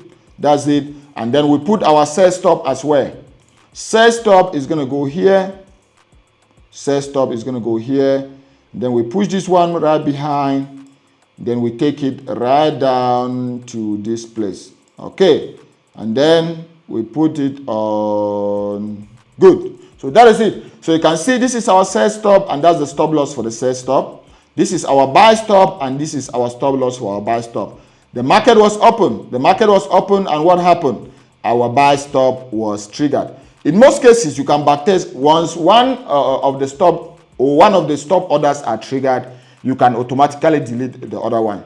Or you can still experiment and leave the other one until the TP is hit or until this one is closed. Because in some cases, this one might hit your buy stop, it won't go up, and then it will come back and hit your stop loss, and then it will go in your favor and hit your TP. So in that case, you lost 1% and then make 2%. If you're risking 1% of your account, you will lose 1% and make 2%. But The bad part is it might hit your buy stop, doesn't go your way, come back, hit your sell stop, and then consolidate and doesn't go your way. So in that case, instead of losing 1%, you lost 2% of your account. So that's what I'm saying. You experiment. This will go in all assets. So you experiment according to different assets to see which one is actually going to work for you. So let's just assume, so long as one is triggered, you delete the other one. Then it means, so long as our buy stop was triggered, boom, we delete our sell stop. So how many minutes? In less than 1 hour, boom, the market went in our favor, hit our TP, and that is it. We're done with that particular trade, and we take profit on that particular trade, 2% of our account. Let's come here. This is the opening of the London session. Let's quickly do the same thing. This is the last candle, the last 50-minute candle before the opening of the London session, meaning my buy stop is going to be there and my sell stop is going to be right here. Let's put our buy stop. Our buy stop is just going to be here. Stop loss for our buy stop is going to be below this candle, and then we go for a risk to reward of 1:2. 1:2 is going to be right here. Voila, that's it. And then let's put our sell stop as well. Sell stop is going to be here. Stop loss for our sell stop is going to be right here. That's our stop loss for our sell stop. And then we go for a risk to reward again. Oh, I'm actually pushing the whole thing. So this is our sell stop right here. And then let's go for a risk to reward of 1:2 as well. All right. So you can see very, very clearly, this is our buy stop and our sell stop. And what happened immediately? The market was open. Immediately the market was open again, our buy stop was triggered. So we delete our sell stop and boom, immediately we went and hit 2% of our account. That's already 4% of your account in just the first 2 trades of this strategy. That's it. It's not like I've skipped any session. It's not like I've skipped any signal. That is already 4% of your account. If you're trading with a prop firm, you already be up by 4%. You almost be passing that prop firm already. And show me someone who can make just 4% of his account per month, and I'll show you a multi-Forex millionaire. If this was a $100,000 account, we would have already made $4,000. If it was a $1 million account, we would have already made $40,000 using the same time, the same strategy, the same energy, the same everything. Let's go to the other one, which is what? Which is now the start of the New York. Now, this is when experimenting the other option I mentioned is going to come into play. This was the last candle before the New York opens, meaning we're going to have our buy stop right here and our sell stop right here. Let's quickly put both. That's our buy stop. The stop loss is just going to be below that candle right there. And let's quickly put our sell stop as well. Risk to reward of 1:2. That is it right there. Okay. And then our stop loss is going to be our sell stop is also going to be here. Stop loss for our sell stop is going to be here. All right. And then we'll go for a risk to reward again of 1:2. That is it. That is it. Perfect. Buy stop, sell stop, the market was open. As soon as the market was open, you can see the market weak against us a little bit and our sell stop was triggered. So in a case where once one order is triggered and you delete the other one, you would have deleted your buy stop immediately, all right? But unfortunately, you can see the market didn't go down. The market didn't go down. This small wick right here triggered our sell stop. The market didn't go down and we lost 1% right here. All right, remember we're already up with 4%, meaning we are back to 3%, plus 3% now.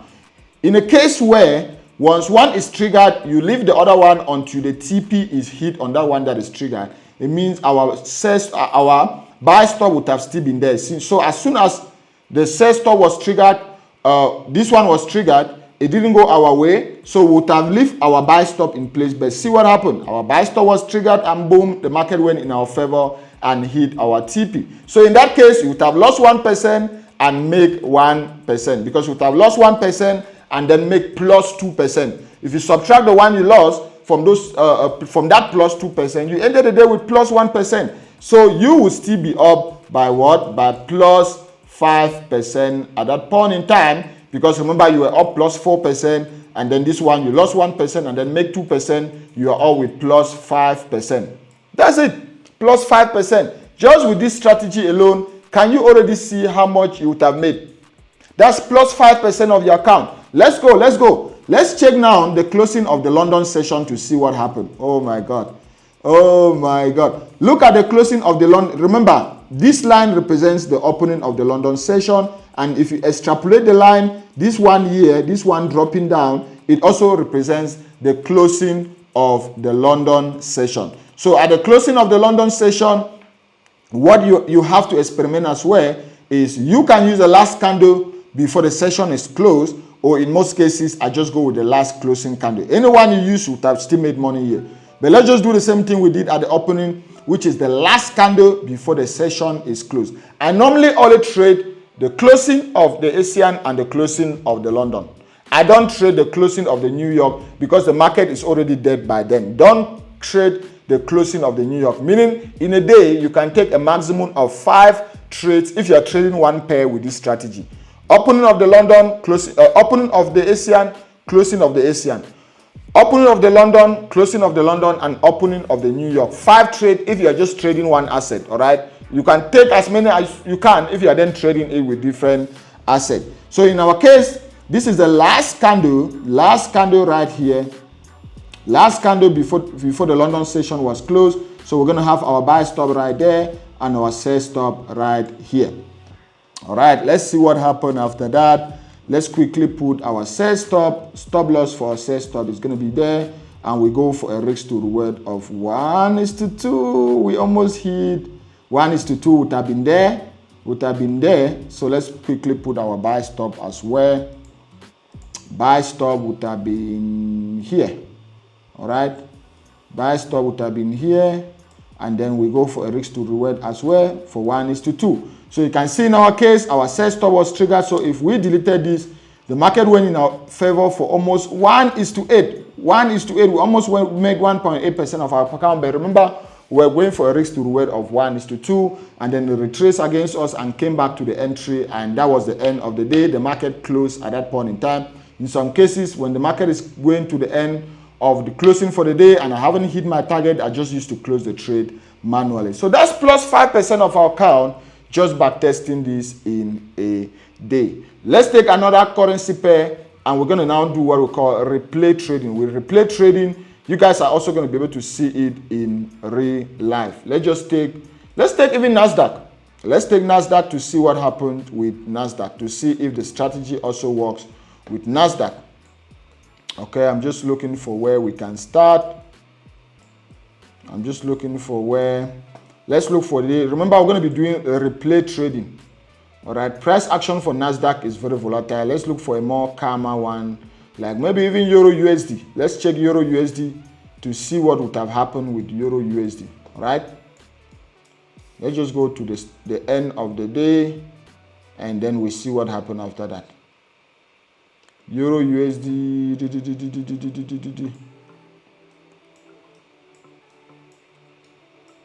I'm looking for a bit of calm price action. Calm price action so that we can be able to catch JPY as well. Catch JPY. Anyway, you know the strategy. It doesn't really matter which asset we are backtesting right now. Which asset we are backtesting. What we're going to make sure is, and if you're also looking for high accuracy and high win rate with a strategy, if you are trading an asset, make sure that asset falls within that time zone, within that market zone. For example, if I'm talking about CAD JPY, the Canadian dollar is a North American currency pair. Remember I said North American or the New York. So if I'm trading CAD JPY, it falls under the North American time zone as well. So I can trade it during the New York session. But also see, we have the Canadian dollar and we also have the Japanese yen, meaning I can also trade this during what? During the Japanese section, the Tokyo session, or the Asian session. I can trade it during the Tokyo session or the Asian session, since the Japanese yen falls under the Asian session. So those are the two sessions I should be able to trade this particular asset. If I'm trading something like, Euro USD, Euros falls under the European or the London session. So I can trade it during the London or the European session. And then we also have USD, which falls under the New York or the North American session. So I can trade this particular asset during 2 market sessions, the London or the New York. If I'm talking about, gold I can trade it as well during the London and the New York, because it moves very well during the European session or the London session, and it also moves very well during the New York session or the North American session, since it has USD as one of the currency in the currency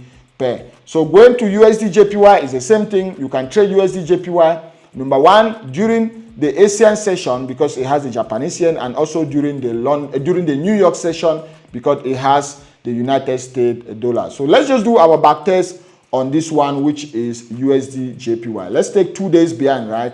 2 days behind, and then we back test until today. 2 days behind is going to be here. So let's go on replay trading and just start right here. Voila, voila, voila, voila, voila, voila, voila, voila.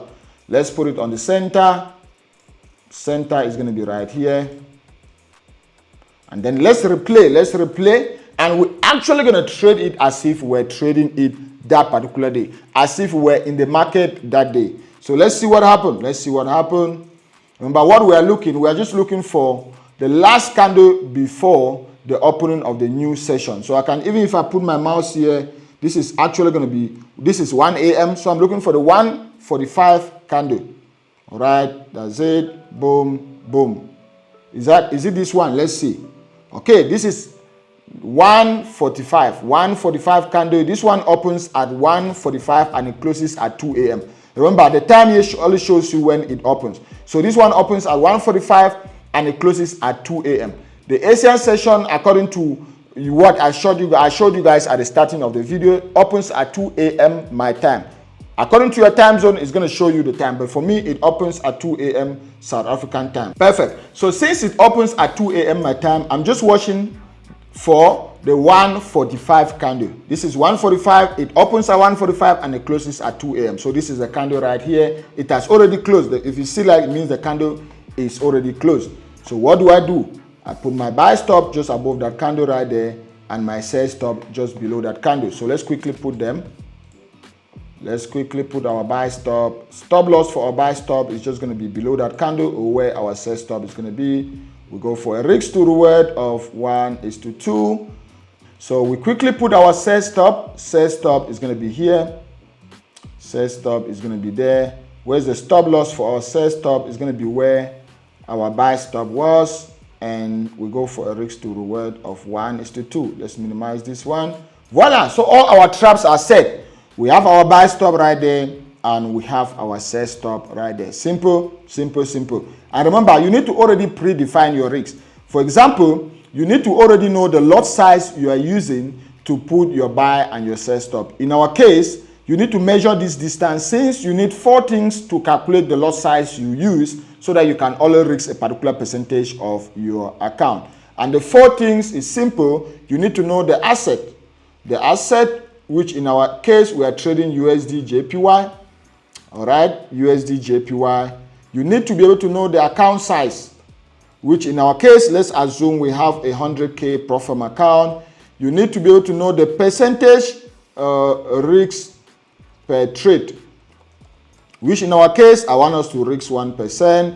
And you need to know the stop loss in pips. All right, stop loss in pips, which in our case, the stop loss in pips is going to be what we have to measure right here. So let's measure, since this is USD JPY, let's measure this distance to actually see. So the stop loss is 12 pips, all right? It's 12 pips, so we just put there quickly 12 pips. 12 pips. Now, what is the lot size we need to use for both our buy and sell stops, so that we can only risk a particular percentage of our account, or 1% of our account, since we're risking 1%.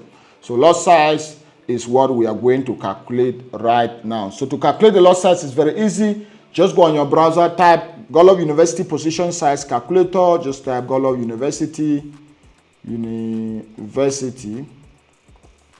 position. This is it right here. Godlove University position size calculator. Click on it. It's going to be this first link right here, which is right here. Click on calculator. It's a free tool. It's a free tool you use to calculate your lot size. So if you come here, in most cases, what will happen is this other one here used to be under maintenance, but let's see if we can use this one right here. So they'll ask for your email, obviously. Just key in your email. I've already put my email. That is why leverage and this, we're calculating risk, stop loss. Okay, let's use this one right here. Since this one is under update, this one is undergoing update. So let's use this one right here. Just click on the alternative link. It's right there. Alternative link is right there. Click on it. So there are two links so that even if one is not working, you'll be able to use the other one. Come here. The currency pair is USD JPY. Remember, USD JPY. Account size is USD. Balance is $100,000. That's our balance. And risk per trade is 1. Stop loss in pips was 12 pips. All right, 12 pips. Click on calculate. And boom, boom, boom. That's the lot size. We can use 13 lot size. Yes, it's a $100,000 account, so you don't need to be scared. Risk is $1,000. So the amount here needs to be able to correspond to the percentage of your account which you are risking. So the amount here needs to always correspond. That's why you see $1,000. It means it is very, very correct. That's it. That's it. The lot size 13.0. So we quickly just go back to our when you are then putting your buy stop and your sell stop on MetaTrader 5, the lot size you're going to put is going to be 13. So our buy stop is going to be there, stop loss, sell stop is going to be there. So let's replay to see what happened after that. Perfect. The market was open. This was the Tokyo. You can see this right here is written there, Tokyo. If you zoom out, you can see Tokyo. And what happened after that? Our sell stop was triggered. So let's see what happened after that, after our sell stop was triggered. Okay, the market is still, okay, boom, we are going, boom, boom, that's TP hit. TP hit on our sell stop, TP hit on our sell stop. Let's do the math. Remember, this is 2 days. We're backtesting this for 2 days. So this was going to be now plus, I want to just write it, that's plus 1%, right? That's plus 2%. Since we're risking 1% of our account to go for 2%. So that's plus 2. Let's continue going. Now we are looking for what? We are looking for the opening of the opening of the London session. Since we have already traded the opening of the Tokyo session and we've made 2% of our account, we are now looking for the opening of the London session, which is going to be at, let's see, at 9 a.m. my time. If you're doubting, you can always just click on the indicator. And since the time was already set there, you'll be able to see London session opens at 8 a.m. my time. So what I'm looking for the 7:45 candle, the candle that opens at 7:45 to 8 a.m. That's the one I'm going to be using to put my buy and sell stop. So let's go until we see the 7:45 candle. We're just going to be fast since it's right at 7:45. Woo! See how the market was dropping. See how the market was dropping. Let's go. Let's go. Wow, wow, wow. So what time is this? This is T6. So let's go. That's T6. Okay, this is 7. Okay, this is 6:45. We still need to go about 4 candles. This one is 7:30. Last candle now is going to be this one. Voila, this candle right here. This one right here. If I put my mouse there, you will see that 7:45. Meaning this candle opens at 7:45 and closes at 8 a.m. which it has already closed. It already opened there and closed there. So we're going to quickly put our buy stop right there and our sell stop right here. Let's start with our buy stop. So buy stop, let's put it right there. Stop loss for our buy stop is going to be right there. All right, let's go for a risk to reward of 1:2.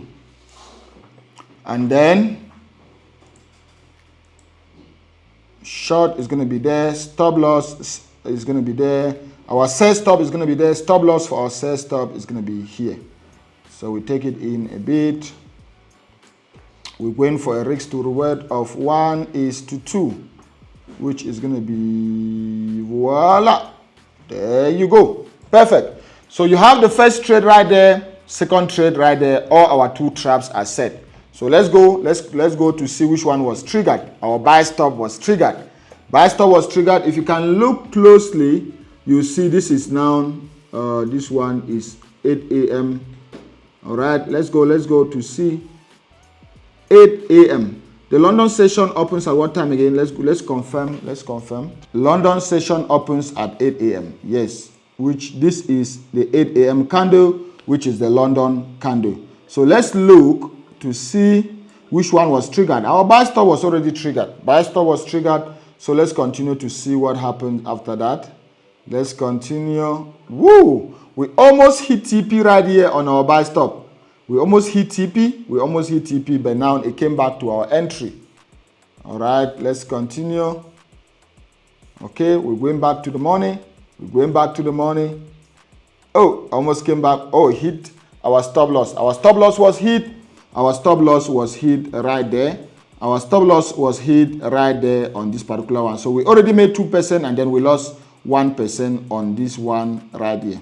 So what we're going to do now is let's quickly delete this, all right? So we lost 1%. Let's quickly, let's do this.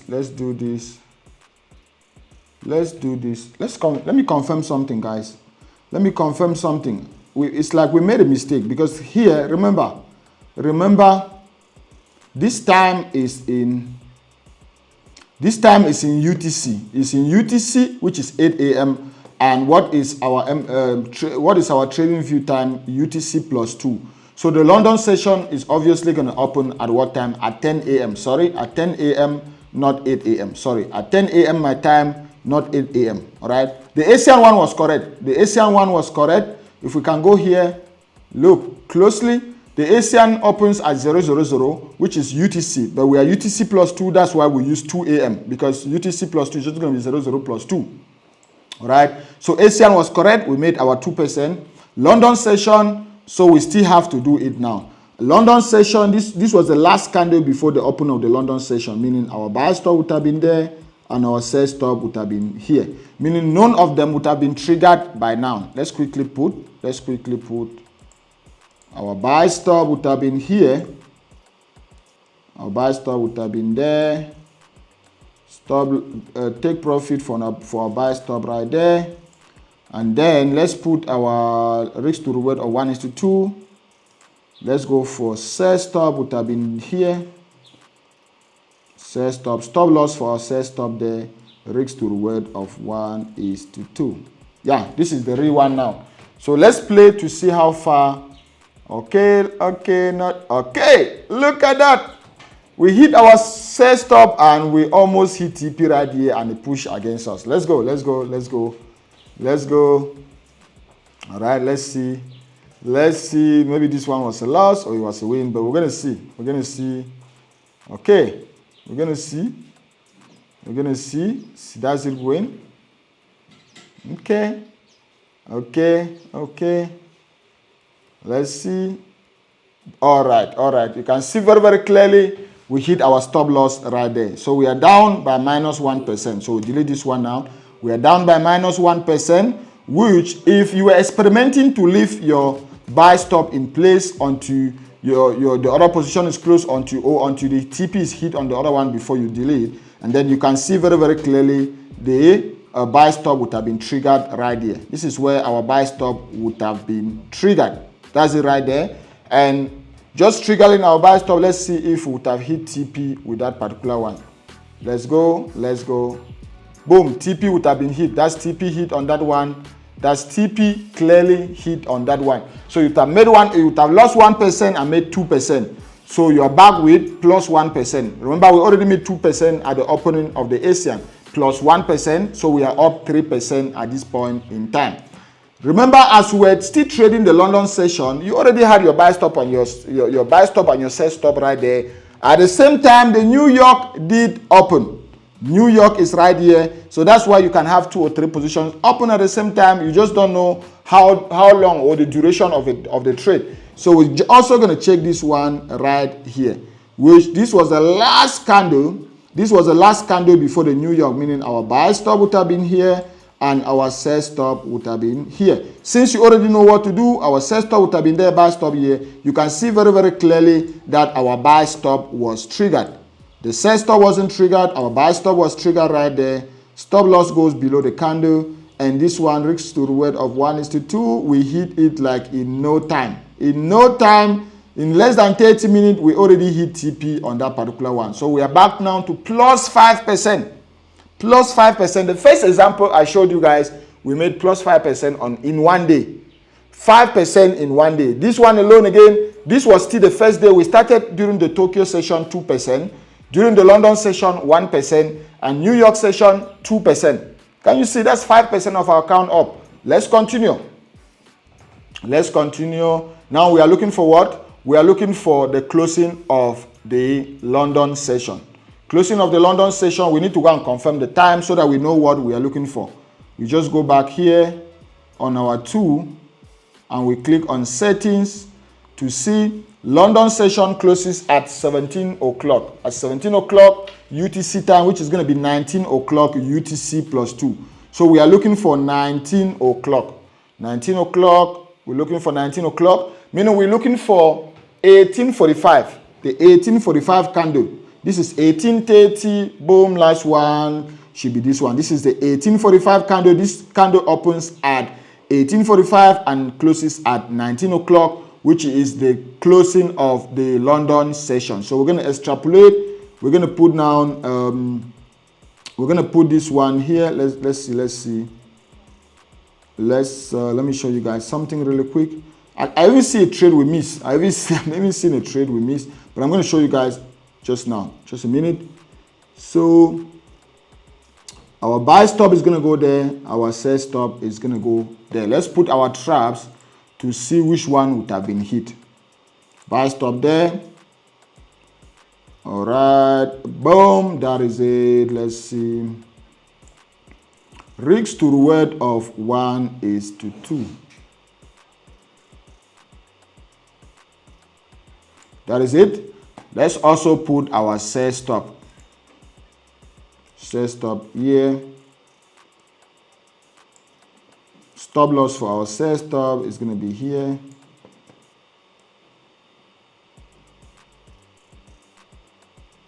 That is it. So our buy stop and our sell stop. Stop loss for our buy trade is there. Stop loss for our sell trade is right there. That is it. That is it. That is it. Let's play to see which one was triggered. Okay. I can already see our sell stop was triggered. Boom. Okay. Our sell stop was triggered. Sell stop was triggered. Let's go. Let's go. Let's go. Let's go. Let's go. Boom, boom, boom. Let's go hit TP. Let's go hit TP. So that we can make 7% in 1 day. Oh my God. Started retracing against us. Started retracing against us. Did we hit TP before the end of the day? I'm not too sure. I'm not too sure. Not too sure. Let's go. Let's go. That is it, bro. TP is right here. TP is right here. And look at where we are. Let's go. Let's go. Let's go. Let's go. TP. Let's go, bro. Few pips. Boom. Done. Done, done, done, done, done, done, done. In 1 day. In 1 day. Plus 7%. 7% in one word, in 1 day. Using the GUORB strategy.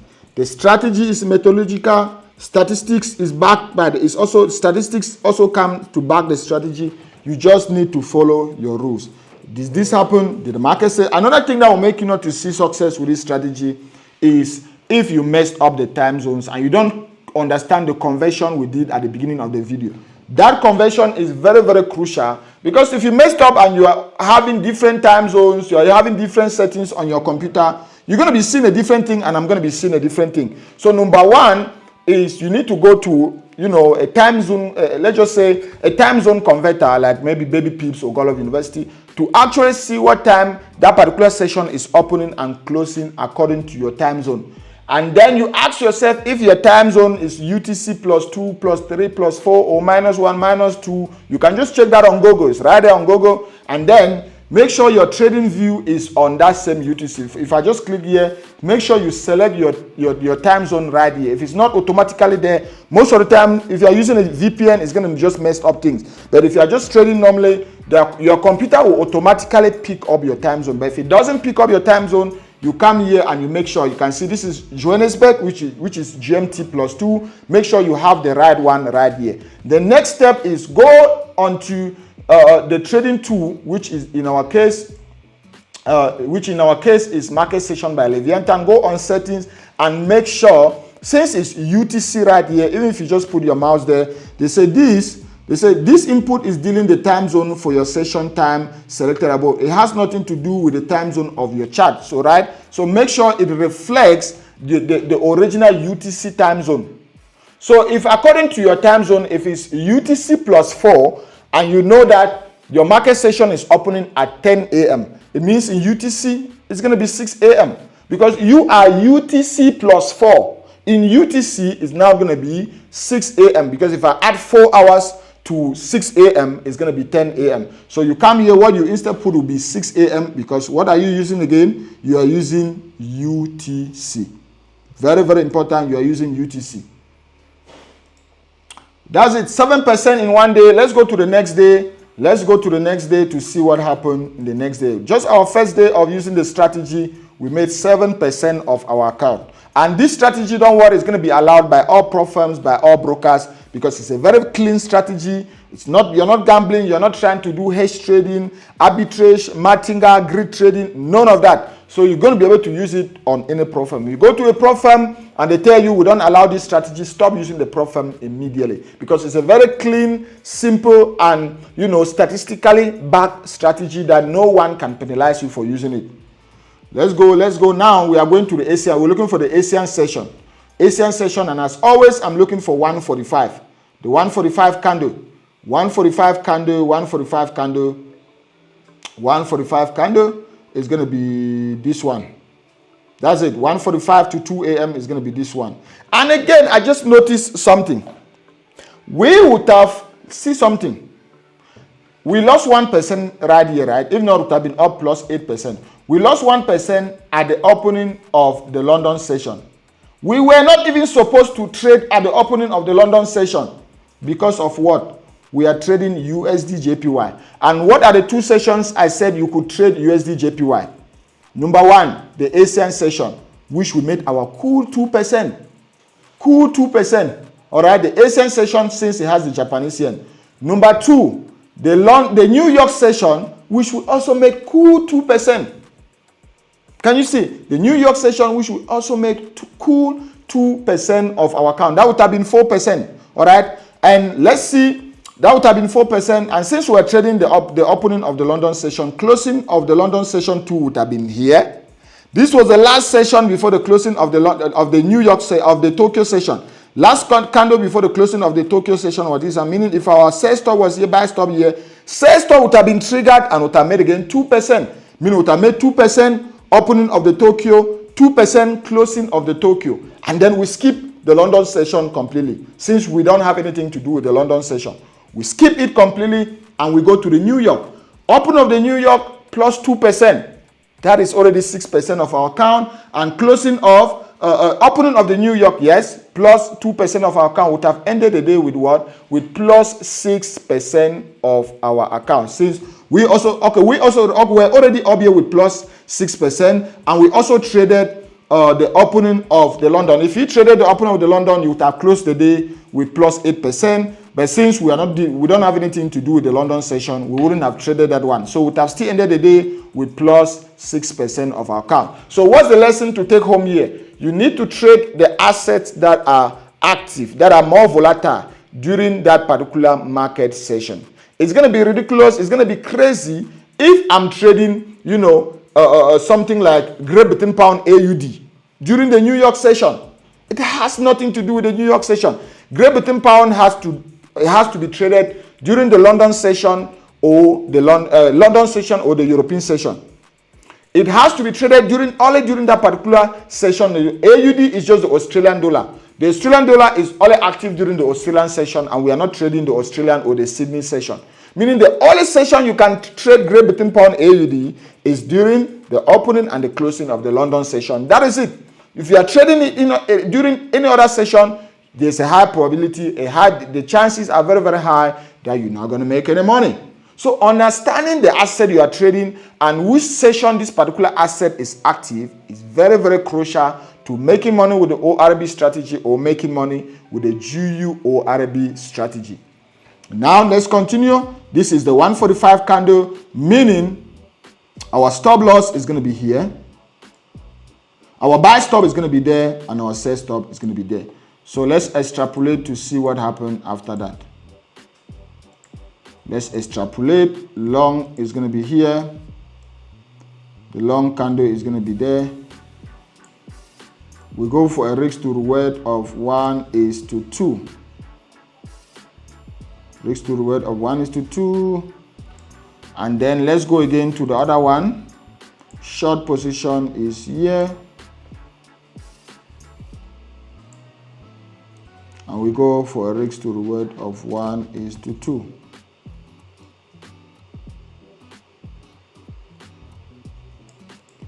All right, so let's play to see what happened. Let's play to see. Our sell stop was triggered. Look at that. Sell stop was triggered. We almost went in our favor for like one arrow and then pull back. So let's see if it ended up as a loss. If we started our day with a loss. Okay, it didn't hit our stop loss. It didn't hit. So let's see what happened. Okay. Oh my God. Boom. Plus 2%. Plus 2% for the day. Plus 2% for the day. All right. Plus 2% for the day. Let's continue now. We are looking for, since this is USD/JPY, we're going to skip the London session completely. We are only looking for now the end of the Tokyo session. Let's just keep going. We're going to be fast at this point in time. Let's go. We are looking for the end of the Tokyo session. The end of the Tokyo session. End of the Tokyo session. Let's see. End of the Tokyo session. That's what we're looking for. London session is open. We don't have anything to do with the London session, so we're going to skip the London session. Let's go. Let's go. Perfect. So the Tokyo session, you can see the line was finished right here. The Tokyo session ends at 11 a.m. UTC plus 2 or 9 a.m. UTC. So this was the last candle before. The last candle before the end of the session was there. So we would have had our sell stop right here. Sell stop right here. Buy stop right here. You can see our sell stop was triggered, but the market didn't go our way. So we lost 1%. If you were someone who is leaving the other stop to still be there until your TP is hit, then we would have still been having our buy stop in place, which is already triggered. So for the day, we are down by 1%. We're up by 2%, and then we went down again by 1%. So we are still up by plus 1% for the day. Plus, win-win. So let's go to see if we would have hit TP with our buy stop. Let's go. Let's see. I think let's put this the risk calculator to know when we are expected to hit our TP. We are expected to hit our TP for a risk to reward of 1:2, which is right there. So let's go. Let's go. Let's roll. Let's see if we would have hit that TP. Oh, let's go. 2%. Boom. We lost 1% on our sell stop and we made 2% on our buy stop. So at the end of the day, we ended up making plus 1%. So plus 1%. Plus 1% plus 2% we already made. We are up by plus 3% at this point. You just do the same thing. This is now the opening of the New York. This is the opening of the New York candle, meaning our buy stop would have been here and our sell stop would have been here. So let's play to see what would have happened after that. Okay, let's put this one back. It's actually skipping on its own. So let's play to see what happened. Okay, no one is triggered yet. No one is triggered yet. Okay, sell stop triggered. Sell stop triggered. Remember, our sell stop was right here. To save time, I didn't put it, but that's where our sell stop was, and we're going for a risk to reward of 1:2. Oh, we haven't hit TP yet. We haven't hit TP just yet. But I'm pretty sure we're gonna hit TP. I'm pretty sure we're gonna hit TP. So let's go. Let's go. Bam. That's it. 2% hit. Remember, we're up plus 3%, plus 2%, plus 5%. When did we make, how much did we make yesterday? We made plus 7% yesterday. The market just opened again on a Thursday, which we already made 7% on a Wednesday. Thursday, we are already up with plus 5%. We made 2% opening of the Asian session. Closing of the Asian session, we made plus 1%, that's 3%. And opening of the New York, we made plus 2%, that's plus 5%. If I add it to plus 7%, that's plus 12% of my account. In 2 days, I can stop for the month at this particular point in time. I can stop for the month completely at that point in time. That's it. That's it. This is the New York session. And remember, we don't trade the London session, so we're not going to be trading the close of the London session. Meaning we are done for the day. If we now continue going, remember, we're going to be coming to an end very soon, since we only had to backtest for 2 days, all right? Okay, so we're actually doing for 3 days. We're doing for 3 days, and just for the 3 days, this was the first candle for the Asian session, and if we put our buy stop here, sell stop here, boom, this would have been a big win right here. That's already 2% for this day, meaning that's plus 14%. Let me show you. This was the last candle, the 145 candle, the 145 candle before the Tokyo session, all right? So we would have still made plus 2% of our account. All right, we're going to stop it right there because you can already see. Take any other asset, take any other one, you're going to see the same thing. Great Britain Pound, NZ. I just like assets that have, smaller spread, and they can easily be like USD JPY, Great Britain Pound JPY, Great Britain Pound USD, Euro USD, Gold, Nasdaq. They do very, very, very, very awesomely well. USD, Euro JPY, they do very well. You just need to understand the market session that particular currency pair is involved, so that you only trade that market session. Even EuroCAD, if I'm taking EuroCAD, what are the market sessions I can trade EuroCAD? Number one, Europe.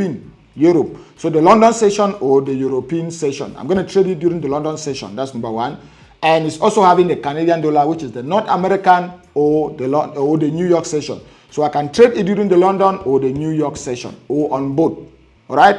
I'm not going to trade it during the Asian session because it has nothing to do with the Asian session. And just to show you what I'm just explaining, if I tried to trade it during the Asian session, I would have lost. Because this is the last candle before the opening of the session. My buy stop would have been there, sell stop would have been there. You can see both got triggered. I would have ended up losing, or maybe I would have lost 1% here and made 2% here, and ended up making 1%.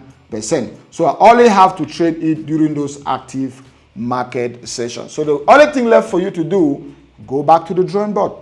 Practice this on as many assets as possible. You can be trading it on many assets at the same time. You can be trading it on different currency pairs at the same time. Just make sure you understand the risks. If you are risking 1% per trade, make sure you don't have more than 5 trades running at the same time. Because if the prop firm is giving you, a drawdown of, say, daily drawdown of 5%, we're going to be coming to daily drawdown. We're going to talk about that. If a prop firm is giving you a daily drawdown of 5% and you already have 5 trades up and running, what if you lost all those 5 trades? You're going to be breaching that account. So that's what I'm saying. You don't have more than 5 trades up and running at the same time. Meaning, even if you've set this target on 5 different assets, so long as they've already triggered, you stop trading until you either hit your stop loss or your take profit on those trades before you can put the other ones. Remember, the main purpose of this strategy, I'm also telling you guys the risk management, the risks and money management part of it, which is crucial.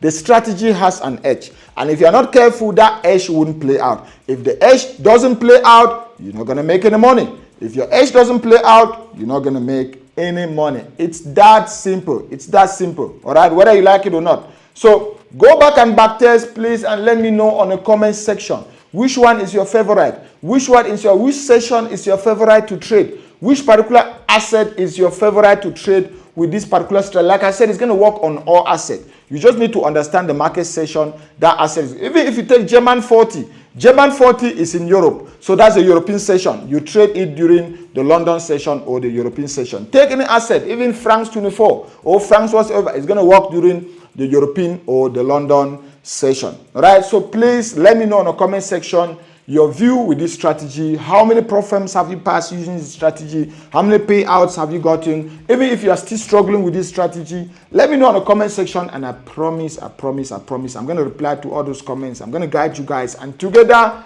let's prosper. Let's prosper. You know the motto for Godlove University, which is where we borrow this strategy, is prospering together.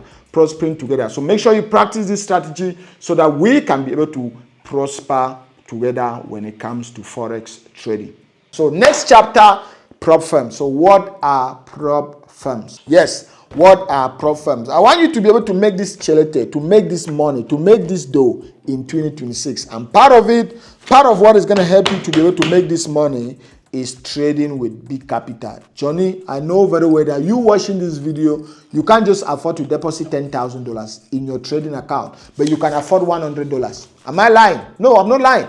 You can't just afford to just deposit $10,000 cash in your trading account, but you can afford $100. So with this $100, you can buy $10,000 worth of prop firm capital. You can buy $15,000 worth of prop firm capital. At that point in time, Johnny, you're going to be trading with $15,000 instead of just $100. When you are starting, forget all these flipping videos you see on the internet. That's the best advice I'm going to give you. Forget trying to flip your $100 to say, let's just say to $500. I'm just going to do this. Forget trying to flip $100 to $500 in your private account. You will never be able to achieve that particular target. You only achieve 1 out of 500 times of trying when you've already lost more than that amount you even achieve, because you are attempting to make about 5,000% of your account, which is not realistic, which is not practical. So don't follow all these flipping videos where you see some of your gurus, some of your mentors, your Forex influencers, they're telling you, oh, I just flip $100 to $500. No, that's not trading. Instead, talk in terms of percentages. What percentage of your account can I make? If I make 1%, if I make 10% on my $100 account, I'm just going to be making $10. But if I make 10% on my $10,000 account, I'm going to be making that money I just had. So I'll prefer to use that $100 to buy a prop firm account. So that's what prop firm. We'll talk about what a prop firm. A prop firm is just, it stands for a proprietary company that will be able to give you capital to trade. They have the capital, they have the capital, they don't have the traders. You are a trader who knows how to trade and you don't have capital. You come together, you collaborate. They will be able to give you the capital to trade for a shared profit. You keep up to 90% of your profit, while the prop firm only keeps about 10%. Prop firms, 90% of all prop firms, they operate under a simulated environment. Meaning, the good thing is whatsoever you're practicing on demo, when you start trading with a prop firm, just do the same thing, because it's the same thing. It's still a demo account. It's just that they will pay you for a performance. They call it the performance fee if you actually make profit. Not that you are trading in real market conditions. No, you are just still trading on a demo market, but they will actually pay you if you get to the funded stage and make money. So that will help you to easily validate your strategy, because whatsoever you are practicing on a demo account, just do the same thing with a prop firm, because bro, you are still trading a demo. You are still under demo. You are still in a demo environment. So that's what prop firm stands for and how they are very, very important. Why trade with prop firm? I just explained, because for you to make something reasonable in Forex trading, you need bigger amount of capital. It's even very, very important in 2026. 2026, if you're not trading with prop firms and you're still trying to follow all these flipping videos on the internet of trying to flip $50 to $500, $100 to this, it doesn't work anymore, bro. Don't waste your time. I'm telling you guys, as time goes on, what is working. You need to be able to have this adaptive nature where you easily know what's working and what is not working. These flipping videos are not working anymore. Go with the path of prop firms. And if you're looking for my recommended prop firm, it's right on the video description. How to pass a prop firm account. All right. How to pass a prop firm account. I'm going to just give you guys some few points, and then when we start talking about prop firm trading strategies, which I'm going to show you guys on the next chapter, we're also going to dwell more. So number 1 point on how to pass a prop firm account is just understanding the prop firm rules. You can't pass something you don't understand. That's the reality, right? You can't pass something you don't understand. So prop firms have what they call rules. Just as anything in life which is rule-based, you need to follow those rules.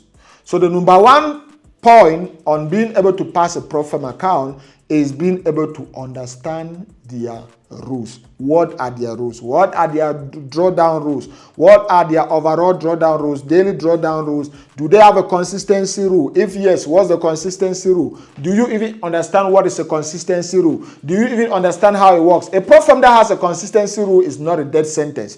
You fail because you don't understand. You are deformed because you are not informed. If you are informed, you will not be deformed. So you need to inform yourself, train yourself on a consistency rule, how it operates, and how you can maneuver around that. So the first point on you being able to pass a prop firm account is understanding the prop firm rules. And when you go to each prop firm has its own rules. It's not like you'll be trading with funding peeps and they'll have their own rules. When you go to say the funded next, you just do the same thing. No, they all have their own different rules, which you need to still sit down, study the prop firm, and know their rules. When you understand their rules, you'll be able to build your trading plan and your trading strategy around those rules. But you can't do any of that if you don't even understand the rules. So point number one is understanding the prop firm rules. Point number two is just the education.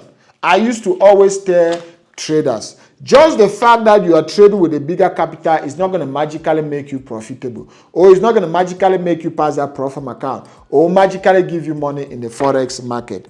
If you are trading even with $1 million and your strategy sucks, it's still going to suck. If your strategy sucks on a $100 account, that strategy is still going to suck on a $1 million account. So just the fact that you have big capital is not a guarantee that you will make money with prop firms. You need to start with what? With knowledge. You need to start with educating yourself with how the system works, with how prop trading works, with a strategy that's going to work. What risk management are you going to use? What money management are you going to use? What assets are you going to be trading? What market sessions are you going to be trading? That's what is going to encompass to help you pass that prop firm challenge, not just because you have a big capital. You even feel it more faster with bigger capital because your emotions are going to start playing in and you start telling yourself, oh, this is me trading with $1 million account. Oh, this is me trading with $100,000 account. Any small loss is going to be very detrimental to me. So you instantly lost that account faster. But when you know what you are doing, now you're going to calm down. You know, okay, trading has just become a game of zero. The same thing I was doing in my $10,000 account, I will just do the same thing in my $100,000 account and I'll be able to pass. That's how it is. So that's the first point. Number two is educating yourself with prop firm. Point number three is understanding risks and money management. This is very, very crucial. Understanding risks and money management. I have traders that can take any strategy, including myself. I can take bring any strategy to me, and I'll be able to pass a prop firm with it. I'll be able to get paid out with it. Why? Because the backbone is risk management and money management. That's why Warren Buffett always says, it's not how much you lose when you make when you are right, but how much you lose when you're wrong. All right? It's not how much you make when you are right, but how much you lose when you are wrong. Trying to tell you how capital preservation is very, very crucial when it comes to trading. So risk and money management is very, very important. Let me give you guys a key example on risk and money management. If I'm a Forex trader, I'm going to be mentioning terminologies we haven't spoken, but we're going to come across them. Let's talk about risk to reward. Risk to reward just measures the dollar amount you're risking and what you're going to get if that trade goes your way. So if I'm talking about a risk to reward of 1:1, it means I'm just risking, say, $1 to go for $1, right? If this $1, I'm going for $1. If the trade goes my way, I'll make $1, and if it doesn't go my way, I'll lose $1. Perfect. Let's join this one here. If I'm talking about a risk to reward of 1:2, it means if the trade doesn't go my way, I'm going to lose $1, and if it goes my way, I'll make $2. Voila, let's add this one. Now, with a risk to reward of 1:3, it means this is 3. Let's just say this is this year $1 to $3, and this is the risk. It means if the trade doesn't go my way, I'm going to lose $1, but if it goes my way, I'm going to make $3. That's the risk to reward of 1:3. The best risk to reward I would always recommend for traders is a risk to reward of 1:2. So in terms of dollars, you are risking $1 to go for $2. With this, You just need to have a 40% win rate. You don't even need a 50% win rate to pass a prop firm to get payouts with prop firm. You don't even need a 50% win rate. Now let's talk in terms of percentages. It means if that $1 was 1% of my account, I'm risking 1% to go for 2%. Now, at that point in time, I don't even need a 50% win rate. I just need a 40% win rate. Let's do some math, right? Let's do some math. Let's take a sample size of 10 trades. There are some days you'll be able to take 10 trades. I used to take 10 trades in a day without any problem.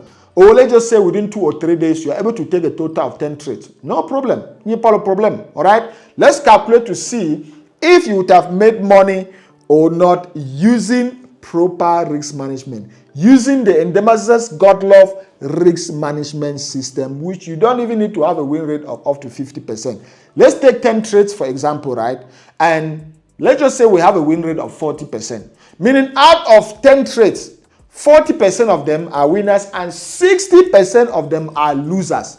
Out of 10 trades, 40% of 10 is 4. Just 4 of them are winners and 6 of them are losers. Let's start on the losing side. Let's calculate to see if at the end of that day we made money or not, even though most of our trades were losers. That's why I will never teach you on how not to have losers in trading, but I'll teach you on how to lose as a winner. That's the mind of an investor. All right? So let's take that example. Losers, I'm risking 1% per trade. So all the losers, I was able to lose 6%, minus 6% of my account. So it's 1% times 6 minus 6% on the loser side, right?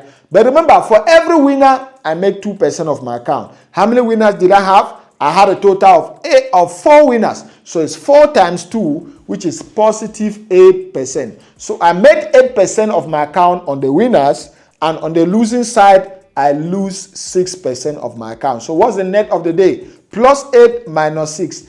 Plus 2%. So I still ended that day with plus 2% of my account, bro. Johnny, can you see how you don't even need to have a 50% win rate to make money in Forex? Can you see how you don't even need to have more winners than losers to make money in Forex? That's it. I still ended the day with plus 2% of my account. And now let me give you guys this example. Show me someone who can end the day with plus 2%, and I'll show you a Forex. No, I'm over exaggerating. Forgive me for that. I'm over exaggerating. Show me someone who can end a week with plus 2%, and I'll show you a multi-Forex millionaire.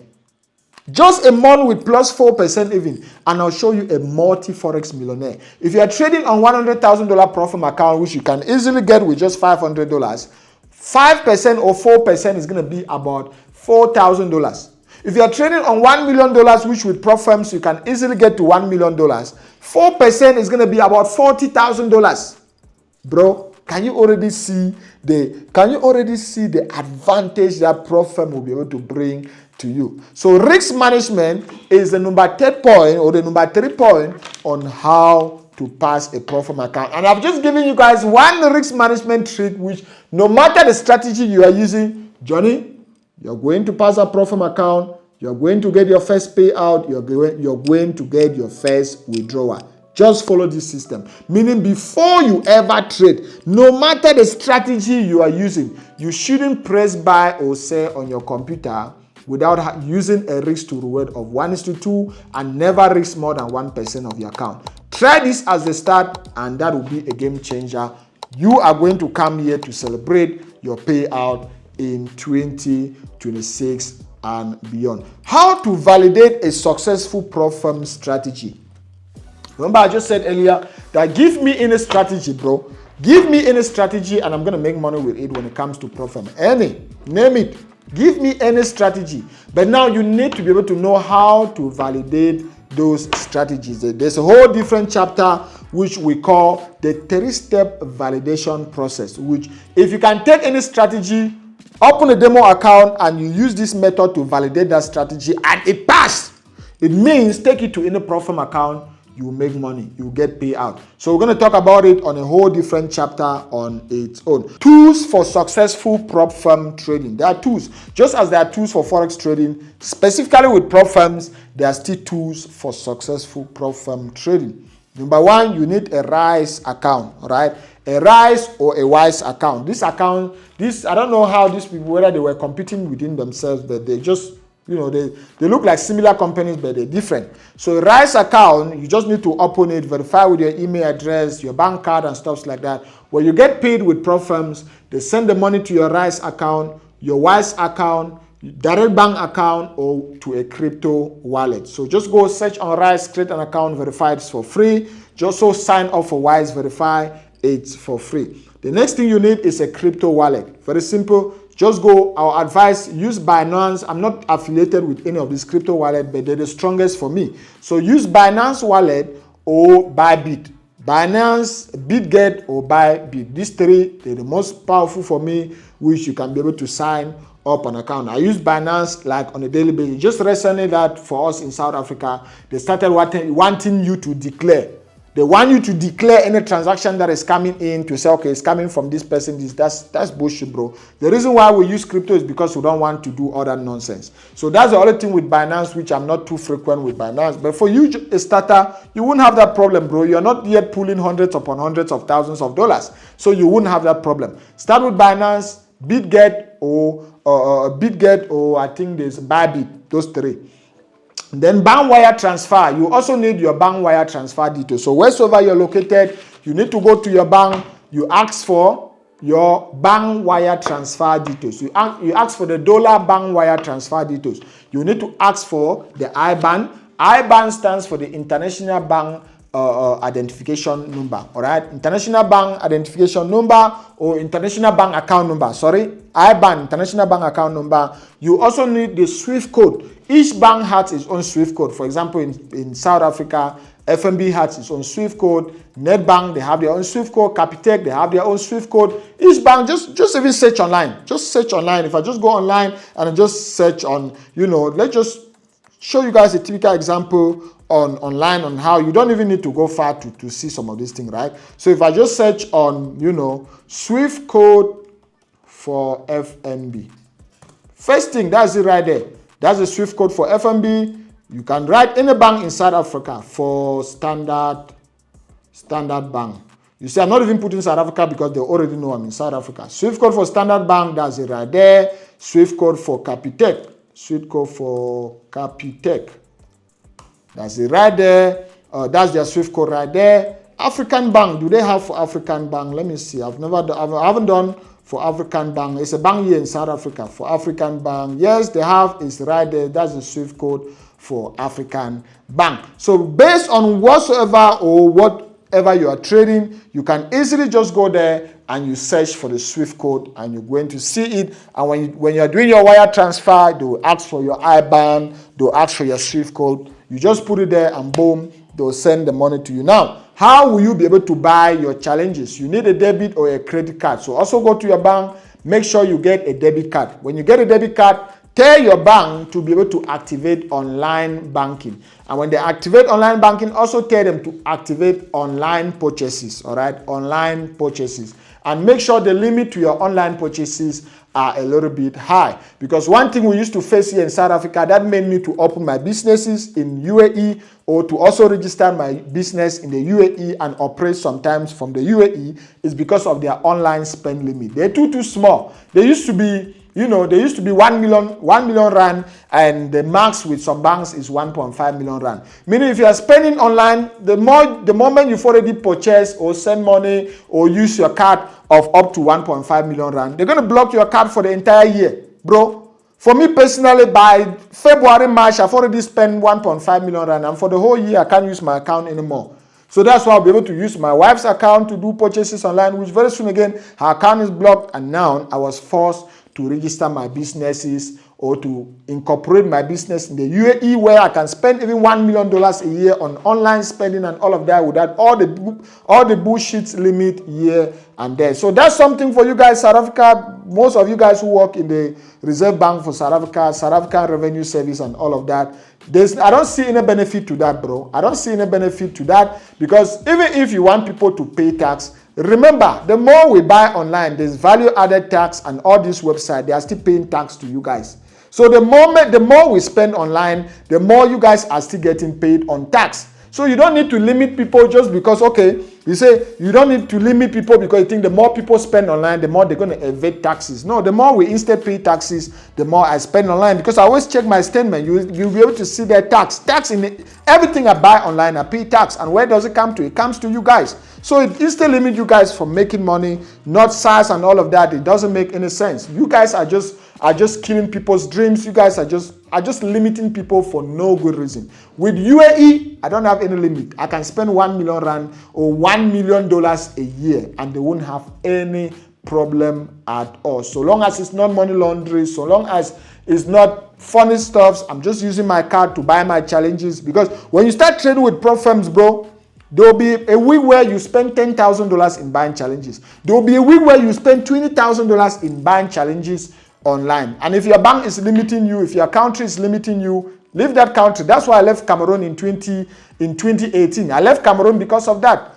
There was a limiting environment. I couldn't do what I had to do because it was difficult for me to deposit money. It was difficult for me to withdraw money. So because of that, I had to leave Cameroon. Coming to South Africa, it became a point in time where their limits were too tight. What did I do? I also registered my business in UAE. Even though I live in South Africa, I have residency in UAE. My business operates in UAE. So as a business person, you need to be able to you need to be very flexible to know how to deal with these jurisdictions. All right, and part of it is just being a forex trader. Sometimes you automatically already start thinking as a business person. So as a forex trader, you can even call yourself a business person. So that is that. Just talking about those cards, you should already have that in mind, so that when you go ahead and you start spending, and then your bank telling you, oh, you already reached international limit, it shouldn't sound as a surprise to you. Just be prepared. You can be able to have your business sometime registered or incorporated in different jurisdictions like the UAE, the Cayman Island, and all of that, Chassis and all of that, Cyprus and all of that. You'll be able to have a lot of tax advantages. You'll be able to have a lot of spending advantages. I almost didn't want to bring this thing to the internet, to bring this particular concept to the internet, but because of the promise I made to myself, to show you guys everything without hiding anything, I had to bring it. Because this is part of my secret. You know, when they say someone have a secret where, you know, even if a billionaire can teach you everything, the person will never show you everything. This is part of those things. Where I used to just keep this one for myself. But you know, 2026, I was like, bro, I'm going to show you guys this. If you can master this 3-step validation, if you can be able to master this process on how to validate, pick any strategy, and if you can master this, you make money with that strategy. I can promise you. You're going to see on the comment section, people are going to be testifying to this. People are going to be testifying. Pick any strategy, and if you can understand the process I'm going to show you guys here, you'll be able to pass phase 1, phase 2, and get a payout with that strategy. It's that simple. All right. So what is the 3-step validation for prop trading?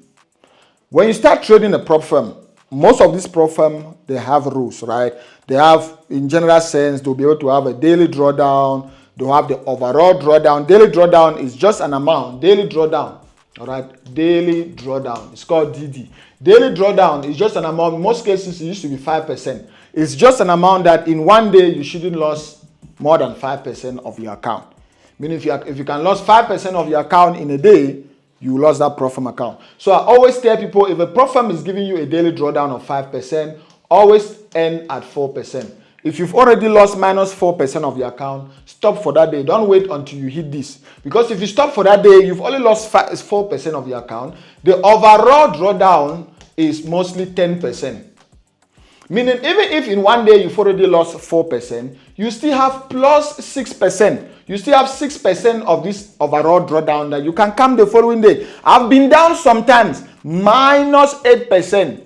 and I'm able to recover from that. I recover from that drawdown, get funded, and even receive a payout. So it's your ability to recover from drawdowns that is going to show how serious you are or how profitable you are as a Forex trader. Because you can't avoid those, just as you can't avoid losers in trading, you can't avoid, having losers, you can't avoid having, you can't predetermine the outcome of a trade. You can also avoid drawdowns. So drawdown is just when, someone started right here and then boom, you go in a dip, and then remember you started right here. The ability is to see how you can come out of this drawdown and eventually make money. So that's why I'm teaching you guys this particular concept right here. So even if you lost 4%, you still have 6%. The following day, you can then come. I've showed you guys from when we start talking about strategies, you guys will be able to see in one day you can make 7%. In one day you can make 5%. So even if you lost 4% in a day, the following day you come and make again 7%. You've just made plus.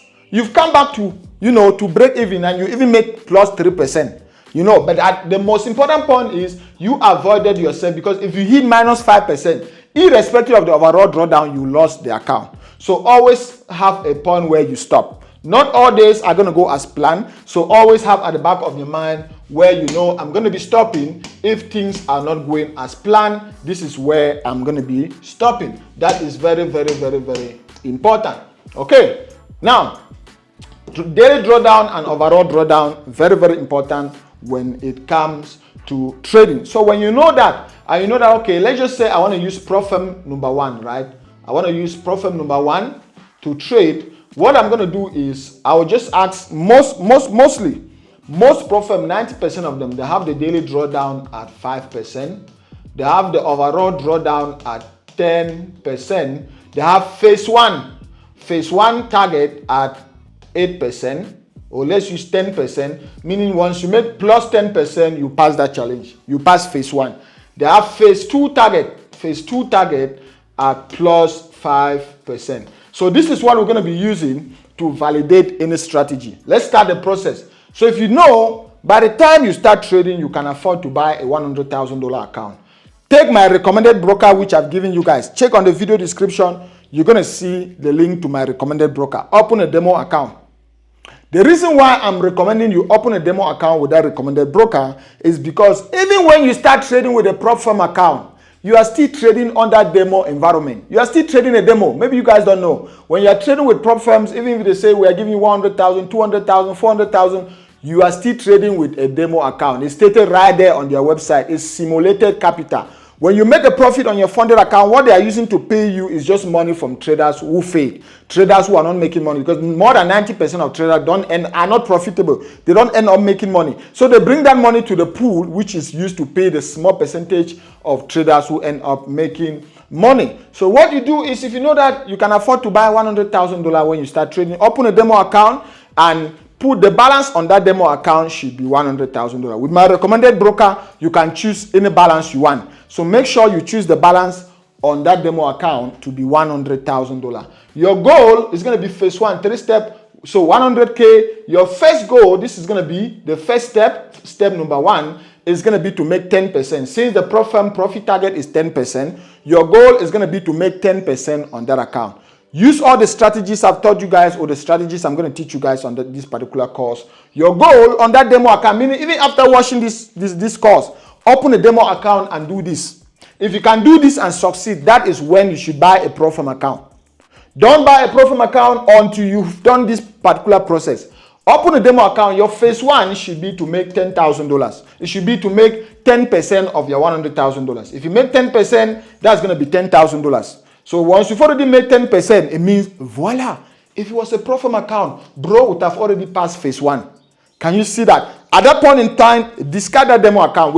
With my recommended broker, you can open even 200 demo accounts. You can open as many demo accounts as you want. So discard that one and just go and open a new one. Go and open a new demo account, and the balance on that demo account again should still be 100K. You are now on phase 2. You are treating it as if you are actually trading with a prop firm. You are on phase 2. Do what? Follow all the strategies I've taught you guys on the course. Your goal should be to make plus 5%. If you make plus 5%, voila, $5,000. It means if it was a prop firm account, this is phase 1, this is phase 2, and this is funded.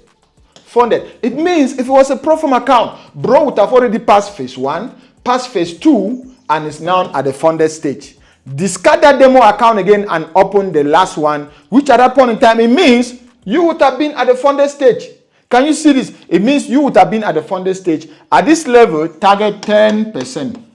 Target 10%, which is going to be $10,000. The moment you hit this target of 10%, boom, it means if it was a prop firm, you would have been able to pass phase 1, you would have been able to pass phase 2, you would have been able to get to the funded stage and even make 10,000 and even make 10% of your account at the funded stage. When you start trading with prop firm, it's just going to be the same thing. You're still going to be trading with a demo account. So just do the same thing. But first of all, validate that strategy. Take any strategy. Take any of the strategies I've taught you guys. Validate once you've already validated anyone until you pass these 3 steps. Buy any prop firm account and the rest is going to be history. You come back on this video description and start sharing your payout history and start sharing payout back to back. There's no magic. That is it. You come here and start sharing your payout back to back. So that is it. There's no other hidden secret. There's nothing. That is the simple process. That is the simple process when it comes to managing your account, when it comes to validating your account. So if you think, I always just like to use 100,000 because it's easy to calculate. Even when I trade with pro firms, I just like $100,000. But you can do this process on even a $50,000 account, on even a $200,000 account. But trust me, if you can validate, take even ICT, take any strategy, take anyone to make things easier. I've given you guys the 2 most profitable Forex trading strategies you'll find in the Forex market on this particular full course. So just take any of those strategies, either the GUMVR or the GUORB. Go take it through the 3-step validation process. Anyone that passed, use it on your prop firm account and call me after that, and you can then send my bottle of whiskey. You can then say, you can thank me later. They used to say, thank me later. So do that, and you can thank me later. In 2023 alone, I went from $200,000 to almost about $4 million in funding. You guys, I documented everything on this channel. It's still there. The good thing with documentation is you can always go back and see something you're doubting. Right? The playlist is right there. I went from $200,000 to almost about $4 million in funding with about $480,000 in payout in a single year, 2023. 2024, I didn't place any trade with the prop firm because I was owning my own prop firm. So I didn't want to trade with the prop firm because it would have just been conflict of interest. 2025, I stopped. My prop firm was paused because we lost our trading platform, and I started trading with prop firm again. And in 2025 alone, I went again from almost about $400,000 to about $3.something million with more than $500,000 again in payout. And how did I go from $200K to $4 million in a year? I use this same process, which I'm going to be showing you guys on this particular chapter of the video. I use this same process. Use this same process, start with $10,000 and you get to $1 million. Use this same approach, start with $100,000 and you get to $1 million, you get to $2 million. There's no secret. Let me show you guys how it works. Scaling to millions in Forex, particularly prop firms. I'm going to use this particularly prop firms. I always like to say this. When you are starting to trade with prop firms, you need to understand, you're not going to pass all prop firms. Just as you're not going to have all trades as winners, you're not going to pass all prop firms. So always give yourself room for failure, room for error, and room for failure. That's why we start with the first 50%, which if you know very well that, okay, by the time I purchase my first prop firm account, I can afford to buy, I can afford to spend $1,000. It means with $1,000, you can buy 2 prop firm accounts, right? So always split it into 2. $100,000 prop firm account costs $500.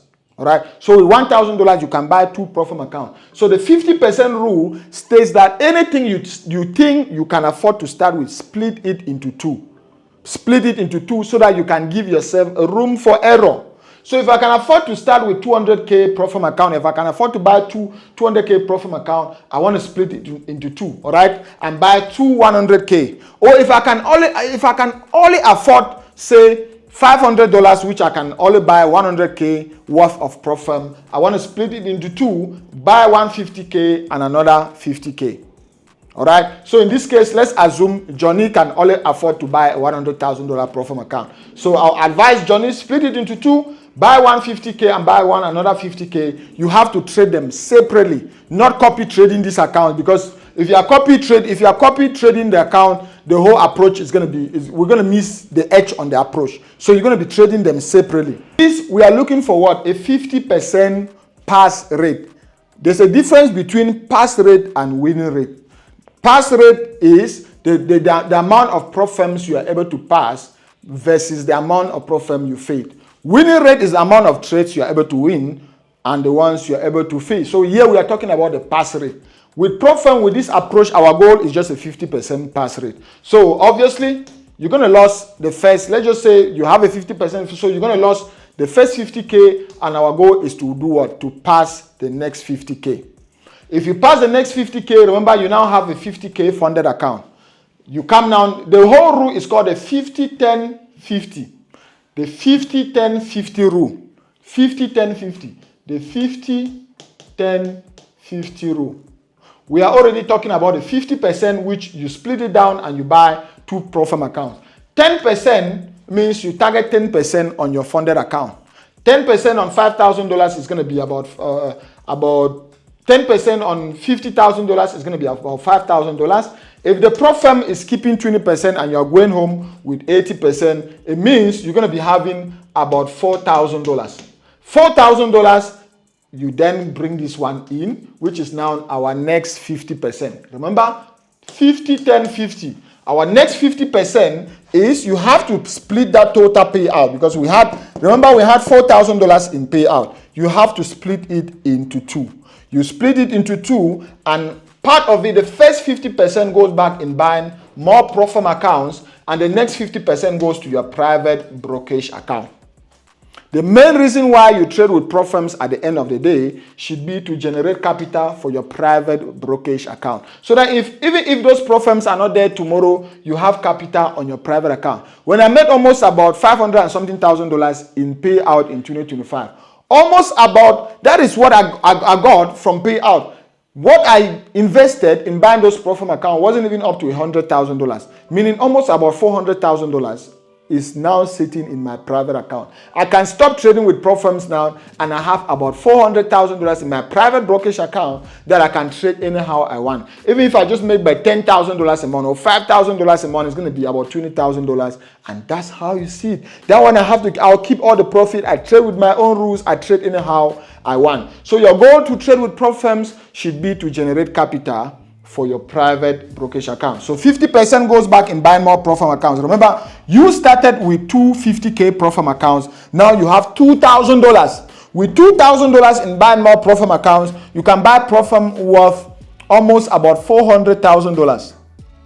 You can buy pro firms worth about $400,000, and the process starts again. All right? Because you can see here, this is $2,000 into more challenges, $2,000 in your private brokerage account. All right. So with $200,000, you can now buy $400,000 worth of pro firm. If you buy $400,000 worth of pro firm, remember $200K now is going to be here, and $200K is going to be here. You pass $200K, fade $200K. Now you have $200K funded. $200K, $10K is going to be $20,000. If you keep 80%, you're going to be having about $18K at this particular stage. You're going to be having about $18,000. Now, this is when you've gotten to where we call the break-even point. Because the break-even point is when 50% of your total payout is more than $5,000. You should never spend more than $5,000 at any point in time in buying challenges. Because $5,000, you can buy challenges worth $1 million.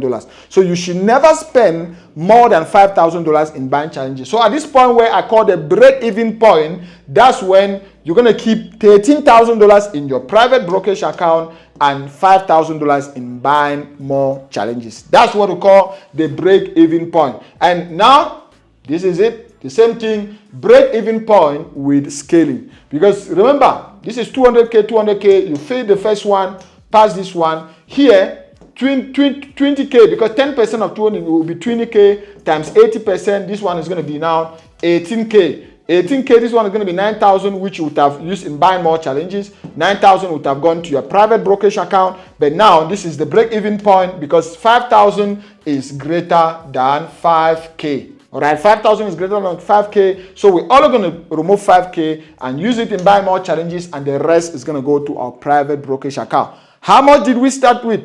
We started with $500 and we bought 2 pro-form accounts, 50K. Just on this second step, maybe this is going to be your second month of trading or your third month. If you already follow everything I taught you guys on this particular video, this might be your second or your third month. You're already standing on what? 200K funded plus the first 50. You're standing on 250K funded. You're standing on 250K funded. You've put almost about, the first one was $2,000 in your private brokerage account plus $13,000. You've put about $15,000 in your private brokerage account, and now you've also gotten about $200,000 that you can use to buy, or $5,000 that you can use to buy more.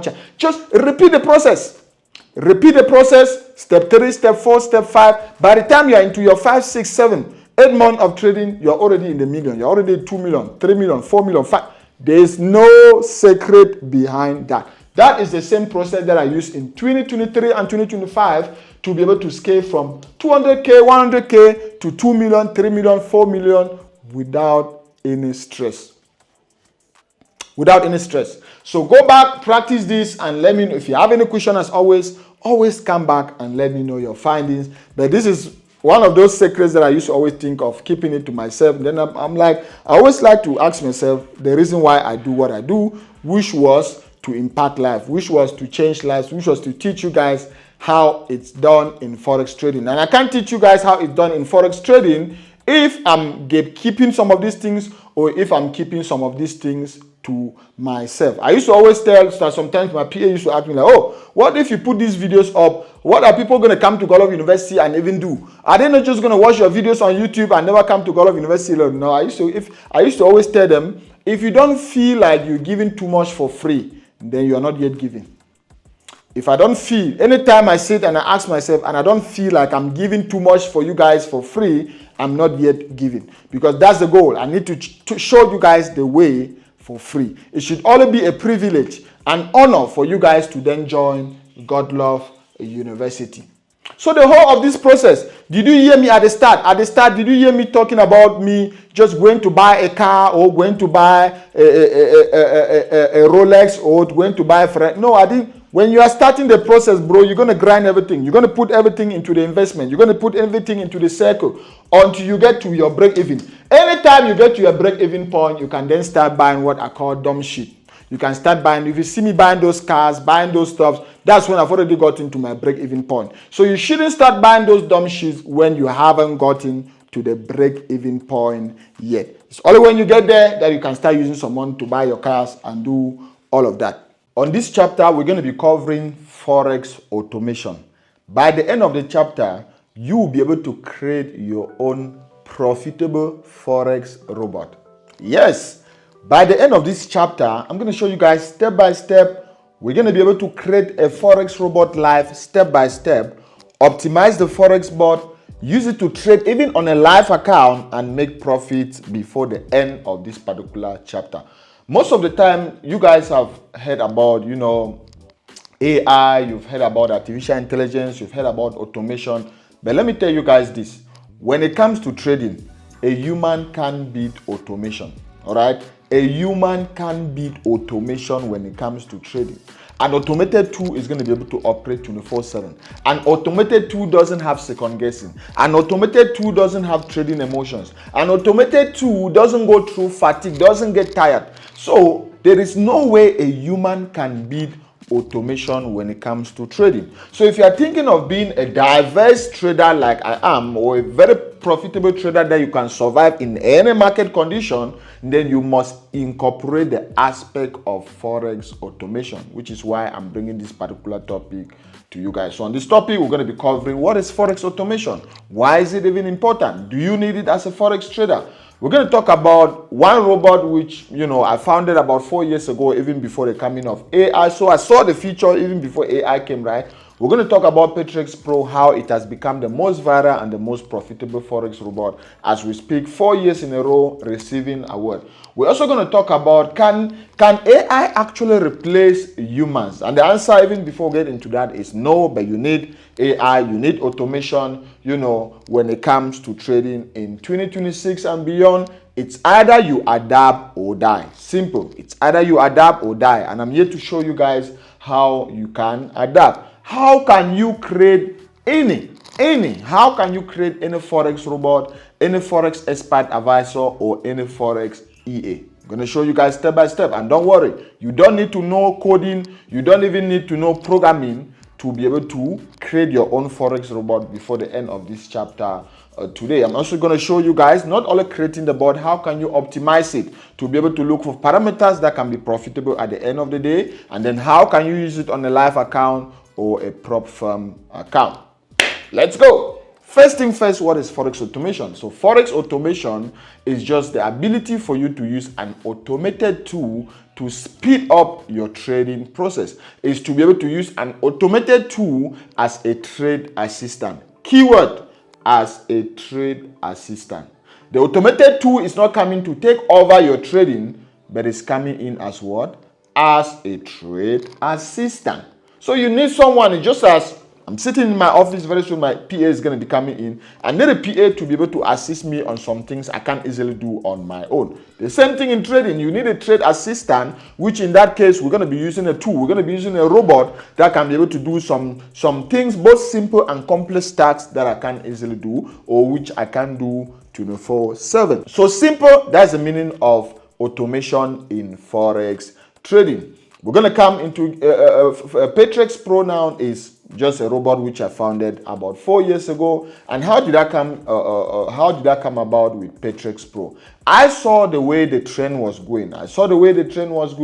And I knew that it's going to become a point in time where you obviously need a trade assistant. You obviously need an automated tool. You can operate 24/7. You have emotion. The reason why a monkey can be a better trader than you is because the monkey doesn't care about money.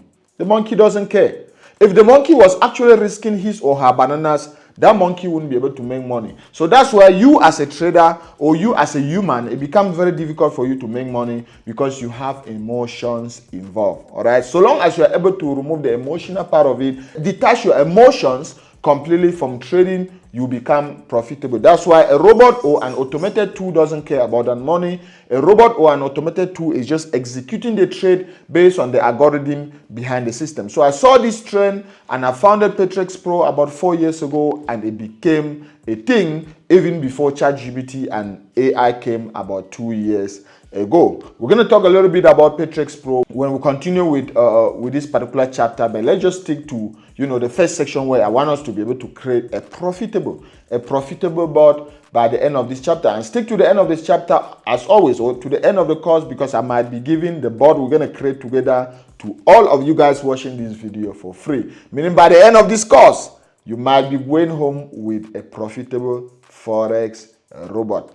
Should you just allow the robot to take everything, to just do everything, to just take over your trading? No. You still need any idiot can't just create a Forex robot. You need to even be a profitable Forex trader to create a profitable Forex bot. So you are not just allowing the robot to just take over and just do everything for you. No, you are bringing in the robot as a trade assistant. The reason why I can use a bot, make money, you use the same bot and you don't make money is because you are using a robot like a robot. All right, you are using the robot like a robot. For you to make money with a robot, you need to understand the algorithm behind the bot. You need to understand why the bot is buying and selling. And the only thing the bot is going to take over from you is the emotional part of it, the conflicting part of it, and everything we've already mentioned. The fatigue, the fact that it can operate 24/7, the fact that it can operate on all market sessions. That should be the only aspect that bot is coming to take away from you. But don't just give the robot, or don't just use a robot as a robot. So let's go ahead and create our own first Forex robot, which we're going to be able to use it to start making money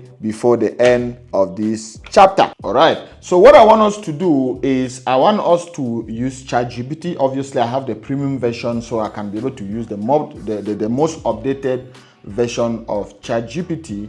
And here what I want us to do is I want us to start a new chart, all right? I want us to call this chart, let's just call this one Forex Profitable Forex Trading Bot, all right?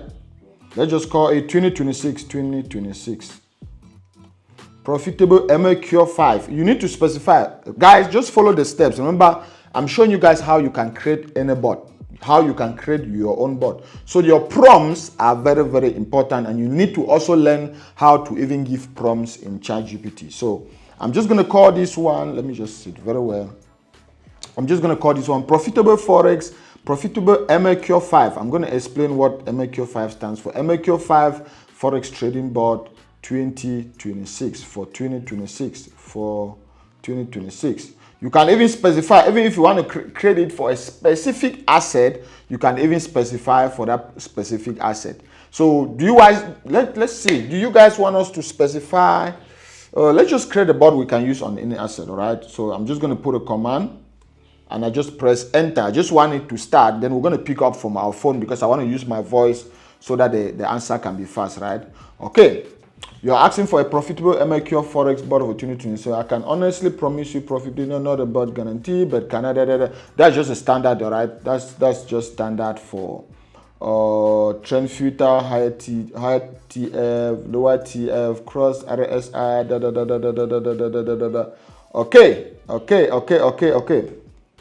Okay. Risk percentage law, daily profit target, plus this, max trades per day, spread filter, 1 trade at a time per symbol. All right. Remember, I've been using ChatGPT for so long. So when you use ChatGPT for so long, they are able to, anytime you ask a question, they are able to go through all your previous chart to have an idea of what you are requesting. All right. So that's why I want us to just start a new one on the phone. So I'm just going to put my recording on. I don't want to use their own command or their own prompt they just gave now. I want to start a new one on the phone. And I want to tell ChatGPT the kind of bot I want, the strategy I want, and everything. So let's just start from square one. I'm going to try to pick up this same one. Okay, this is it right here. This is the same prompt on my phone. And then let's go. Hey, how are you doing today? Hey there, I'm doing great. Thanks for asking. I hope you're doing well too. Let me know if there's anything else I can help you out with. Perfect. I'm doing great today. So what I want us to do is I want us to create a very simple but yet a profitable Forex bot, an MAQ Forex bot, where I can just copy the code and compile in MAQ5, and I can be able to start using. So listen carefully for the parameters which I want on this particular bot. Starting on the strategy or the algorithm or the logic behind the bot, it can be any price action bot, it can be any price action combined with any indicator to filter the trend or to give me the trend. And then these are the few parameters we must. That means must have parameters. You can include your own parameters that you think are needed for the bot to be profitable, but these are the most have parameters. Number one, I need a daily target. So daily target parameter, I need overall.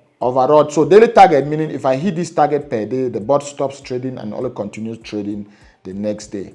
I need the overall target where if I hit that particular target, the bot is completely stopped and is removed from the chart. I need stop loss in pips. I need take profit as well in pips. I need maximum trades per day. I need spread filter. I need time filter, and I also need daily drawdown. All right. So these are must-have parameters, but if you see that any other parameter is needed, you can be able to add on this particular bot. So give it a shot. Let's see what you got. Absolutely. Let's do it. I'll put together a nice, straightforward MQL5 bot that includes all those must-have parameters you mentioned. That way you can just copy the code, compile it, and you're good to go. Give me a second. I'll get that ready for you. Perfect. Thank you. You're very welcome. All right, let's dive in. I'll set up a template for your MQL5 bot that includes each of those parameters. daily target, overall profit target, stop loss, take profit, max trades per day, spread and time filters and daily drawdown, plus a couple of little extras to keep things stable. I'll write it up so you can easily copy it into Meta Editor, compile, and start using it.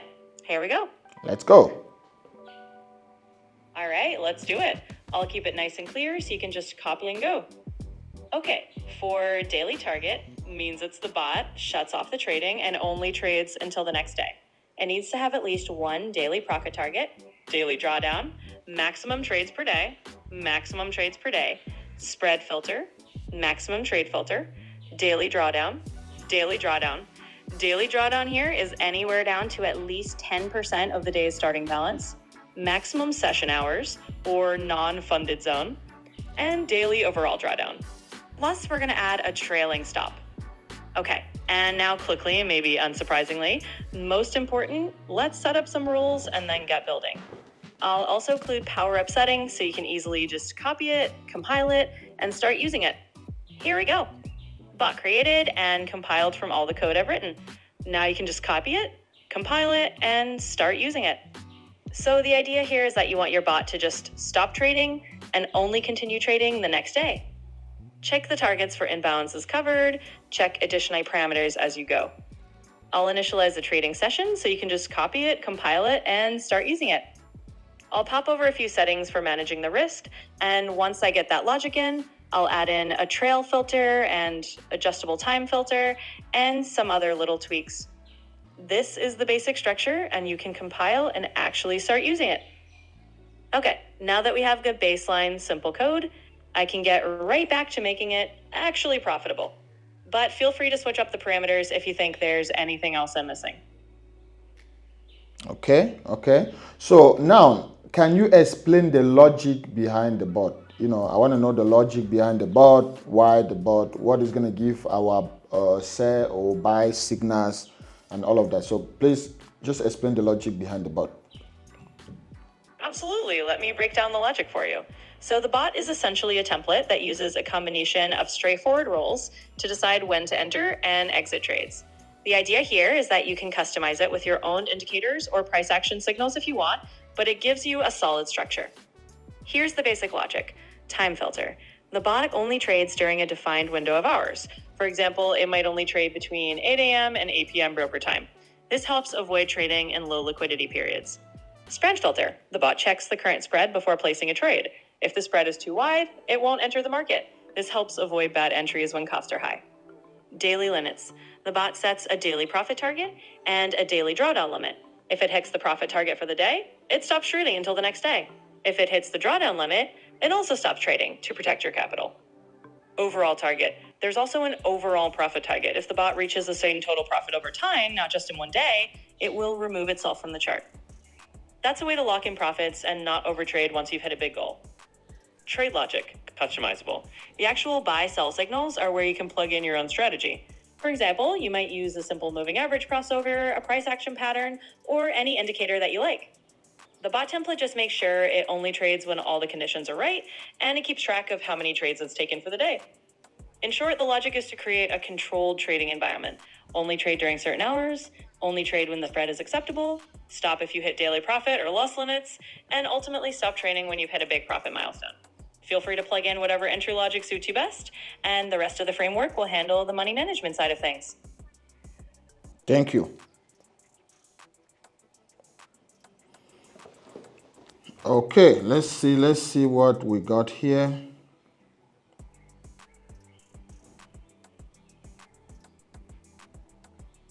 All right, so we have it. We're just going to refresh this page so that we can see exactly what happened.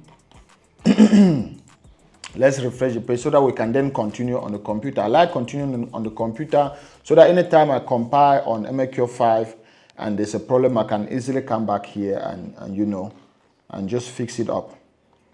So what I'm going to do, so by the time the bot was giving the code, I gave another command. So I just want to make sure the complete code is, I'm just going to say paste the complete code for the bot below again. So I just want to make sure the complete code is there. All right, because it seems from what I see here, the bot was still giving the code while we gave another command. This could be a combination of price action and this. So let's just wait. You can also need to track trade. Okay.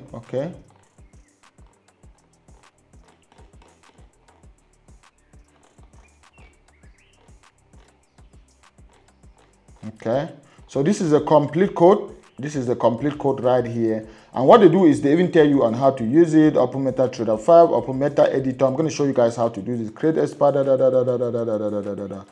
Okay, extremely simple to optimize. No repenting, no mattinga, pro-firm friendly. So they're even telling you from the command we gave. You can even see they're telling us it's extremely simple, easy to optimize. No repenting, no mattinga. I don't want any bot that has to do with mattinga. That's the most suicidal strategy you can ever think of. Prop firm friendly. Obviously, we need to use it on the prop firm. That's why I was telling the bot that, you know, we need a daily drawdown, overall drawdown, all of that. Strong risk control. There is no bot. The bot won't make money if you don't have strong and risk management, and you won't even be able to implement that if you don't even understand, you know, from the previous section of the course we've explained risk and money management and all of this is us now putting it in a bot. That's what I'm saying. Any idiot can just create a profitable forex bot. You need to already know what you are doing, and then you create a bot that can just mimic a strategy that is already working. Clean price action logic. So if you want MT4 version, no, let's just stick to MT5 version. Risk percent, lot sizing, no, I just want lot size. It's fine for now. So let's just stick to lot size. I can even put where, you know, instead of putting lot size, we actually put risk percent. What I instead want us to put is I want us to add a trailing stop. All right, let's add a trailing stop. It's very, very important. Let's add a trailing stop and the option to turn the option to turn it true or false. So this is more like the option to turn it true or false. This is more like a programming language, but I'm going to show you guys what it means very, very soon. Back in the days, what we used to do is we'll be able to come up with the whole script, the whole idea, and then we'll go to maqr5.com. There's this website which is called maqr5.com. So we'll then go to this website and you click on freelance and you pay someone like maybe $500 or so, and the person will create the bot for you. So let me just check on maqr5, which should be this website. I don't know why it's not popping up. maqr5, it should be able to maqr5. I'm not going to put .com. Yeah, this website right here. So normally what we used to do is we'll come up with our script and then we'll come here, click on freelance, and then we'll pay someone. So you can see how much I've spent even here. I only use maqr5 now to do my optimization, where I come here and I do what we used to call renting agents. I come here and I rent agents that can be able to optimize my bot very, very fast. All these bots you are seeing here, they created it the same way I'm showing you guys. All this bot, meaning you can even actually create your own bot and put it, if it's profitable, you put it on the, you know, the maqr5 marketplace and actually make money. All these bots, 99% of them are created using the same means I'm telling you guys. But back in the days, like 2018, 2019, we used to come here, we'll be able to hire freelancers. You know, I know how to trade, I don't know how to code a bot. There's another freelancer who knows how to code a bot but doesn't know how to trade. So we'll come together, we'll collaborate. I'll pay that person, give my idea, they call it the specs. Give my specs to that guy, and the person will code the bot for me. So now things are very, very simple with ChatGPT. You can come up with your idea, and then ChatGPT is going to come in now as your developer to be able to develop your bot for you. So trailing stop behavior is simple plus effective. So we've added our trailing stop. This is our complete code now. So let's see. Boom, boom, boom, boom, boom, boom. Okay, quick recommended default setting for most. Trailing stop is true. Trailing start at 15. Trailing distance is 10. For this goal, 15-minute time frame, trailing stop is in pip is 80 pips. Trailing distance is 50 pips. Because gold moves in larger pips, like size, swings depending on this. Okay, let's just go and do our backtest. Let's do our backtest. We have our code. So meaning days upon days of weeks of coding has already been cut, and the code has been given to us in less than 2 seconds. So we have our code. You just come here, you copy the code. You need to go and compile this code to come up with your robot. And where you compile the code is called Meta Editor. You have MetaTrader 5 and Meta Editor. If you want to build any bot, you build it on Meta Editor. So I'm going to go back into my VPS. I do everything inside my VPS. So this is my VPS right here. This is what they call Meta Editor. This is Meta Editor. You can see it's written there, Meta Editor, and this is just MetaTrader 5. So I'm using IC Market. That's why you see the logos. I have almost about 18 MT5s on this VPS alone. A normal computer can't handle it, but I have a dedicated VPS which I use for all my trading or for all my robotic trading. The VPS is having about 25 cores, bro, 25 cores. Even the biggest computer we have only has i8 or i9, meaning it has 9 cores, but this one is having 25 cores. Let's not go into the technicalities, but you start to know a little bit about IT, a little bit about networking, computers, and all of that. When you start going far with Forex will push you to know a lot of things. But yes, that is it. This is the big computer I use right here. Even NinjaTrader is right here. You can see I have optimization on NinjaTrader. We're not going to go into that. So MetaTrader, just open your MetaTrader editor. This is MetaTrader. I already opened it and it's here. So when you come here, just go and open a new project and you're going to paste the code we copy. Since I already have this bot that is already here, I don't even need it anymore. I can just go to Save As and duplicate this one. So this one I used to call it Night Watch, and the purpose was simple. It just used to monitor my trade, and if I hit a particular target or a particular limit, you say limit bridge shutdown. It's going to shut down. I used to use it for pro firms and all of that. But anyway, let's just go to Save As. Save As. We're going to put this on desktop. We're going to put this. Let's just call this Forex course, because this is still our Forex course Robot 2026. All right, Forex course Robot 2026. We're gonna save this. I actually want us to put it in a folder. All right, so FX course 2026 bot.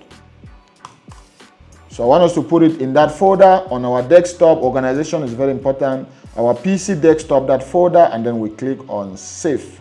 All right, let's now, what we need to do is to delete everything. You just click on Control A, delete everything, and then Control V or paste, and you paste the complete code we just copied. So this is our complete code right here. It's almost going right down to line 242. So that is it. This is our complete code for our robot. What we just have to do is to compile and see if we have any errors. And if we have any errors, then we need to go and complete it. So you just click this button right here, compile. Boom. Okay, so we have up to 11 errors. I'm just going to push this right up. So these are the errors we have, but you don't need to worry. You just highlight.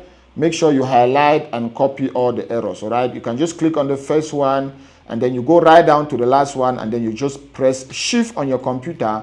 It's going to highlight everything. You copy, go back to ChatGPT and say, please correct the errors below. ChatGPT already knows your meta editor, so you don't need to waste more time. So I just say, please correct the errors below. I copy those errors and I put there. The lines are there. Everything is there. So let's wait for ChatGPT to correct the errors. You need to be able to come on Meta Editor.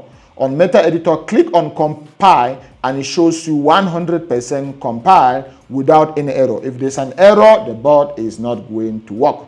So let's see if ChatGPT is correcting it. Yes, ChatGPT is correcting our error. Got you. The errors come from MLQ4 style code mixed with MLQ5. Okay, so let's see.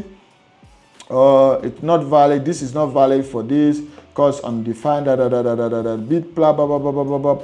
Okay, below is a fully corrected clean code ready for this with daily target. Let's just wait for our code. We don't have time to be reading all of that. The only thing we just need here, why your exact error happened, map line this, they even tell you, the exact line that had a problem. So now we copy our new code, go back here, we just highlight this again, delete everything, paste our new code, click on compile. Voila! Can you see that? If I click on compile again, voila, 100%, you can see 0 errors, 0 warnings, 0 errors, and 0 warning. You must have this 0 errors and 0 warning. It means your compilation is correct and your bot is good to go. So we can then minimize our MetaTrader editor. This is our bot right here, FX Course 2026 bot. So we can then open that folder. This is the raw file for the robot, and the robot itself, the extracted folder. So the one you need to copy is the extracted one. If in the future you want to do any edit, you do it on this one. So we just copy this one, and we're going to take it down to our trading platform and start making some money. So let's use this one right here. Okay, let's use this one. Yeah, let's use this one. Let's use this one. This one is actually having, let's see. So this is actually my live account with IC Market, my personal live account. And I just plugged in one bot which I mentioned earlier, which was Patrex Pro. And we're going to come into it, and we're going to be able to see how much this bot has made within the last month, within the last couple of months. And you can see right up there, that's my live account right there. But anyway, let's close this one and start with our new bot. We're also going to close this terminal down here. We need to put the bot on the chart. Remember, the one we have here is Patrex Pro.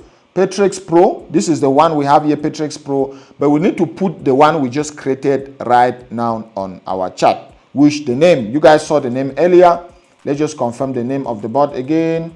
FX Course 2026, where is it? This is it right here. So the name of our robot is Forex Course Robot 2026. If you like, you can even change the name. That name doesn't sound like a robot name, guys. I'm going to change it. I'm going to change it to make it sound like a robot name. So I just go back to the raw file. I'm going to change this. Just go to control. It's even good when you save many copies, so that if there's a problem with one copy, you can always come and change. Okay, so how can we call it? I want it to sound like a robot, guys. People, I want it to sound like a robot. Where is Forex Course 2026? This is it right here. So I want to call this FX.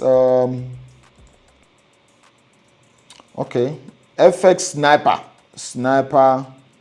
2026. FX Sniper 2026. That's it.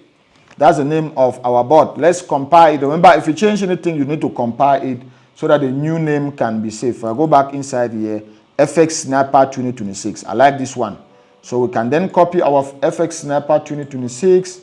We open back our platform. We're going to be putting it right here. To put a new bot on your trading platform, you just click on File, go down to Open Data Folder, and then you click on, okay, and then you click on MAQ5, go under Expert, and then you paste the bot right there. Boom. You can see I have Patrex Pro Master right there and FX Sniper 2026. You then close the folder, come here under Navigator. Under Navigator, go down, just click anywhere and go to Refresh. Boom, you're going to see the robot right there. That's the robot right there, and that's also our Patrex Pro right there. But the one we're going to be using is this FX Sniper. I want to open another, let's open another chart of gold. I don't want to mess up with this one because I already have Patrex Pro right here. So we're just going to quickly open another chart of gold, which is XAUUSD. Where is it? Right here. Okay. XAUUSD. Let's go to chart window. All right. Okay, I just need a new one. I need a new one. Or since we already have trades here on XAUUSD, we can actually open Great Britain Pound USD. All right, this is Great Britain Pound USD. We can drop it to the 5-minute time frame, and then we'll go to the left. Remember, I hope you guys already watched the video on how to set up your MetaTrader 5, right? It's very crucial. It's very important. You guys need to know how to set up your MetaTrader 5 to look exactly like mine. You guys can see how my MetaTrader 5 is very organized.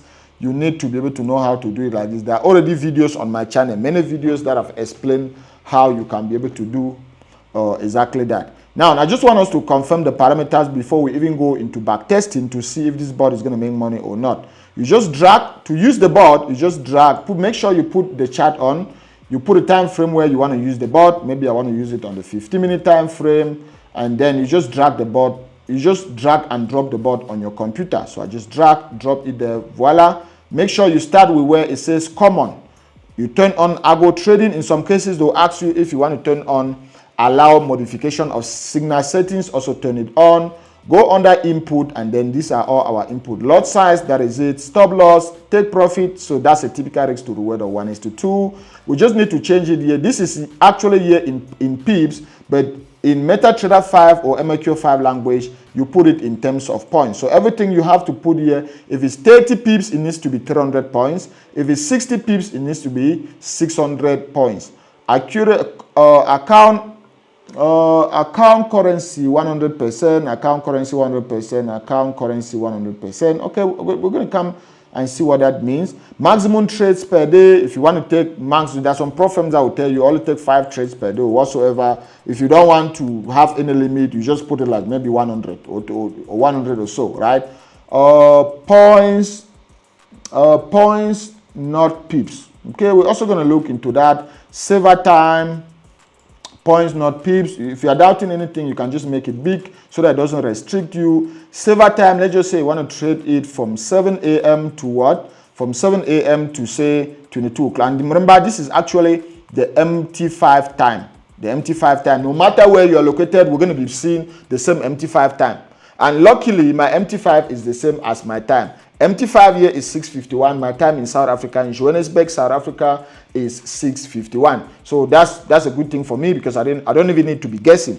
But no matter where you're located, we're going to be seeing the same MT5 time. So in most cases, if you want to trade just the London session, it runs from 8 a.m. or from around 8 a.m. to around 5 p.m. Just the New York from around 3 p.m. to about 22 o'clock. So depending on you, let's just allow the bot to run for the whole day. So I'm going to put there 3 a.m. to 22 o'clock, right? 3 a.m. to 22 o'clock. So you can always change it. Signal time frame. This is where you can then, maybe you want to trade with the 15-minute time frame. You want to trade with the 5-minute time frame, 1 hour, you can change it right there. So let's leave it on the 15-minute time frame. Trend MA period. This is just to filter a period. This is too high. In most cases, I used to just use the 50 period. On and off, what is that for? We're going to backtest and see. Start trading after this profit.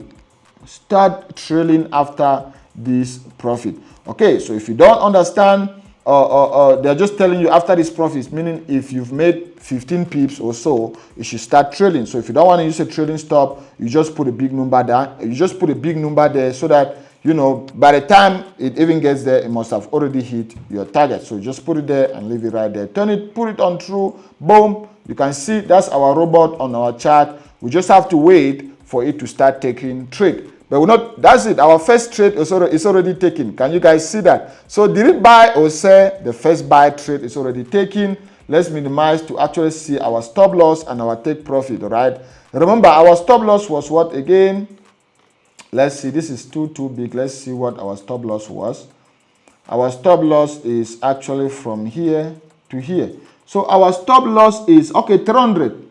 Is 300. All right. That's what I'm saying. You need to always confirm. You need to always quickly confirm. Yeah, the stop loss on the robot side was in pips. That's why. Oh, I see. I wanted to. There was a place right here. Can you see this? Points, not pips. So this area here is why we have it like that. All right. So instead of having this, we're just supposed to leave it on 30 and 60. That would have been 30 pips and 60 pips. So we can always edit that. So this is still this and still this. So the good thing is you can always see what's going on. These are just your parameters, just your simple parameters. So if I click on OK, the next trade the bot is going to be opening is going to automatically have that. But I can easily just edit this particular one. I can easily edit. So let's go to modify. And then instead of that, I'm just going to put 300 points, which is 30 pips, and 600 points, which is 60 pips. Click on OK, and now, boom, that's my stop loss. And if I minimize, that's my take profit right there. So this board, I believe this board has taken a very nice trade. I believe so where from just looking at price action, this board has opened a very dope trade. We don't know if it's going to go and hit our TP or not, but there's a reason why the bot is opening the trade. Remember, we gave the logic. We told the robot that the robot should be able to give us a trend filter, another tool that is going to be able to, align with the trend. Meaning, if I go to the 1 hour time frame or the 4 hour time frame, this market should be buying. That's why you see the bot is only buying, and we are already in profit. But anyway, that's it. That's our bot right there. If I go to our trading terminal, that the way we see all the trades, let's just go to open time. Let's just go to time right here, to the time where the robot actually opened the trade. And you can see that's our first trade right there. Great Britain Pound USD, our entry time is there, the lot size is there, the stop loss, take profit, everything is right. Everything is right there. And remember, the lot size is 0.1. If you go back again, just right click on the bot, you go to properties, what's the lot size? 0.1. All right. So you can see that's a bot opening trade. But let's see if this bot is going to make money at the end of the day or not. Let's see if the bot is profitable or not. Before you even use it on any chart, you need to be able to optimize and backtest to see if that bot can even make money. So you just right click on the bot, go to where it says test. On that test, let's just go here. On that test, let's start with testing it on Go. Let's start testing it on Go. 15-minute time frame. Let's just test it for the last month, since this is almost the end of December. And last month is going to be from the 1st to the 29th of December. Yes. Forward, we don't want to forward anything. You can just pause the video and copy the same settings, zero latency, ID execution. That is it. You know, I'm using IC market, and let's just assume they're giving me a leverage of 1:500. So I'm not going to put 1:1000. If you're using on a pro firm and the leverage is 1:100, then you put it there. Let's assume I have a $100,000 pro firm account, right? Or a $100,000 private account. So let's just assume I have a 100,000. I want us to start with single. Now, this is very, very important. You have what they call single here. That means single testing, indicator testing, visualize, stress and delay, complete, generic, forward. I'm just going to show you the most important and the ones you use anytime you want to back test. Number one is single. If you just want the bot to, test on the background and just tell you the result, you put it on single. If you want to actually visualize and see it opening and closing, to actually see how it happened on that particular or during that particular period, you put it on visualize. And if you want to do complete optimization, where complete optimization is just like what we studied in high school and even at the university, known as permutation, where the robot is going to permute different parameters, combine this one with this one. Okay, put this one stop loss of this one take profit of this, instead of putting this. So the bot is going to combine a lot of parameters to show you which one is going to provide the higher number of profit. So complete optimization is going to just self-explanatory, and then generic optimization is still another form of optimization, but it's faster. I just like to use complete since I want to know as detailed as possible. So let's start with single, and then we're going to go to visualize and then complete optimization. We've just confirmed again our time. We're just backtesting for the last month, meaning we're backtesting for the whole of December 2025. And optimization is obviously disabled. Our input, since this is a $100,000 pro forma account or a $100,000 private account, let's use one lot size. And since this is gold, let's put our stop loss on 100 pips, and our take profit on 200 pips. All right. We're going to leave everything the way it is. Maximum trades per day. I just want to put you should just continue trading for the whole day. I want to trade from 4 a.m. Go used to start doing very well from the ASEAN session. This is a bot. It's not a human where I'm going to say, I'm going to be sleeping. So I want to trade from 4 a.m. to 21 o'clock, 15-minute time frame. Trend filter. I like to use the 50 EMA to filter my trend. I'm just going to turn, I don't want to use trailing stop, so I'm just going to turn it false. Just turn it to false. So are you guys ready for us to click on start and actually see if we have made money during that period or not? I'm just confirming to know if my settings are correct. I'm on go. Just confirm. Are you guys ready? Let's click start to see what happened during that period. Boom. When I click start, I always like to stand here on graph so that I can actually see what happened during that period. So this is actually our graph, and you can see we started, we went up to almost about, 101,000, dropped to this, but we still ended in profit. I just need to quickly confirm something right here. Our trades look too small, so it means this thing was actually picking in. Okay, 50 pips. Let's see. I just want to quickly confirm something. Since we're using what is our lot size, we're using one lot size, and our stop loss, our take profit is 200. It means the maximum profit needs to be 2,000. So let's go on maximum profit. Largest trade one is 12. So just click to see the same interface. You click on backtest and you can see all of this. We ended in profit. That's for sure. But the profit is too small. So I just want to make sure the lot size and everything was corresponding. Okay, largest profit trade is 200 and this, meaning our input is in terms of points, not pips. Because our largest profit trade was supposed to be $2,000. Since our lot size is, okay, let's just go back there. That will happen, just put it up sometime. Since our lot size is 1 and our TP is 200, our largest trade was supposed to be 2,000. So if you see it on 200, it means this was in points and not pips. So you just come here. This was in pips and not points. So you just come here and you add 0 and put it in pips. So you see, that's what I'm saying. Not just any idiot can create a Forex robot that is not going to work. Because how are you going to be able to know all of this? If you skip all the basics, you're not going to be even...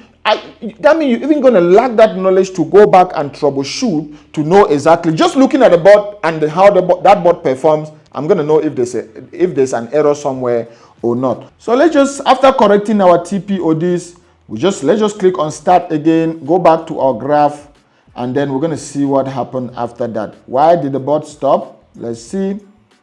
There's actually, I'm sure there's a daily profit. Did the bot already stop? The bot already stopped, and it only took one trade, though we made $1,000. So why did it stop? We have to go back and check why the bot stopped. You can always still check on the journal to see why the bot stopped. So let's check and see. We might be able to find something. Let's clear our journal. Let's just clear everything, clear logs, and then we start again so that we can see clean logs. These are our clean logs. I'm trying to see why the bot stopped, connected, prepared to, okay, test expert, trade finish, common synchronize complete, train expert, snapper. We must see the reason. I need to see the reason why it stopped, which of the parameters. Account info found with currency 0. Okay, why did it stop? Why did it stop? Let's see. Okay.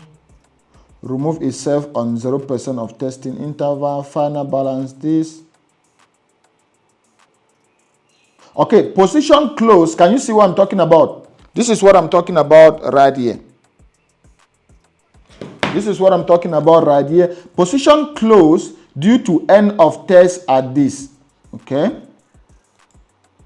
Expert remove. We're not supposed to just remove itself on 0% testing interval. We're not supposed to have the robot only open one trade, which was a win, but it's not supposed to be like that. So what happened? Let's just see. Account currency. What does this account currency stands for? Account currency. What's that? What the heck is that? Okay, let's see. Number of trades per day, because the bot only opened one trade. So we need to figure out what happened. The bot only opened one trade. It's not supposed to open just one trade. All right, let's see. It says point in pips. What is this points in pips? Let's add this to see if we can have any change. Still the same thing, meaning it has no effect. 100, 100, 1000. I'm sure now instead of this, they made a mistake because remember, I can't even see the daily. I can't see the daily drawdown. I can't see the overall drawdown and profit per day. So these names are conflicting. What I'm pretty sure is this 1000 here stands for the daily drawdown. This 1000 stands for the daily drawdown. I can't correct it here, meaning we need to go back to ChatGPT to correct it. This stands for the daily, or this stands for the overall profit target. This one here stands for the overall profit target. All right. So that's why you see it here 1000, and as soon as the robot hit $1,000 in profit, it stops trading because of this input right here. So you see how easily we are able to spot it out. So if I then put it on $10,000, let's see what happened. You will see the bot will continue trading. The bot won't just open one trade. Voila, can you see that? I then put it on $10,000 and you can see the bot ended up making $4,800 profit. So what we need to do is we need to quickly correct that particular interface. So I need to just copy that so that we can easily correct. Okay, let's just copy. We copy just that area. We need to quickly correct that area. That's how it happens sometimes, guys. So you need to be able to know what's going on.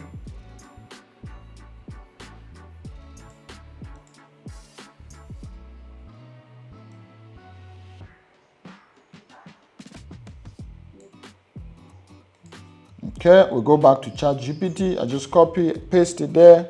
I say, please correct the names and parameters above. If they are daily, overall, and overall profit target and drawdowns. Make sure they have the same. They have the same name. The names, which will be easily recognizable. So you see, what ChatGPT did is they used names which were not correct. I will just, if I go on the parameter section, if it's daily drawdown, I want to see their daily drawdown. If it's overall drawdown, I want to see their overall drawdown. That is it. I want to see their overall drawdown. What you mean remove, instead of this, daily, yeah, you can see daily profit target, daily max drawdown, overall profit target. Can you see that? So that's what I'm talking about. So let me now say, okay, now put it on the final code and give me to copy and compile. Good. So I just want I don't want to go and be putting half. I want the ChatGPT to put it down on a complete code so that I just go and compile. So what we'll do is we'll just copy this code, go back to, to meta editor, just compile, and then that is it. That is it. That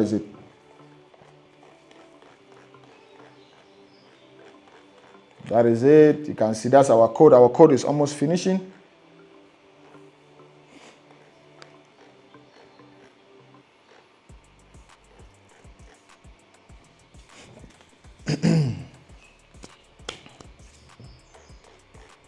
All right, it's a little bit longer now because they have to explain. I want all the parameters to be clean and clear.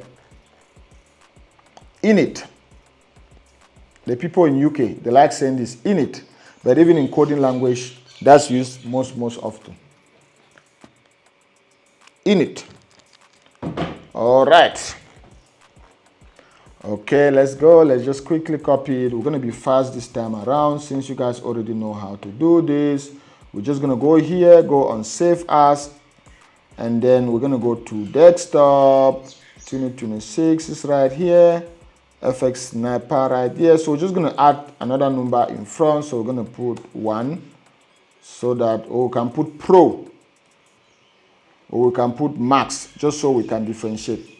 You need to use names that resemble robot, guys.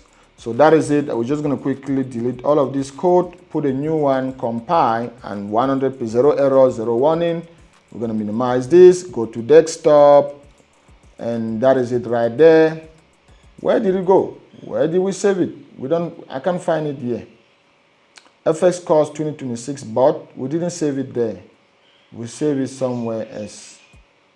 I instead save it under GU signal bot. Guys, make sure you save it under the original bot. So I'm just gonna go back here, go to Save As. We're gonna go on Desktop, FX bot 2026. That is it right there. I'm going to remove MQ, click on Save, and then compile, and boom, it's done. Let's go back there. It should be there. Voila, this is it right there. We look for anyone saying Max is this one. We copy, Go back to our MetaTrader 5. We're going to close this now since we're going to be deleting the old version. We click on Open Data Folder, MQ5, Expert Advisor. We're going to delete the old version and then paste the new version. Voila. We go back here and refresh. And now we have the new version right there. FX Sniper 2026 Max.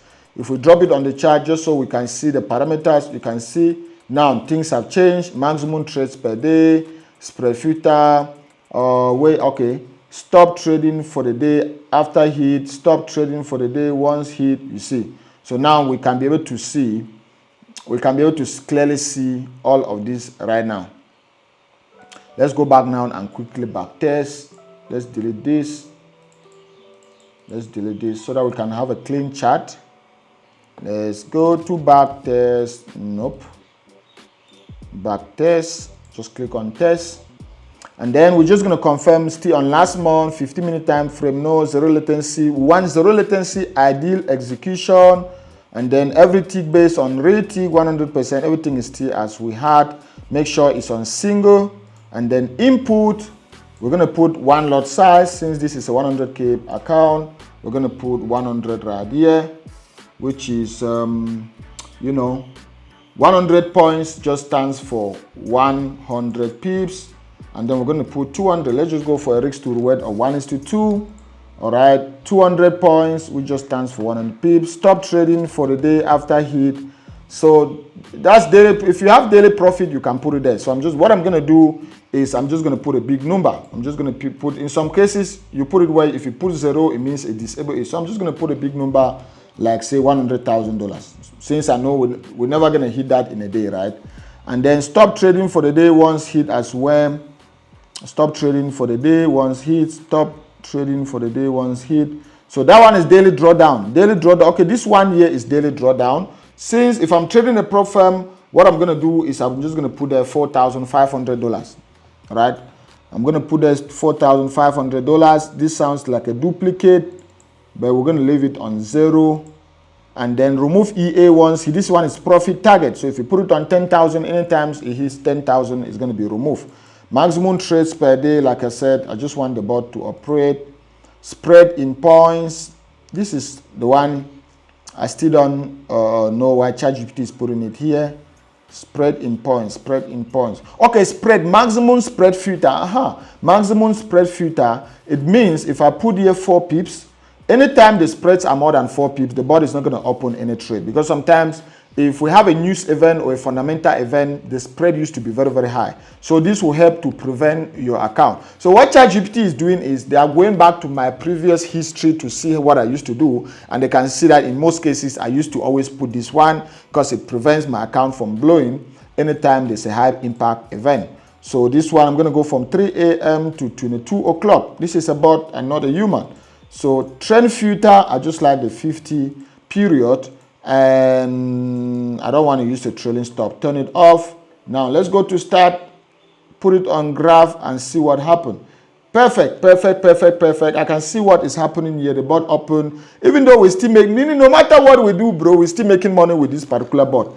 This is actually interesting. You guys might be going home today with a very profitable bot. But now what I'm seeing here, profit trade, yeah, $2,000. Largest profit trade is $2,000, meaning what the bot is doing, the bot is actually, here is actually correct. Here is in terms of points and in terms of points. So 1,000 points, 1,000 pips stands for 100 pips, 2,000 points stands for 200 pips. And let's also see, since the bot, look at the bot open a total of 124 trades. So if we have to divide 124, let's divide 124 divided by, because this month we've had a total of 124 divided by 17 days. This month we've had a total of 17 trading days. So it means the bot was opening an average of 7 trades per day. Not bad, not bad. This is a bot and not a human. So it was opening an average of 7 trades.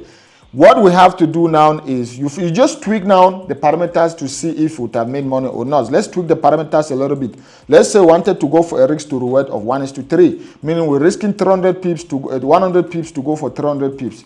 Let's click on start to see if we would have made money or not. You see, we would have lost money at the end of the day. Let's see if we even go for a risk to reward of 1.5, meaning we're risking 100 pips to go for 150 pips. Let's see if we would have made money or not.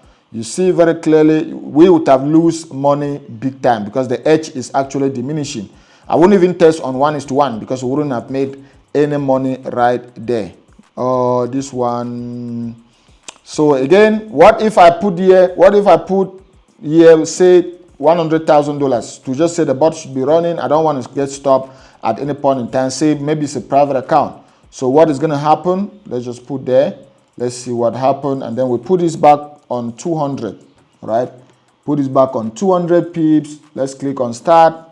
And then we see what happened. You can see I ended up even losing money. So having a daily drawdown is very, very important because it limits you. If the market is not going your way, this daily drawdown will actually limit you. So if the prop firm is giving you 5% daily drawdown, you can put 4.5% here. Meaning if you can lose 4.5% of $100,000 is going to be $4,500. That's why I'm putting $4,500 there. And now you can see we made money. We made let's push this up. Sometimes it does that. You can see we made $4,500. Remember, we are doing all of this on single. We don't know what's happening on the back end. If you actually want to see what's happening on the back end, make sure you click on visualize. And I want us to do it right now. And then if we click on start, it's going to actually open the chart and show you this is happening in real life. Let me reduce the speed a little bit.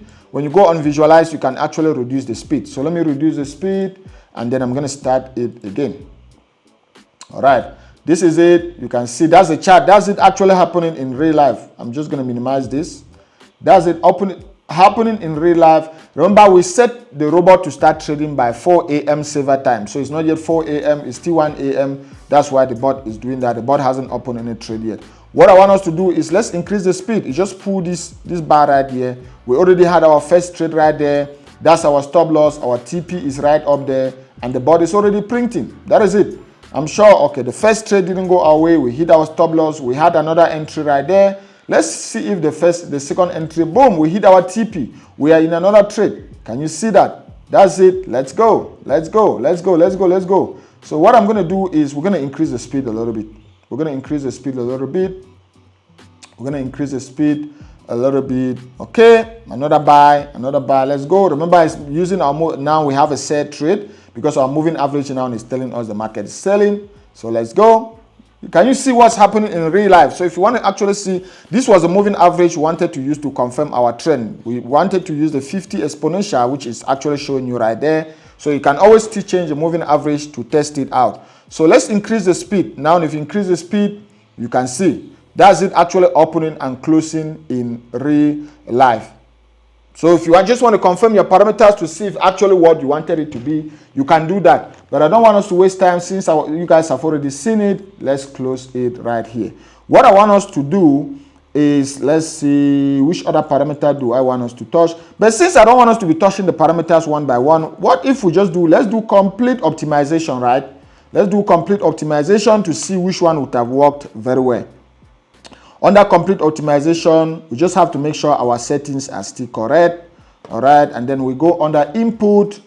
Under complete optimization, watch this. There's something they call the start, the step, and the stop. The start, the step, and the stop. The start just measures what you want to start optimizing that parameter. Let's start optimizing our lot size. I want to start optimizing on 0.5 lot size. All right, since this is a $100,000 account, let me start with 0.5 lot size, and then I want to. The step means I want to optimize by every 0.5 lot size, meaning it's going to start by 0.5 lot size, 1 lot size, 1.5, 2, and all of that. And I want to go right up to 5 lot size. I want to go right up to 5 lot size, right? And then stop loss, I want to start on 100. I want to start on, so I'm going to start stop loss, I'm going to start on 100. 100 stop loss, which 100 pips, which stands for 1,000. I want to increase by 50. Let's increase by 50, right up to, let's say, 400. Let's right up to 300 pips stop loss. 300 pips, which is 3,000. TP, I want to start also. Let's start even with 1:1. I want to start on 100, go on 50, right up to 500 even. Right up to 500. Good. So that is it. And the number of permutations are going to show you right down here. Meaning if I stop like this, the computer will need to do 450 passes, 450 combinations to give us the correct combinations. So let's continue. We're not going to stop it right there. Stop trading for the day, daily drawdown. Let's see if we can also optimize that. We're going to start this one on 4,000, which is 4%, right up to, let's start it on zero even. Let's start it on 4,000. And then we increase by 1,000, right up to 10,000. Right up to 10,000. Remember, this is in dollars, right? Right up to 10,000. And then let's see, stop trading for the EA, remove itself once hit. This one is profit target. This one is profit target. So we can just leave the bot to just run. Let's not have a profit target. So instead of having this, let's just push a big number there and we'll just leave the bot to run. Maximum trades per day, yes, we're not going to optimize. Anyone we don't want to optimize, we don't tick it. So we don't want to optimize that. We don't want to optimize this.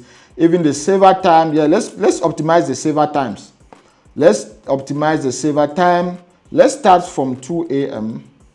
Increase by 1 right up to 7 a.m. right? And this one, let's start by say let's start by 10 a.m. Let's start by 10 a.m. Increase by 1 right up to, no, this one is 7, sorry.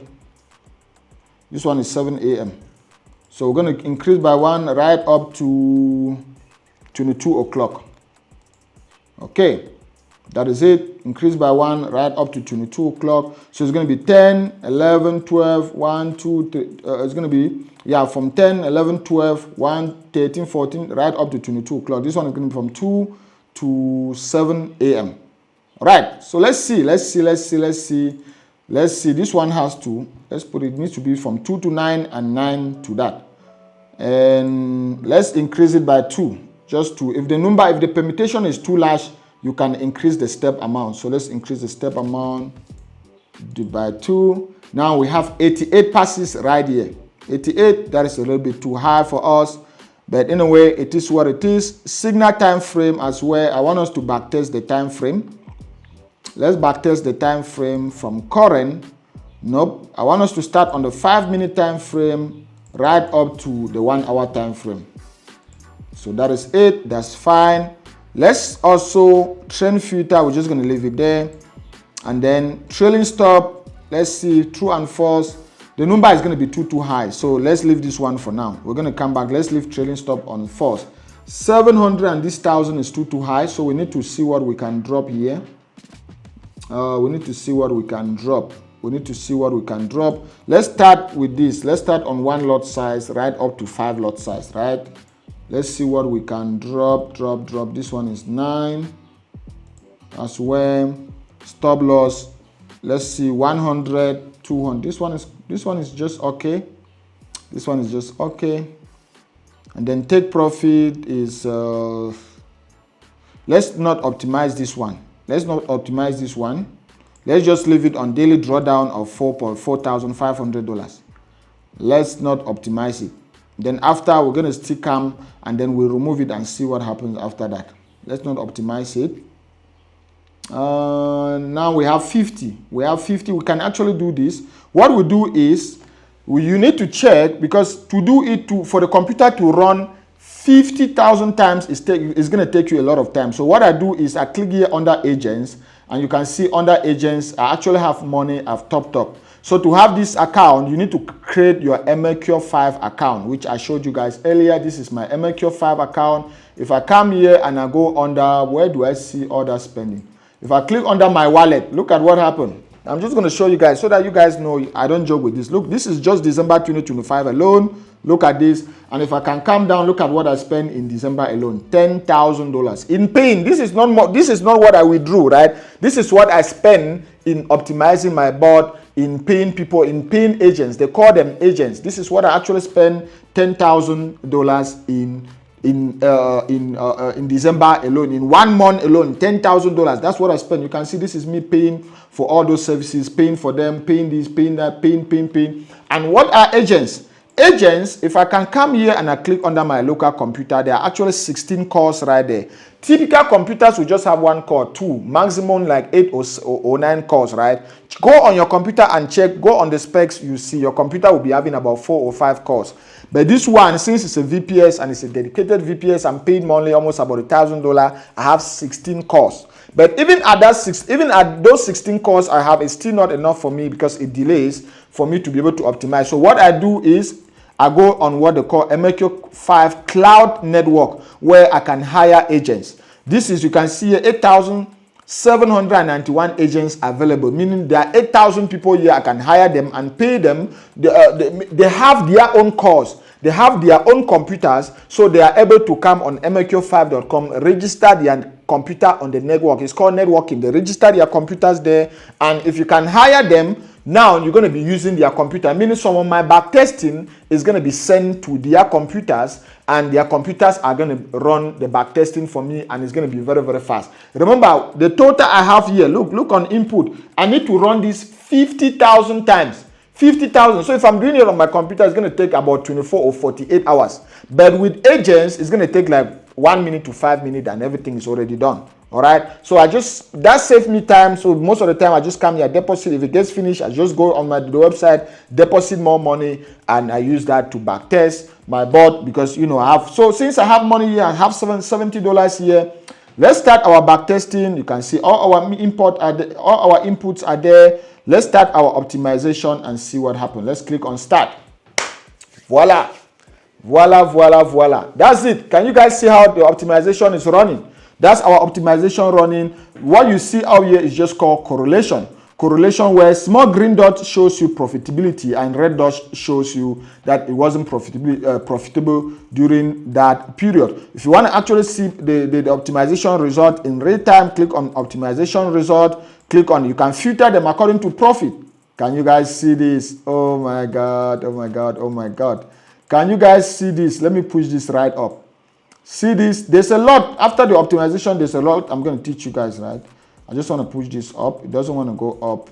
Oh, damn it, guys. Okay. If I filter this according to profit, you can see in 1 month alone, in the month, remember we're backtesting this for the month of what? For the month of December alone, for just 1 month. After this, we're going to run it per year to have an idea, right? This might just be a bot that I might start using myself, either on a private account. But on the optimization result, the highest profitable day was this day where we made 100, or the highest profitable combination. The highest profitable combination is this one where I made $189,000, meaning the bot made almost 100%. Almost 100%. Let me check if there is no input trying to block our trade, right? Overall, yeah, there's no input. Look at this, bro. Look at this. Wow, $189,000, and it took just 25 trades. Within that month, it took just 25 trades, meaning we're just taking an average of 2 trades per day. An average of one or 2 trades, or an average, since we had 18 trades, it was taking an average of 1.5 trades per day. And look at the drawdown, it's 16%. If it's green, it's better. If you see a red drawdown, it means the drawdown was too high. You can see the lot size that was used. This was the stop loss, 250. Oh, it was just going for a risk to reward of 1:1. Wow. Guys, can you guys see this? Look at the profit. We made $189,000. I'm going to be using this bot myself. All right, I just need to look in detail the strategy behind how I can optimize, but you guys can see this, bro. You guys can see this. Now, let's also look at this. Take profit on this was this. Okay, start hour. Look, it started trading at 2 a.m. right up to 18 o'clock. You see, 2 a.m. right up to 18 o'clock. That was the best combination of time that the robot was trading, and the time frame it was using the 6-minute time frame. Wow, 6-minute time frame. That's actually the first time I'm seeing that time frame on gold. But yes, that's it. That's the time frame the bot was using. You can see the results after. There's still another combination of 178,000. So if you want to actually see it in real time, you can just double click and then you go on graph. You can see. You go on graph, you can see how the equity curve looks, bro. Look how nice the equity curve looks. If you go on backtesting, result. You made almost 200%. We made almost 200% of our account in a month, and we're just risking 2%. We're risking, let's look at the lot size. Okay, we're risking 5% of our account per trade. 5% per trade because we're using a lot size of 5 if the market doesn't go our way. But anyway, look at this, bro. Look at this, $189,000. If it was a $10,000 account, you would have made almost $20,000. If it was a $1,000 account, you would have made almost about $2,000. Wow, this is awesome because it's simple. If it's a $10,000 account, if it's a 10,000, I'll just need to come here and the lot size will just be now 0.5, and you see, boom, you're gonna see it there. Okay, let's see. If it's a 10,000 now, and I need to also drop daily drawdown from that to this, and now if I start, you can see now very, very clearly. Can you see that? 18,900 from 10,000. If it's a 1,000, what do you do? If it's a 1,000, what you do, you just need to now put the lot size will be 0.05, and then this one would now 45. Daily drawdown will be $45. You click on start, you're gonna still have the same thing. Can you see that? The same thing, 1,800, almost $2,000. Wow. But let's put it back on $100,000, right? Since I'm gonna be using this myself. Wow, I like this combination. And if you like a combination, let me just double click on it again. If a combination actually triggers you and you like it, you can just right click on it, go to save, and then you choose a place. I'm going to choose the same FX course 2026, click on it, and then I'm going to save this. I'm going to save this as a parameter so that, they call it a set file. So that the next time I want to use the board, I can just upload these set files and the same settings are going to be there. I don't need to be typing one by one. So what I can just do is I can call FX Sniper XAU USD. So I write it in a way, if I see it, I'll be able to easily understand. XAU USD 6 minute time frame, risk to reward, arrow 1:1, so that if I see, I'm able to remember. And yes, that is it. I click on lot. I like to put lot as well, 5. Lot 5, stop loss 250 or 2,500 points. Click on save. You see. So every snapper, okay, it contains, we're not supposed to put, there are some signs we're not supposed to put.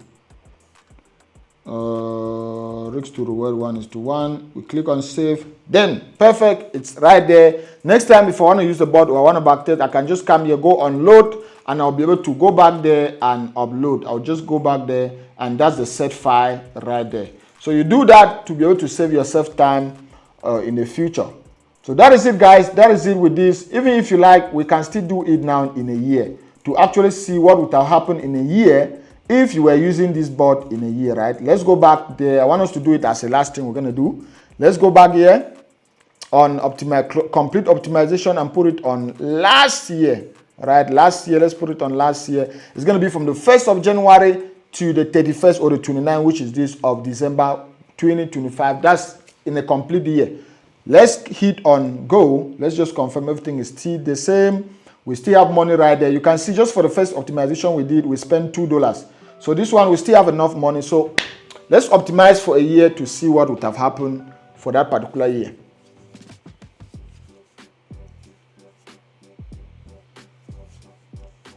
Wow, I like this. I like this. I like this. I like this. I like it. When I already start seeing these greens up here, when I see many greens like this, it means the strategy is super profitable. When I start seeing these greens up here, it means it's super profitable. When I start seeing these greens, it means this strategy is profitable. I'm even going to convert it as well to Ninja Trader script, so that I can also use it on futures. But I like the fact that there are many greens, bro. I like the fact that the greens are very, very many. Let's even click on optimization result. Wow! This is awesome. I might just because you see why it's good. It's good to give it back, bro. It's just good to give back to the community. It's good to give back to the community. Because of me trying to give back to the community, look, I've just discovered one bot which, maybe even if you go back to ChatGPT and you give the same command, you're not going to be able to have the same bot. Or you're not going to even be able to, to come back and troubleshoot and optimize and to be able to come up with a bot like this at the end of the day. I might have just discovered another bomb, bro. I might have just, look, this is in 1 year. In 1 year, the bot made $625,000. In 1 year. In 1 year. In 1 year, bro, the bot made remember the optimization hasn't even gone to maybe 20%. It's still on 7,000. You can see the number of permutations here. It's still on 7,000. We need to run it 50,000 times. So maybe it might even hit 1 million. But in 1 year, just this first result alone, maybe it has even increased. Just this first result alone, $625,000, bro. Wow. This is mind blowing. I just need to now sit, bend down and use it on prop firms, use it on my private account. 2026 is going to be awesome, bro. It's going to be awesome. This is good. We are now on 12,000. We just have to be patient, guys. This is so promising. I can't skip this. I'm also doing this for myself. This is why it's good to give back sometimes, bro. They say when you give back when you give back in 1/4, you receive in 10/4. Even the Bible says the more you give, the more you receive. Look at this. In me struggling to give back to the community, in me struggling to impact your life, look at what I've just discovered. This is shocking to myself. $100,000 to $600,000. Let me even touch, maybe we've even gotten another permutation that is even higher than that. Remember, we'll filter the results according to the profit. So let's even check. You just push this right up and then you check and see. Let's see. Okay, $637,000, still the highest, $637,000. This is shocking.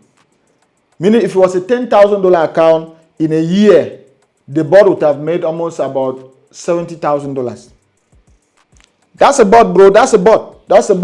The time, you can even go and confirm the lot size. The stop loss was 150. Take profit was 350 pips. That's like a risk to reward of, 1:2.2.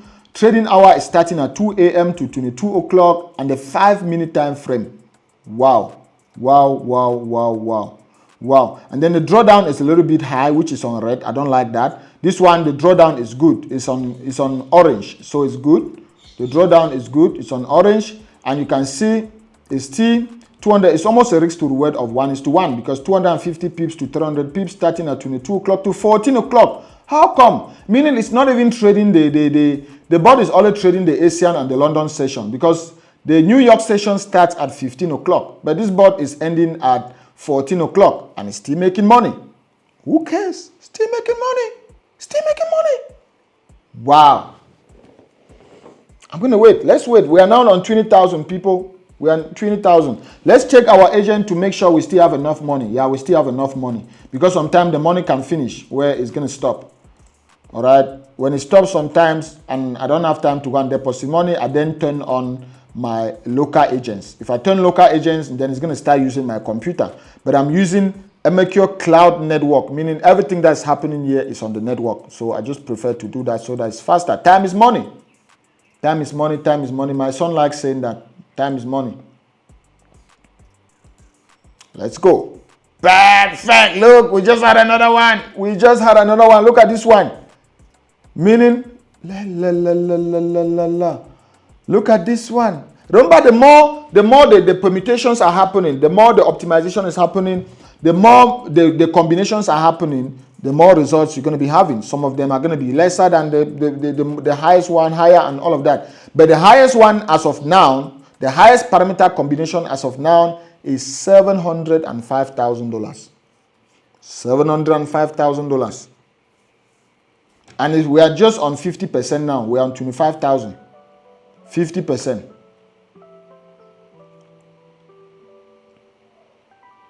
So I'm just going to leave the video to run. I'm going to fast forward it and come back when we've done everything. Once we hit 50,000 passes, and then we're going to come back and then continue the video. Okay, people, we are almost there. We are almost there. We are almost there.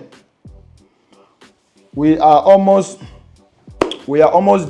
almost there. So we just need more 3,000 permutations to go. You can see 47,000, it needs to end on 50,000. So let's just be patient.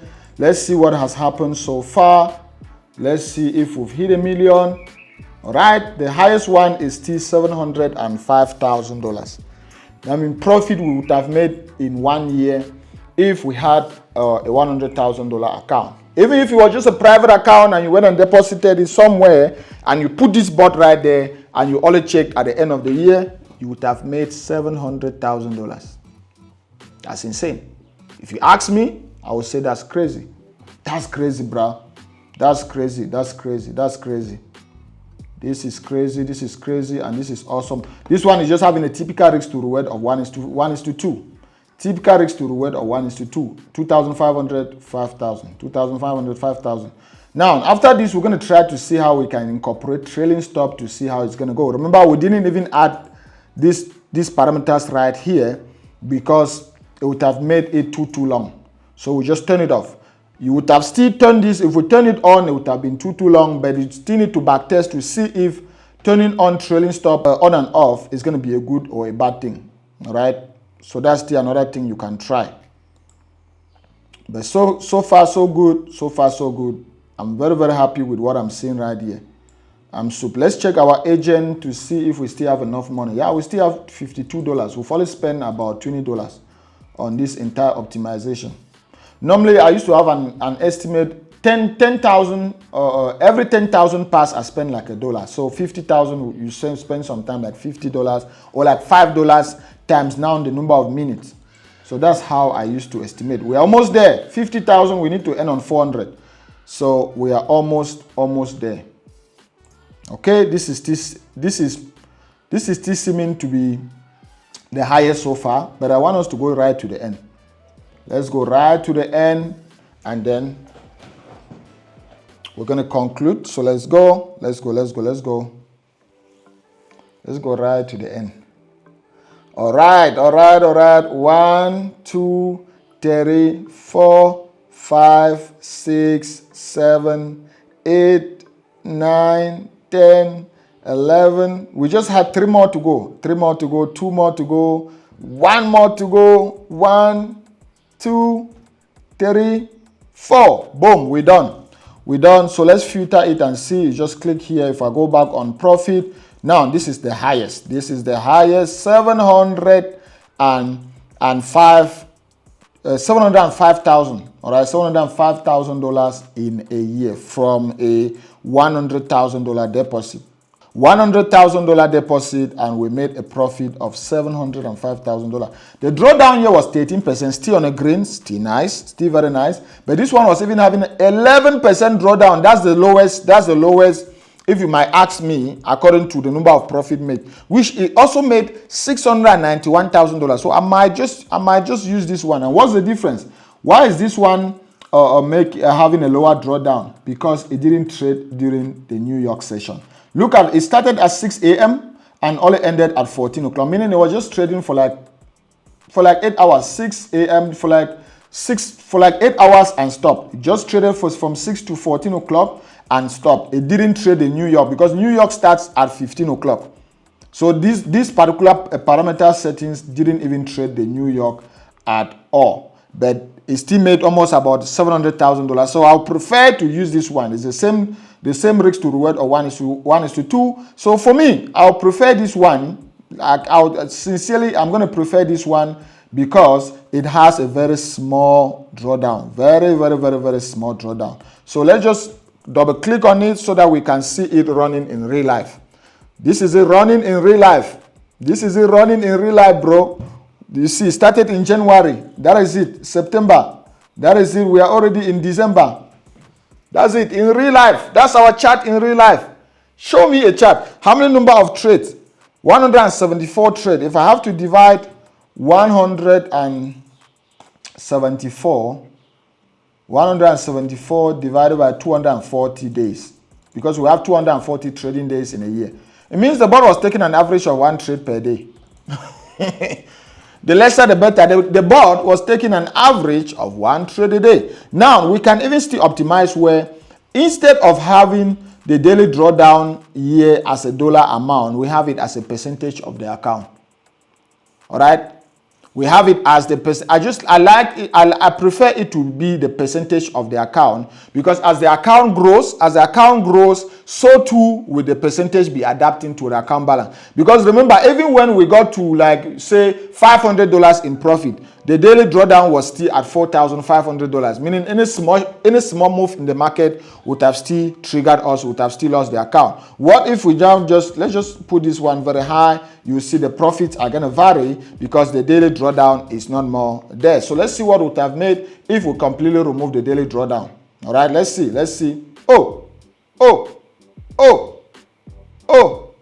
Would have made almost more. You see, 712,000, still not bad, but the drawdown is going to be too high. The drawdown is 38%, which we don't like. The drawdown is too high. So what we can do is we can then go back to ChatGPT or go back to the drawing board, change the daily drawdown. All right, this is stop trading for the daily. Once it changes daily drawdown on to percentage, we can even still change the account. We can even still change the logic here to percentage of the account balance, where we are risking now the percentage of the account. Is okay, we're risking 1% of our account, we're risking 2% of the account. So we can still do that. But you can just see very, very clearly that we have just created ourselves one of the most profitable Forex robot you ever see in the entire Forex space. And like I said, I'm going to be giving this one totally for free. If you want to have access to this bot where you can be able to use it on your prop account or your private account, get access to Godlove University. All Godlove University students are going to be having this robot for free. If you want to have a copy, just check the link on the video description. Join my complete Forex course in Godlove University and you'll be able to have access to this bot where you can also test it out on your side. So you guys can see it. You guys can see it. Remember, I mentioned that I was going to show you guys a little bit about Patrex Pro. I'm just going to minimize this one. We're going to come back to it. Let me just minimize this. I wanted to show you guys a little bit about Patrex Pro, which is a bot that has also won 4 years in a row as the most profitable and the most viral Forex bot. This is it on my chart, working and doing wonders. You can see I'm up $204,000 on this account, and I started this account on about $120-something thousand. That's a live account, you guys can see. Let's go on history for all the doubters, for all the unbelievers. Let's go on history so that you guys can see what's actually happening. If I go on history and let's just filter, all right, let's just filter this to the past last month. Let's filter this to last month so that you guys can see. I'm actually stepping up things today so that the bot can start using 0.1 lot size instead of just 0.01. If I go right down here, this can happen. This can be done manually, right? $37,000. Look at this. In just the last month, remember we filtered this to what? Last month, and that's $37,000 we made using a lot size of 0.01. Just imagine if we're using a lot size of 0.1, we would have made $370,000. That's why I'm stepping up things today, because we had, like a retracement on goal, and according to the board, the board is going to handle all of that. This is not a board you can create on ChatGPT, all right? Remember, I even created this even before AI came. This is not the one you can create in ChatGPT. Even if you copy the code for this board and you put in ChatGPT, ChatGPT is going to tell you the code is too long for me to interpret, all right? That's just to tell you a human, whether you like it or not, it's become a point in time where a human is more than an AI. It's more than a robot. All right. So that is it just for last month. Let's go to the last 3 months here. Last 3 months, you can see. Let's just go right down.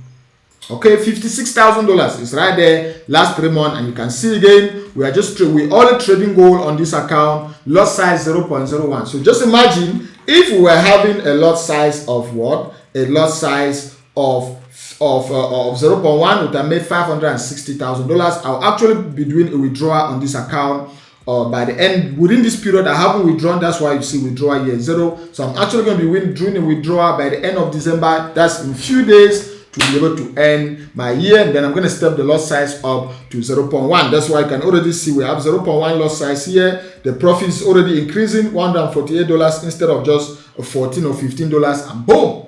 We are cruising very, very nicely. So if you also want to have access to this board, this is the premium one, then you need to check out the Godlove University link below. The link is there where you can click and you'll be able to purchase Patrex Pro. Patrex Pro comes in different licenses. You can have the yearly license, the monthly license, or the quarterly license. And anytime you purchase a license, it comes with a dashboard that is able to show you step by step how to install the board, how to optimize the board, and how to use the board. So that's our whole video on how you can create your own board, everything about Forex automation, and also on talking about the Forex Robot that has won 4 years in a row as the most profitable Forex Robot. Check the links below to get the free version of the board, which you're going to have access to Godlove University to get a free version which we created together. Or if you want to use the premium version, which is Patrex Pro, the advanced version, also powered by AI, check out Patrex Pro. The link is on the video description. But let me just show you guys 1 or 2 things again about Godlove University, which, you know, maybe since we have this opportunity to be on the website, let me just quickly show you guys. If we come here on just on the website, you can already see the live quote. Like I said, I've invested a lot on this website for you guys. All these are, most of these tools here, they are for free for you guys to use. If you are someone who is a scalper like me, sometimes you come here, you can see your live quotes right on the website. And you can go on home. If you want to take my Forex A to Z course, where I'm able to teach you one-on-one on how to trade, you're part of my inner circle, you're part of my Discord community, you click on Forex course, it's right there. All right? You click on Forex course, and then it's going to show you everything about the course, you know, the duration of the course and all of that. That's it. That's it. Everything about the course A to Z. It's going to take you about 3 months, divided into 3. Master PhD. You can see payout. Look at students with payouts right there. You continue scrolling down this. You can start with as little as $100 per month. $100 depending on your package, or, you know, once off, depending on you. Going down, you can see, look, 100% rated, 100% valuable. You have undergraduate, masters, everything is there on the website. And if at any time you want, look at the nice certificate you're going to have. Can you see how beautiful this looks? And if at any time you want some help, you just click here on the live chat. There is someone there right on the line. Let's test it out to see. I've never actually tested this. My developers, when they work on it, I haven't checked.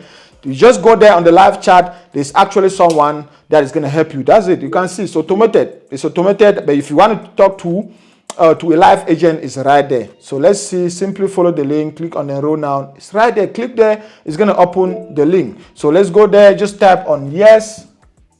On yes. You're going to see someone is going to reply you in less than 2 minutes. You are being connected to a live agent. Please be patient. We will get back to you. So just wait. You're going to see someone is going to reply us on the website on this, so that you know that we have a very active live chat on Godlove University. So let's wait. Let's wait until we get a reply before we continue with the video. I want to see how fast my back end, how fast my people on the back end are working, because we actually have people on the back end that this is their job. Can you see? Can you see this? I'm glad they didn't disappoint me. Look at this. Hello. You see, this is someone, this is a human. It's not like this is a bot. This is a human on the back end. So let's just say how can I talk to Mr. Godlove? So let's see. These are questions that can be handled by a robot now. Okay, welcome to our live chat. They are just asking for my email and stuff like that. So this one is going to be lengthy for me to type here on the board. But put your email, everything, and you can see, you know, everything is right there. You see? Okay, if I press anything, if I press send, they want me to put my email. All right, they are smart. Okay, welcome to Godlove. How may we assist you today? So that's the live chat. If you want, you know, if you want any clarification on the website, anything you don't understand, there is a human right there on the website who is ready to assist you. If you gain Patrex Pro, this is a bot that has won 4 years in a row as the most profitable or the most valuable Forex robot. So if you want to know more about the bot as well, click on Patrex Pro. You're going to see how to use it on your private account. You're going to see how to use it on your pro firm account and all of that. Let's just go down. You're going to see the awards the bot has won. You're going to see how to use it on your pro firm account and how to use it on your private account. Let's just minimize this for now, and then we're going to come back to the live chat if we have any question. You can start with the monthly license. quarterly license or the yearly license with Patrex Pro. You can see the nice certificate as well. To talk to Mr. Godlove, you can book a one-on-one, and please make sure you use the website to avoid impersonators. I like this. I'm going to open it so that you guys can see. I like this. I like what my support agent on the back end has actually written. See, remember I was asking how can I talk to Mr. Godlove? I didn't even send, but they already saw it. Because the thing with the website, the thing with the software we are using, if you are typing something on your front end, we can see exactly what you are typing. So even if you cancel what you are typing, we can still be able to see exactly what you were typing. So I'm sure my agent already saw it very, very clearly that that's what I was typing, even though I didn't send because they were asking for my email address and I didn't want to be typing here. It was going to be long. But he already saw, he or she, I don't know the agent that is on seat, but he already saw everything I was typing and he is still helping me, even though I didn't even send the message. And it's simple. To talk to Mr. Ndemazeah Godlove, you can book a one-on-one session, and all you use, anything that has to do with me is on this website. If it's not on this website, you're going to be scammed. That's why you can say use the website to avoid impersonators. You say here's the link to book one-on-one. It's even giving a link to book one-on-one. You click there, boom, you see. It takes you directly to one-on-one. This is the kind of support service we have in Godlove University. That's one-on-one. So if you want me, you want to discuss with me one-on-one, you want to tell me your whole process, your whole journey, for me to break it down and tell you exactly where to start, what to do. You can come here one-on-one. You're going to get a 40-minute Zoom shot, 3 months license to pay, all of that. You can always find it on the website for one-on-one. Those are some of the awards we picked up last year in Cyprus as the most profitable Forex trader. You can check a lot. Just some of the whips I have, some of the cars and stuff. It's not about the cars, but in a way, it's good sometimes just to have an idea of who you are talking with. If you want to know a little bit about me, you can just read there on the website and you'll be able to know exactly who I am. That's me with the wife. You can know a lot about me on the one-on-one website. Signal service. If you are looking for signals, maybe you want to earn while you learn, all right? Maybe you are looking for an opportunity to earn while you learn. Then make sure you check our signal services, where when you click on subscribe, it's going to take you directly to our Telegram sales bot, where you're going to be able to subscribe and start taking signals. 10 to 15 signals per day. 10 to 15 signals per day directly from me. You can see that's how you pay directly on our Telegram signal bot. You pay directly there, and you're going to have access to the signal community automatically. You have signals that look exactly like this: buy and sell. They give you the stop loss, the TP, the risk management tips, and all of that. Everything is there. You can start with the monthly, quarterly, yearly, or any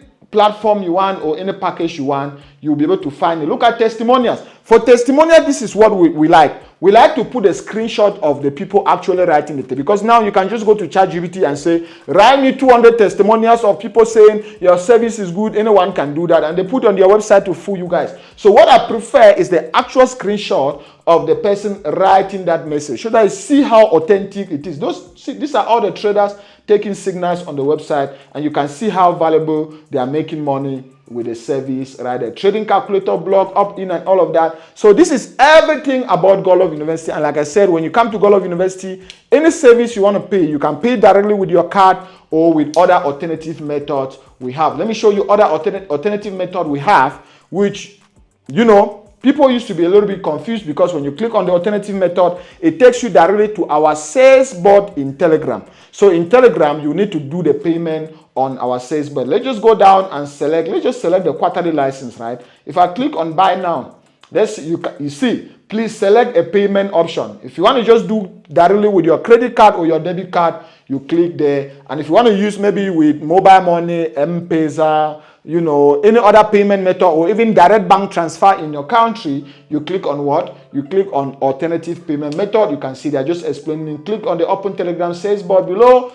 to open our GU Telegram sales bot. In our sales board, you can pay with various payment methods, including cryptocurrency, local, international bank transfer, mobile money, e-wallet, M-Pesa, and more. So if you click here, it's going to open directly on Telegram for you to be able to do the payment. So you see, it's telling me Godlove University sales bot. This is the sales bot for Godlove University. Any other one, you're going to be talking to a scammer, and it's just the Yahoo sign. GUVRP sales bot. If you click there on start now, it's not going to open anything because I don't have Telegram installed on this digital interactive bot. So, but on your phone, on your computer, it's going to open on your Telegram, and then you just choose your service, your payment method. You pay automatically. You're going to be put into the Telegram sales VIP Signal community, or if you are paying for any other service, then after that, we're going to be able to get a confirmation, and then the service is going to be given to you. So that's everything about Godlove University. Those of you guys, you've gone through the course, but you still need in-depth mentoring, in-depth one-on-one follow-up with me, and then check out Godlove University and all its services. The link is going to be on the video description. Wow. If you have actually watched this video or this full course to this particular level, wow, you've just made yourself to the top 5%, not even up to 10. You've just made yourself to the top 5% of traders who are going to be profitable in 2026 and beyond. If you've watched this video to the end, to this particular moment where you're watching me like this, then you have just made yourself to the top 5% of traders who are going to be profitable in 2026 and beyond. And I want you to write this on the comment section so that it will make me to know that you actually watched to the end. I want you to write this, and I want you to, read over it every day. Right, I, then you put a gap. I, Ndemazeah Godlove. For example, I'm going to put my name. I, Ndemazeah Godlove, will be profitable in Forex trading in 2026. All right, I'm going to put it on the screen. I, Ndemazeah Godlove. Replace my name with your name. Make it personal.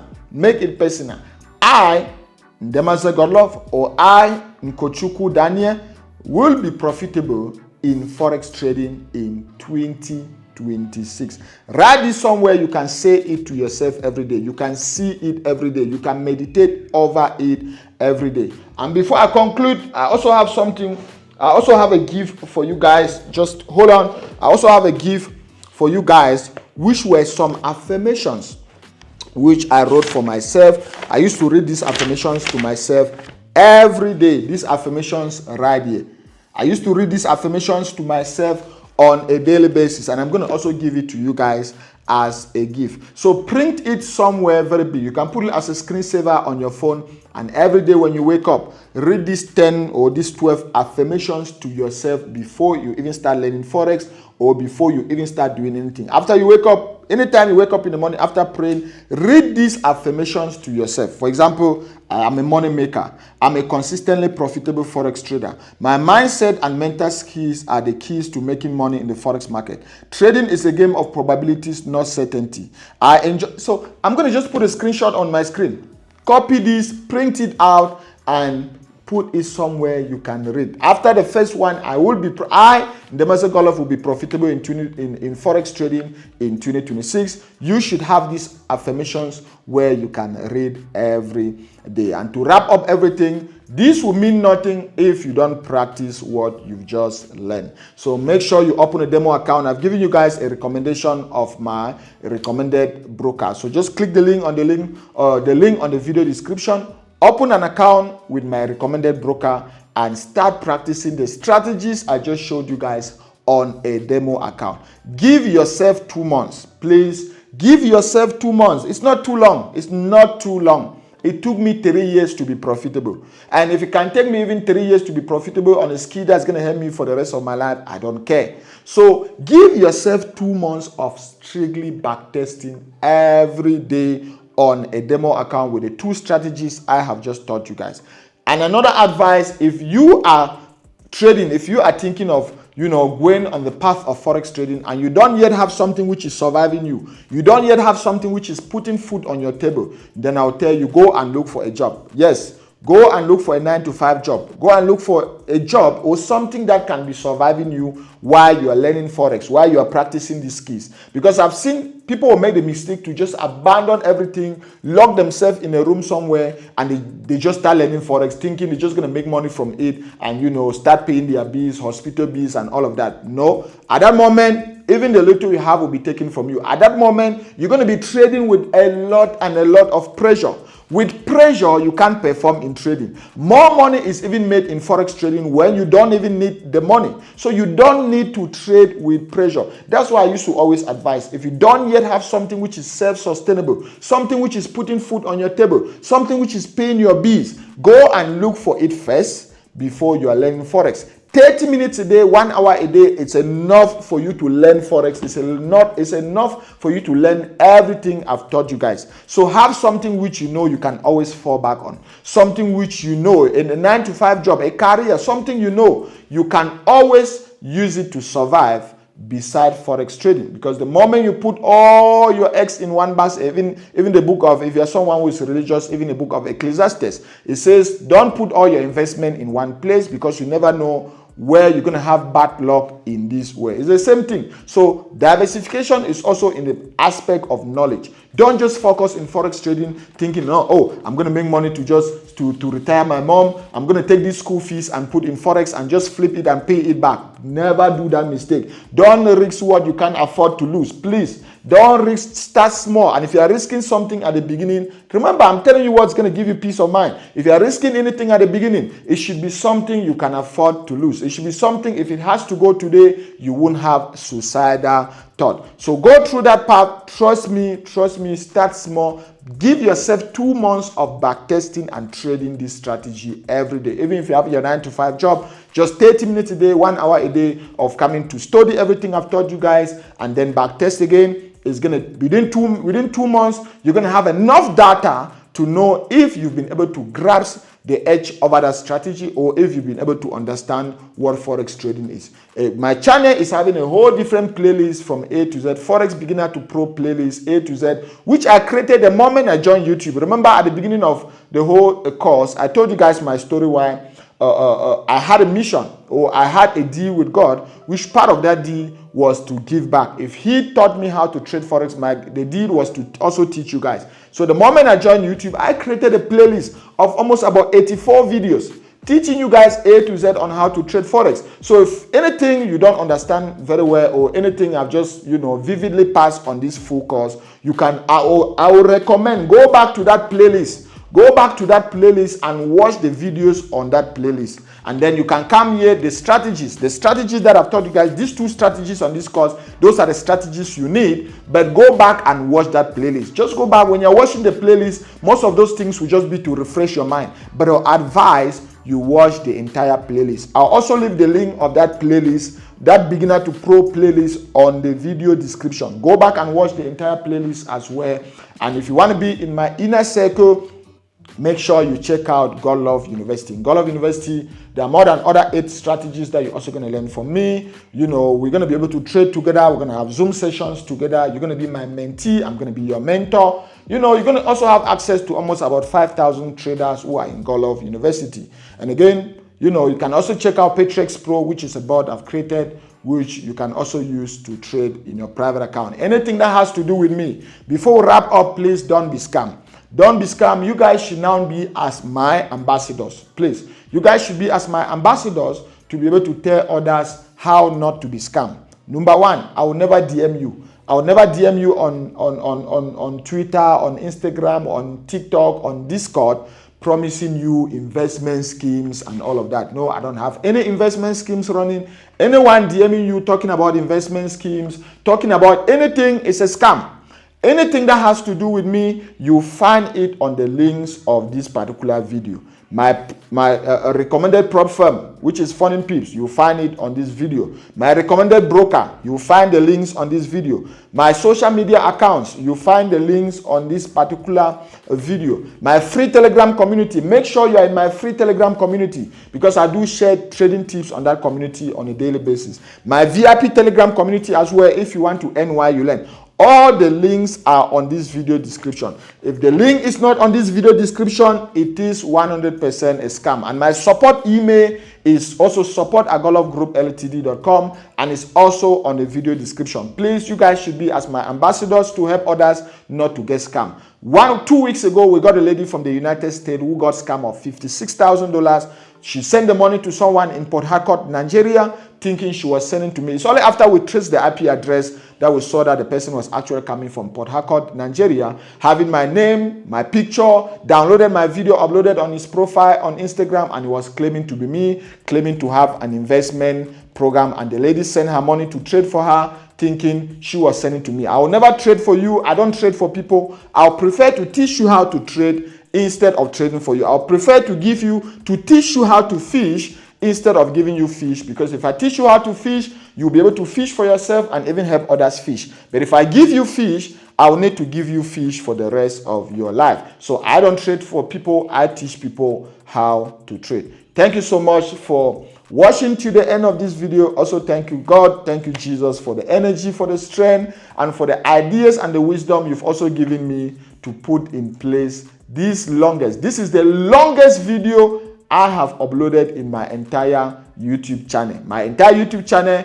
or my entire YouTube career, or my entire social media, this is the longest video I've ever uploaded. So thank you, Jesus, for the energy, for the wisdom, for the ideas. Thank you to my team for putting this together, and I hope you guys have success with it. Stay blessed, stay profitable, and peace.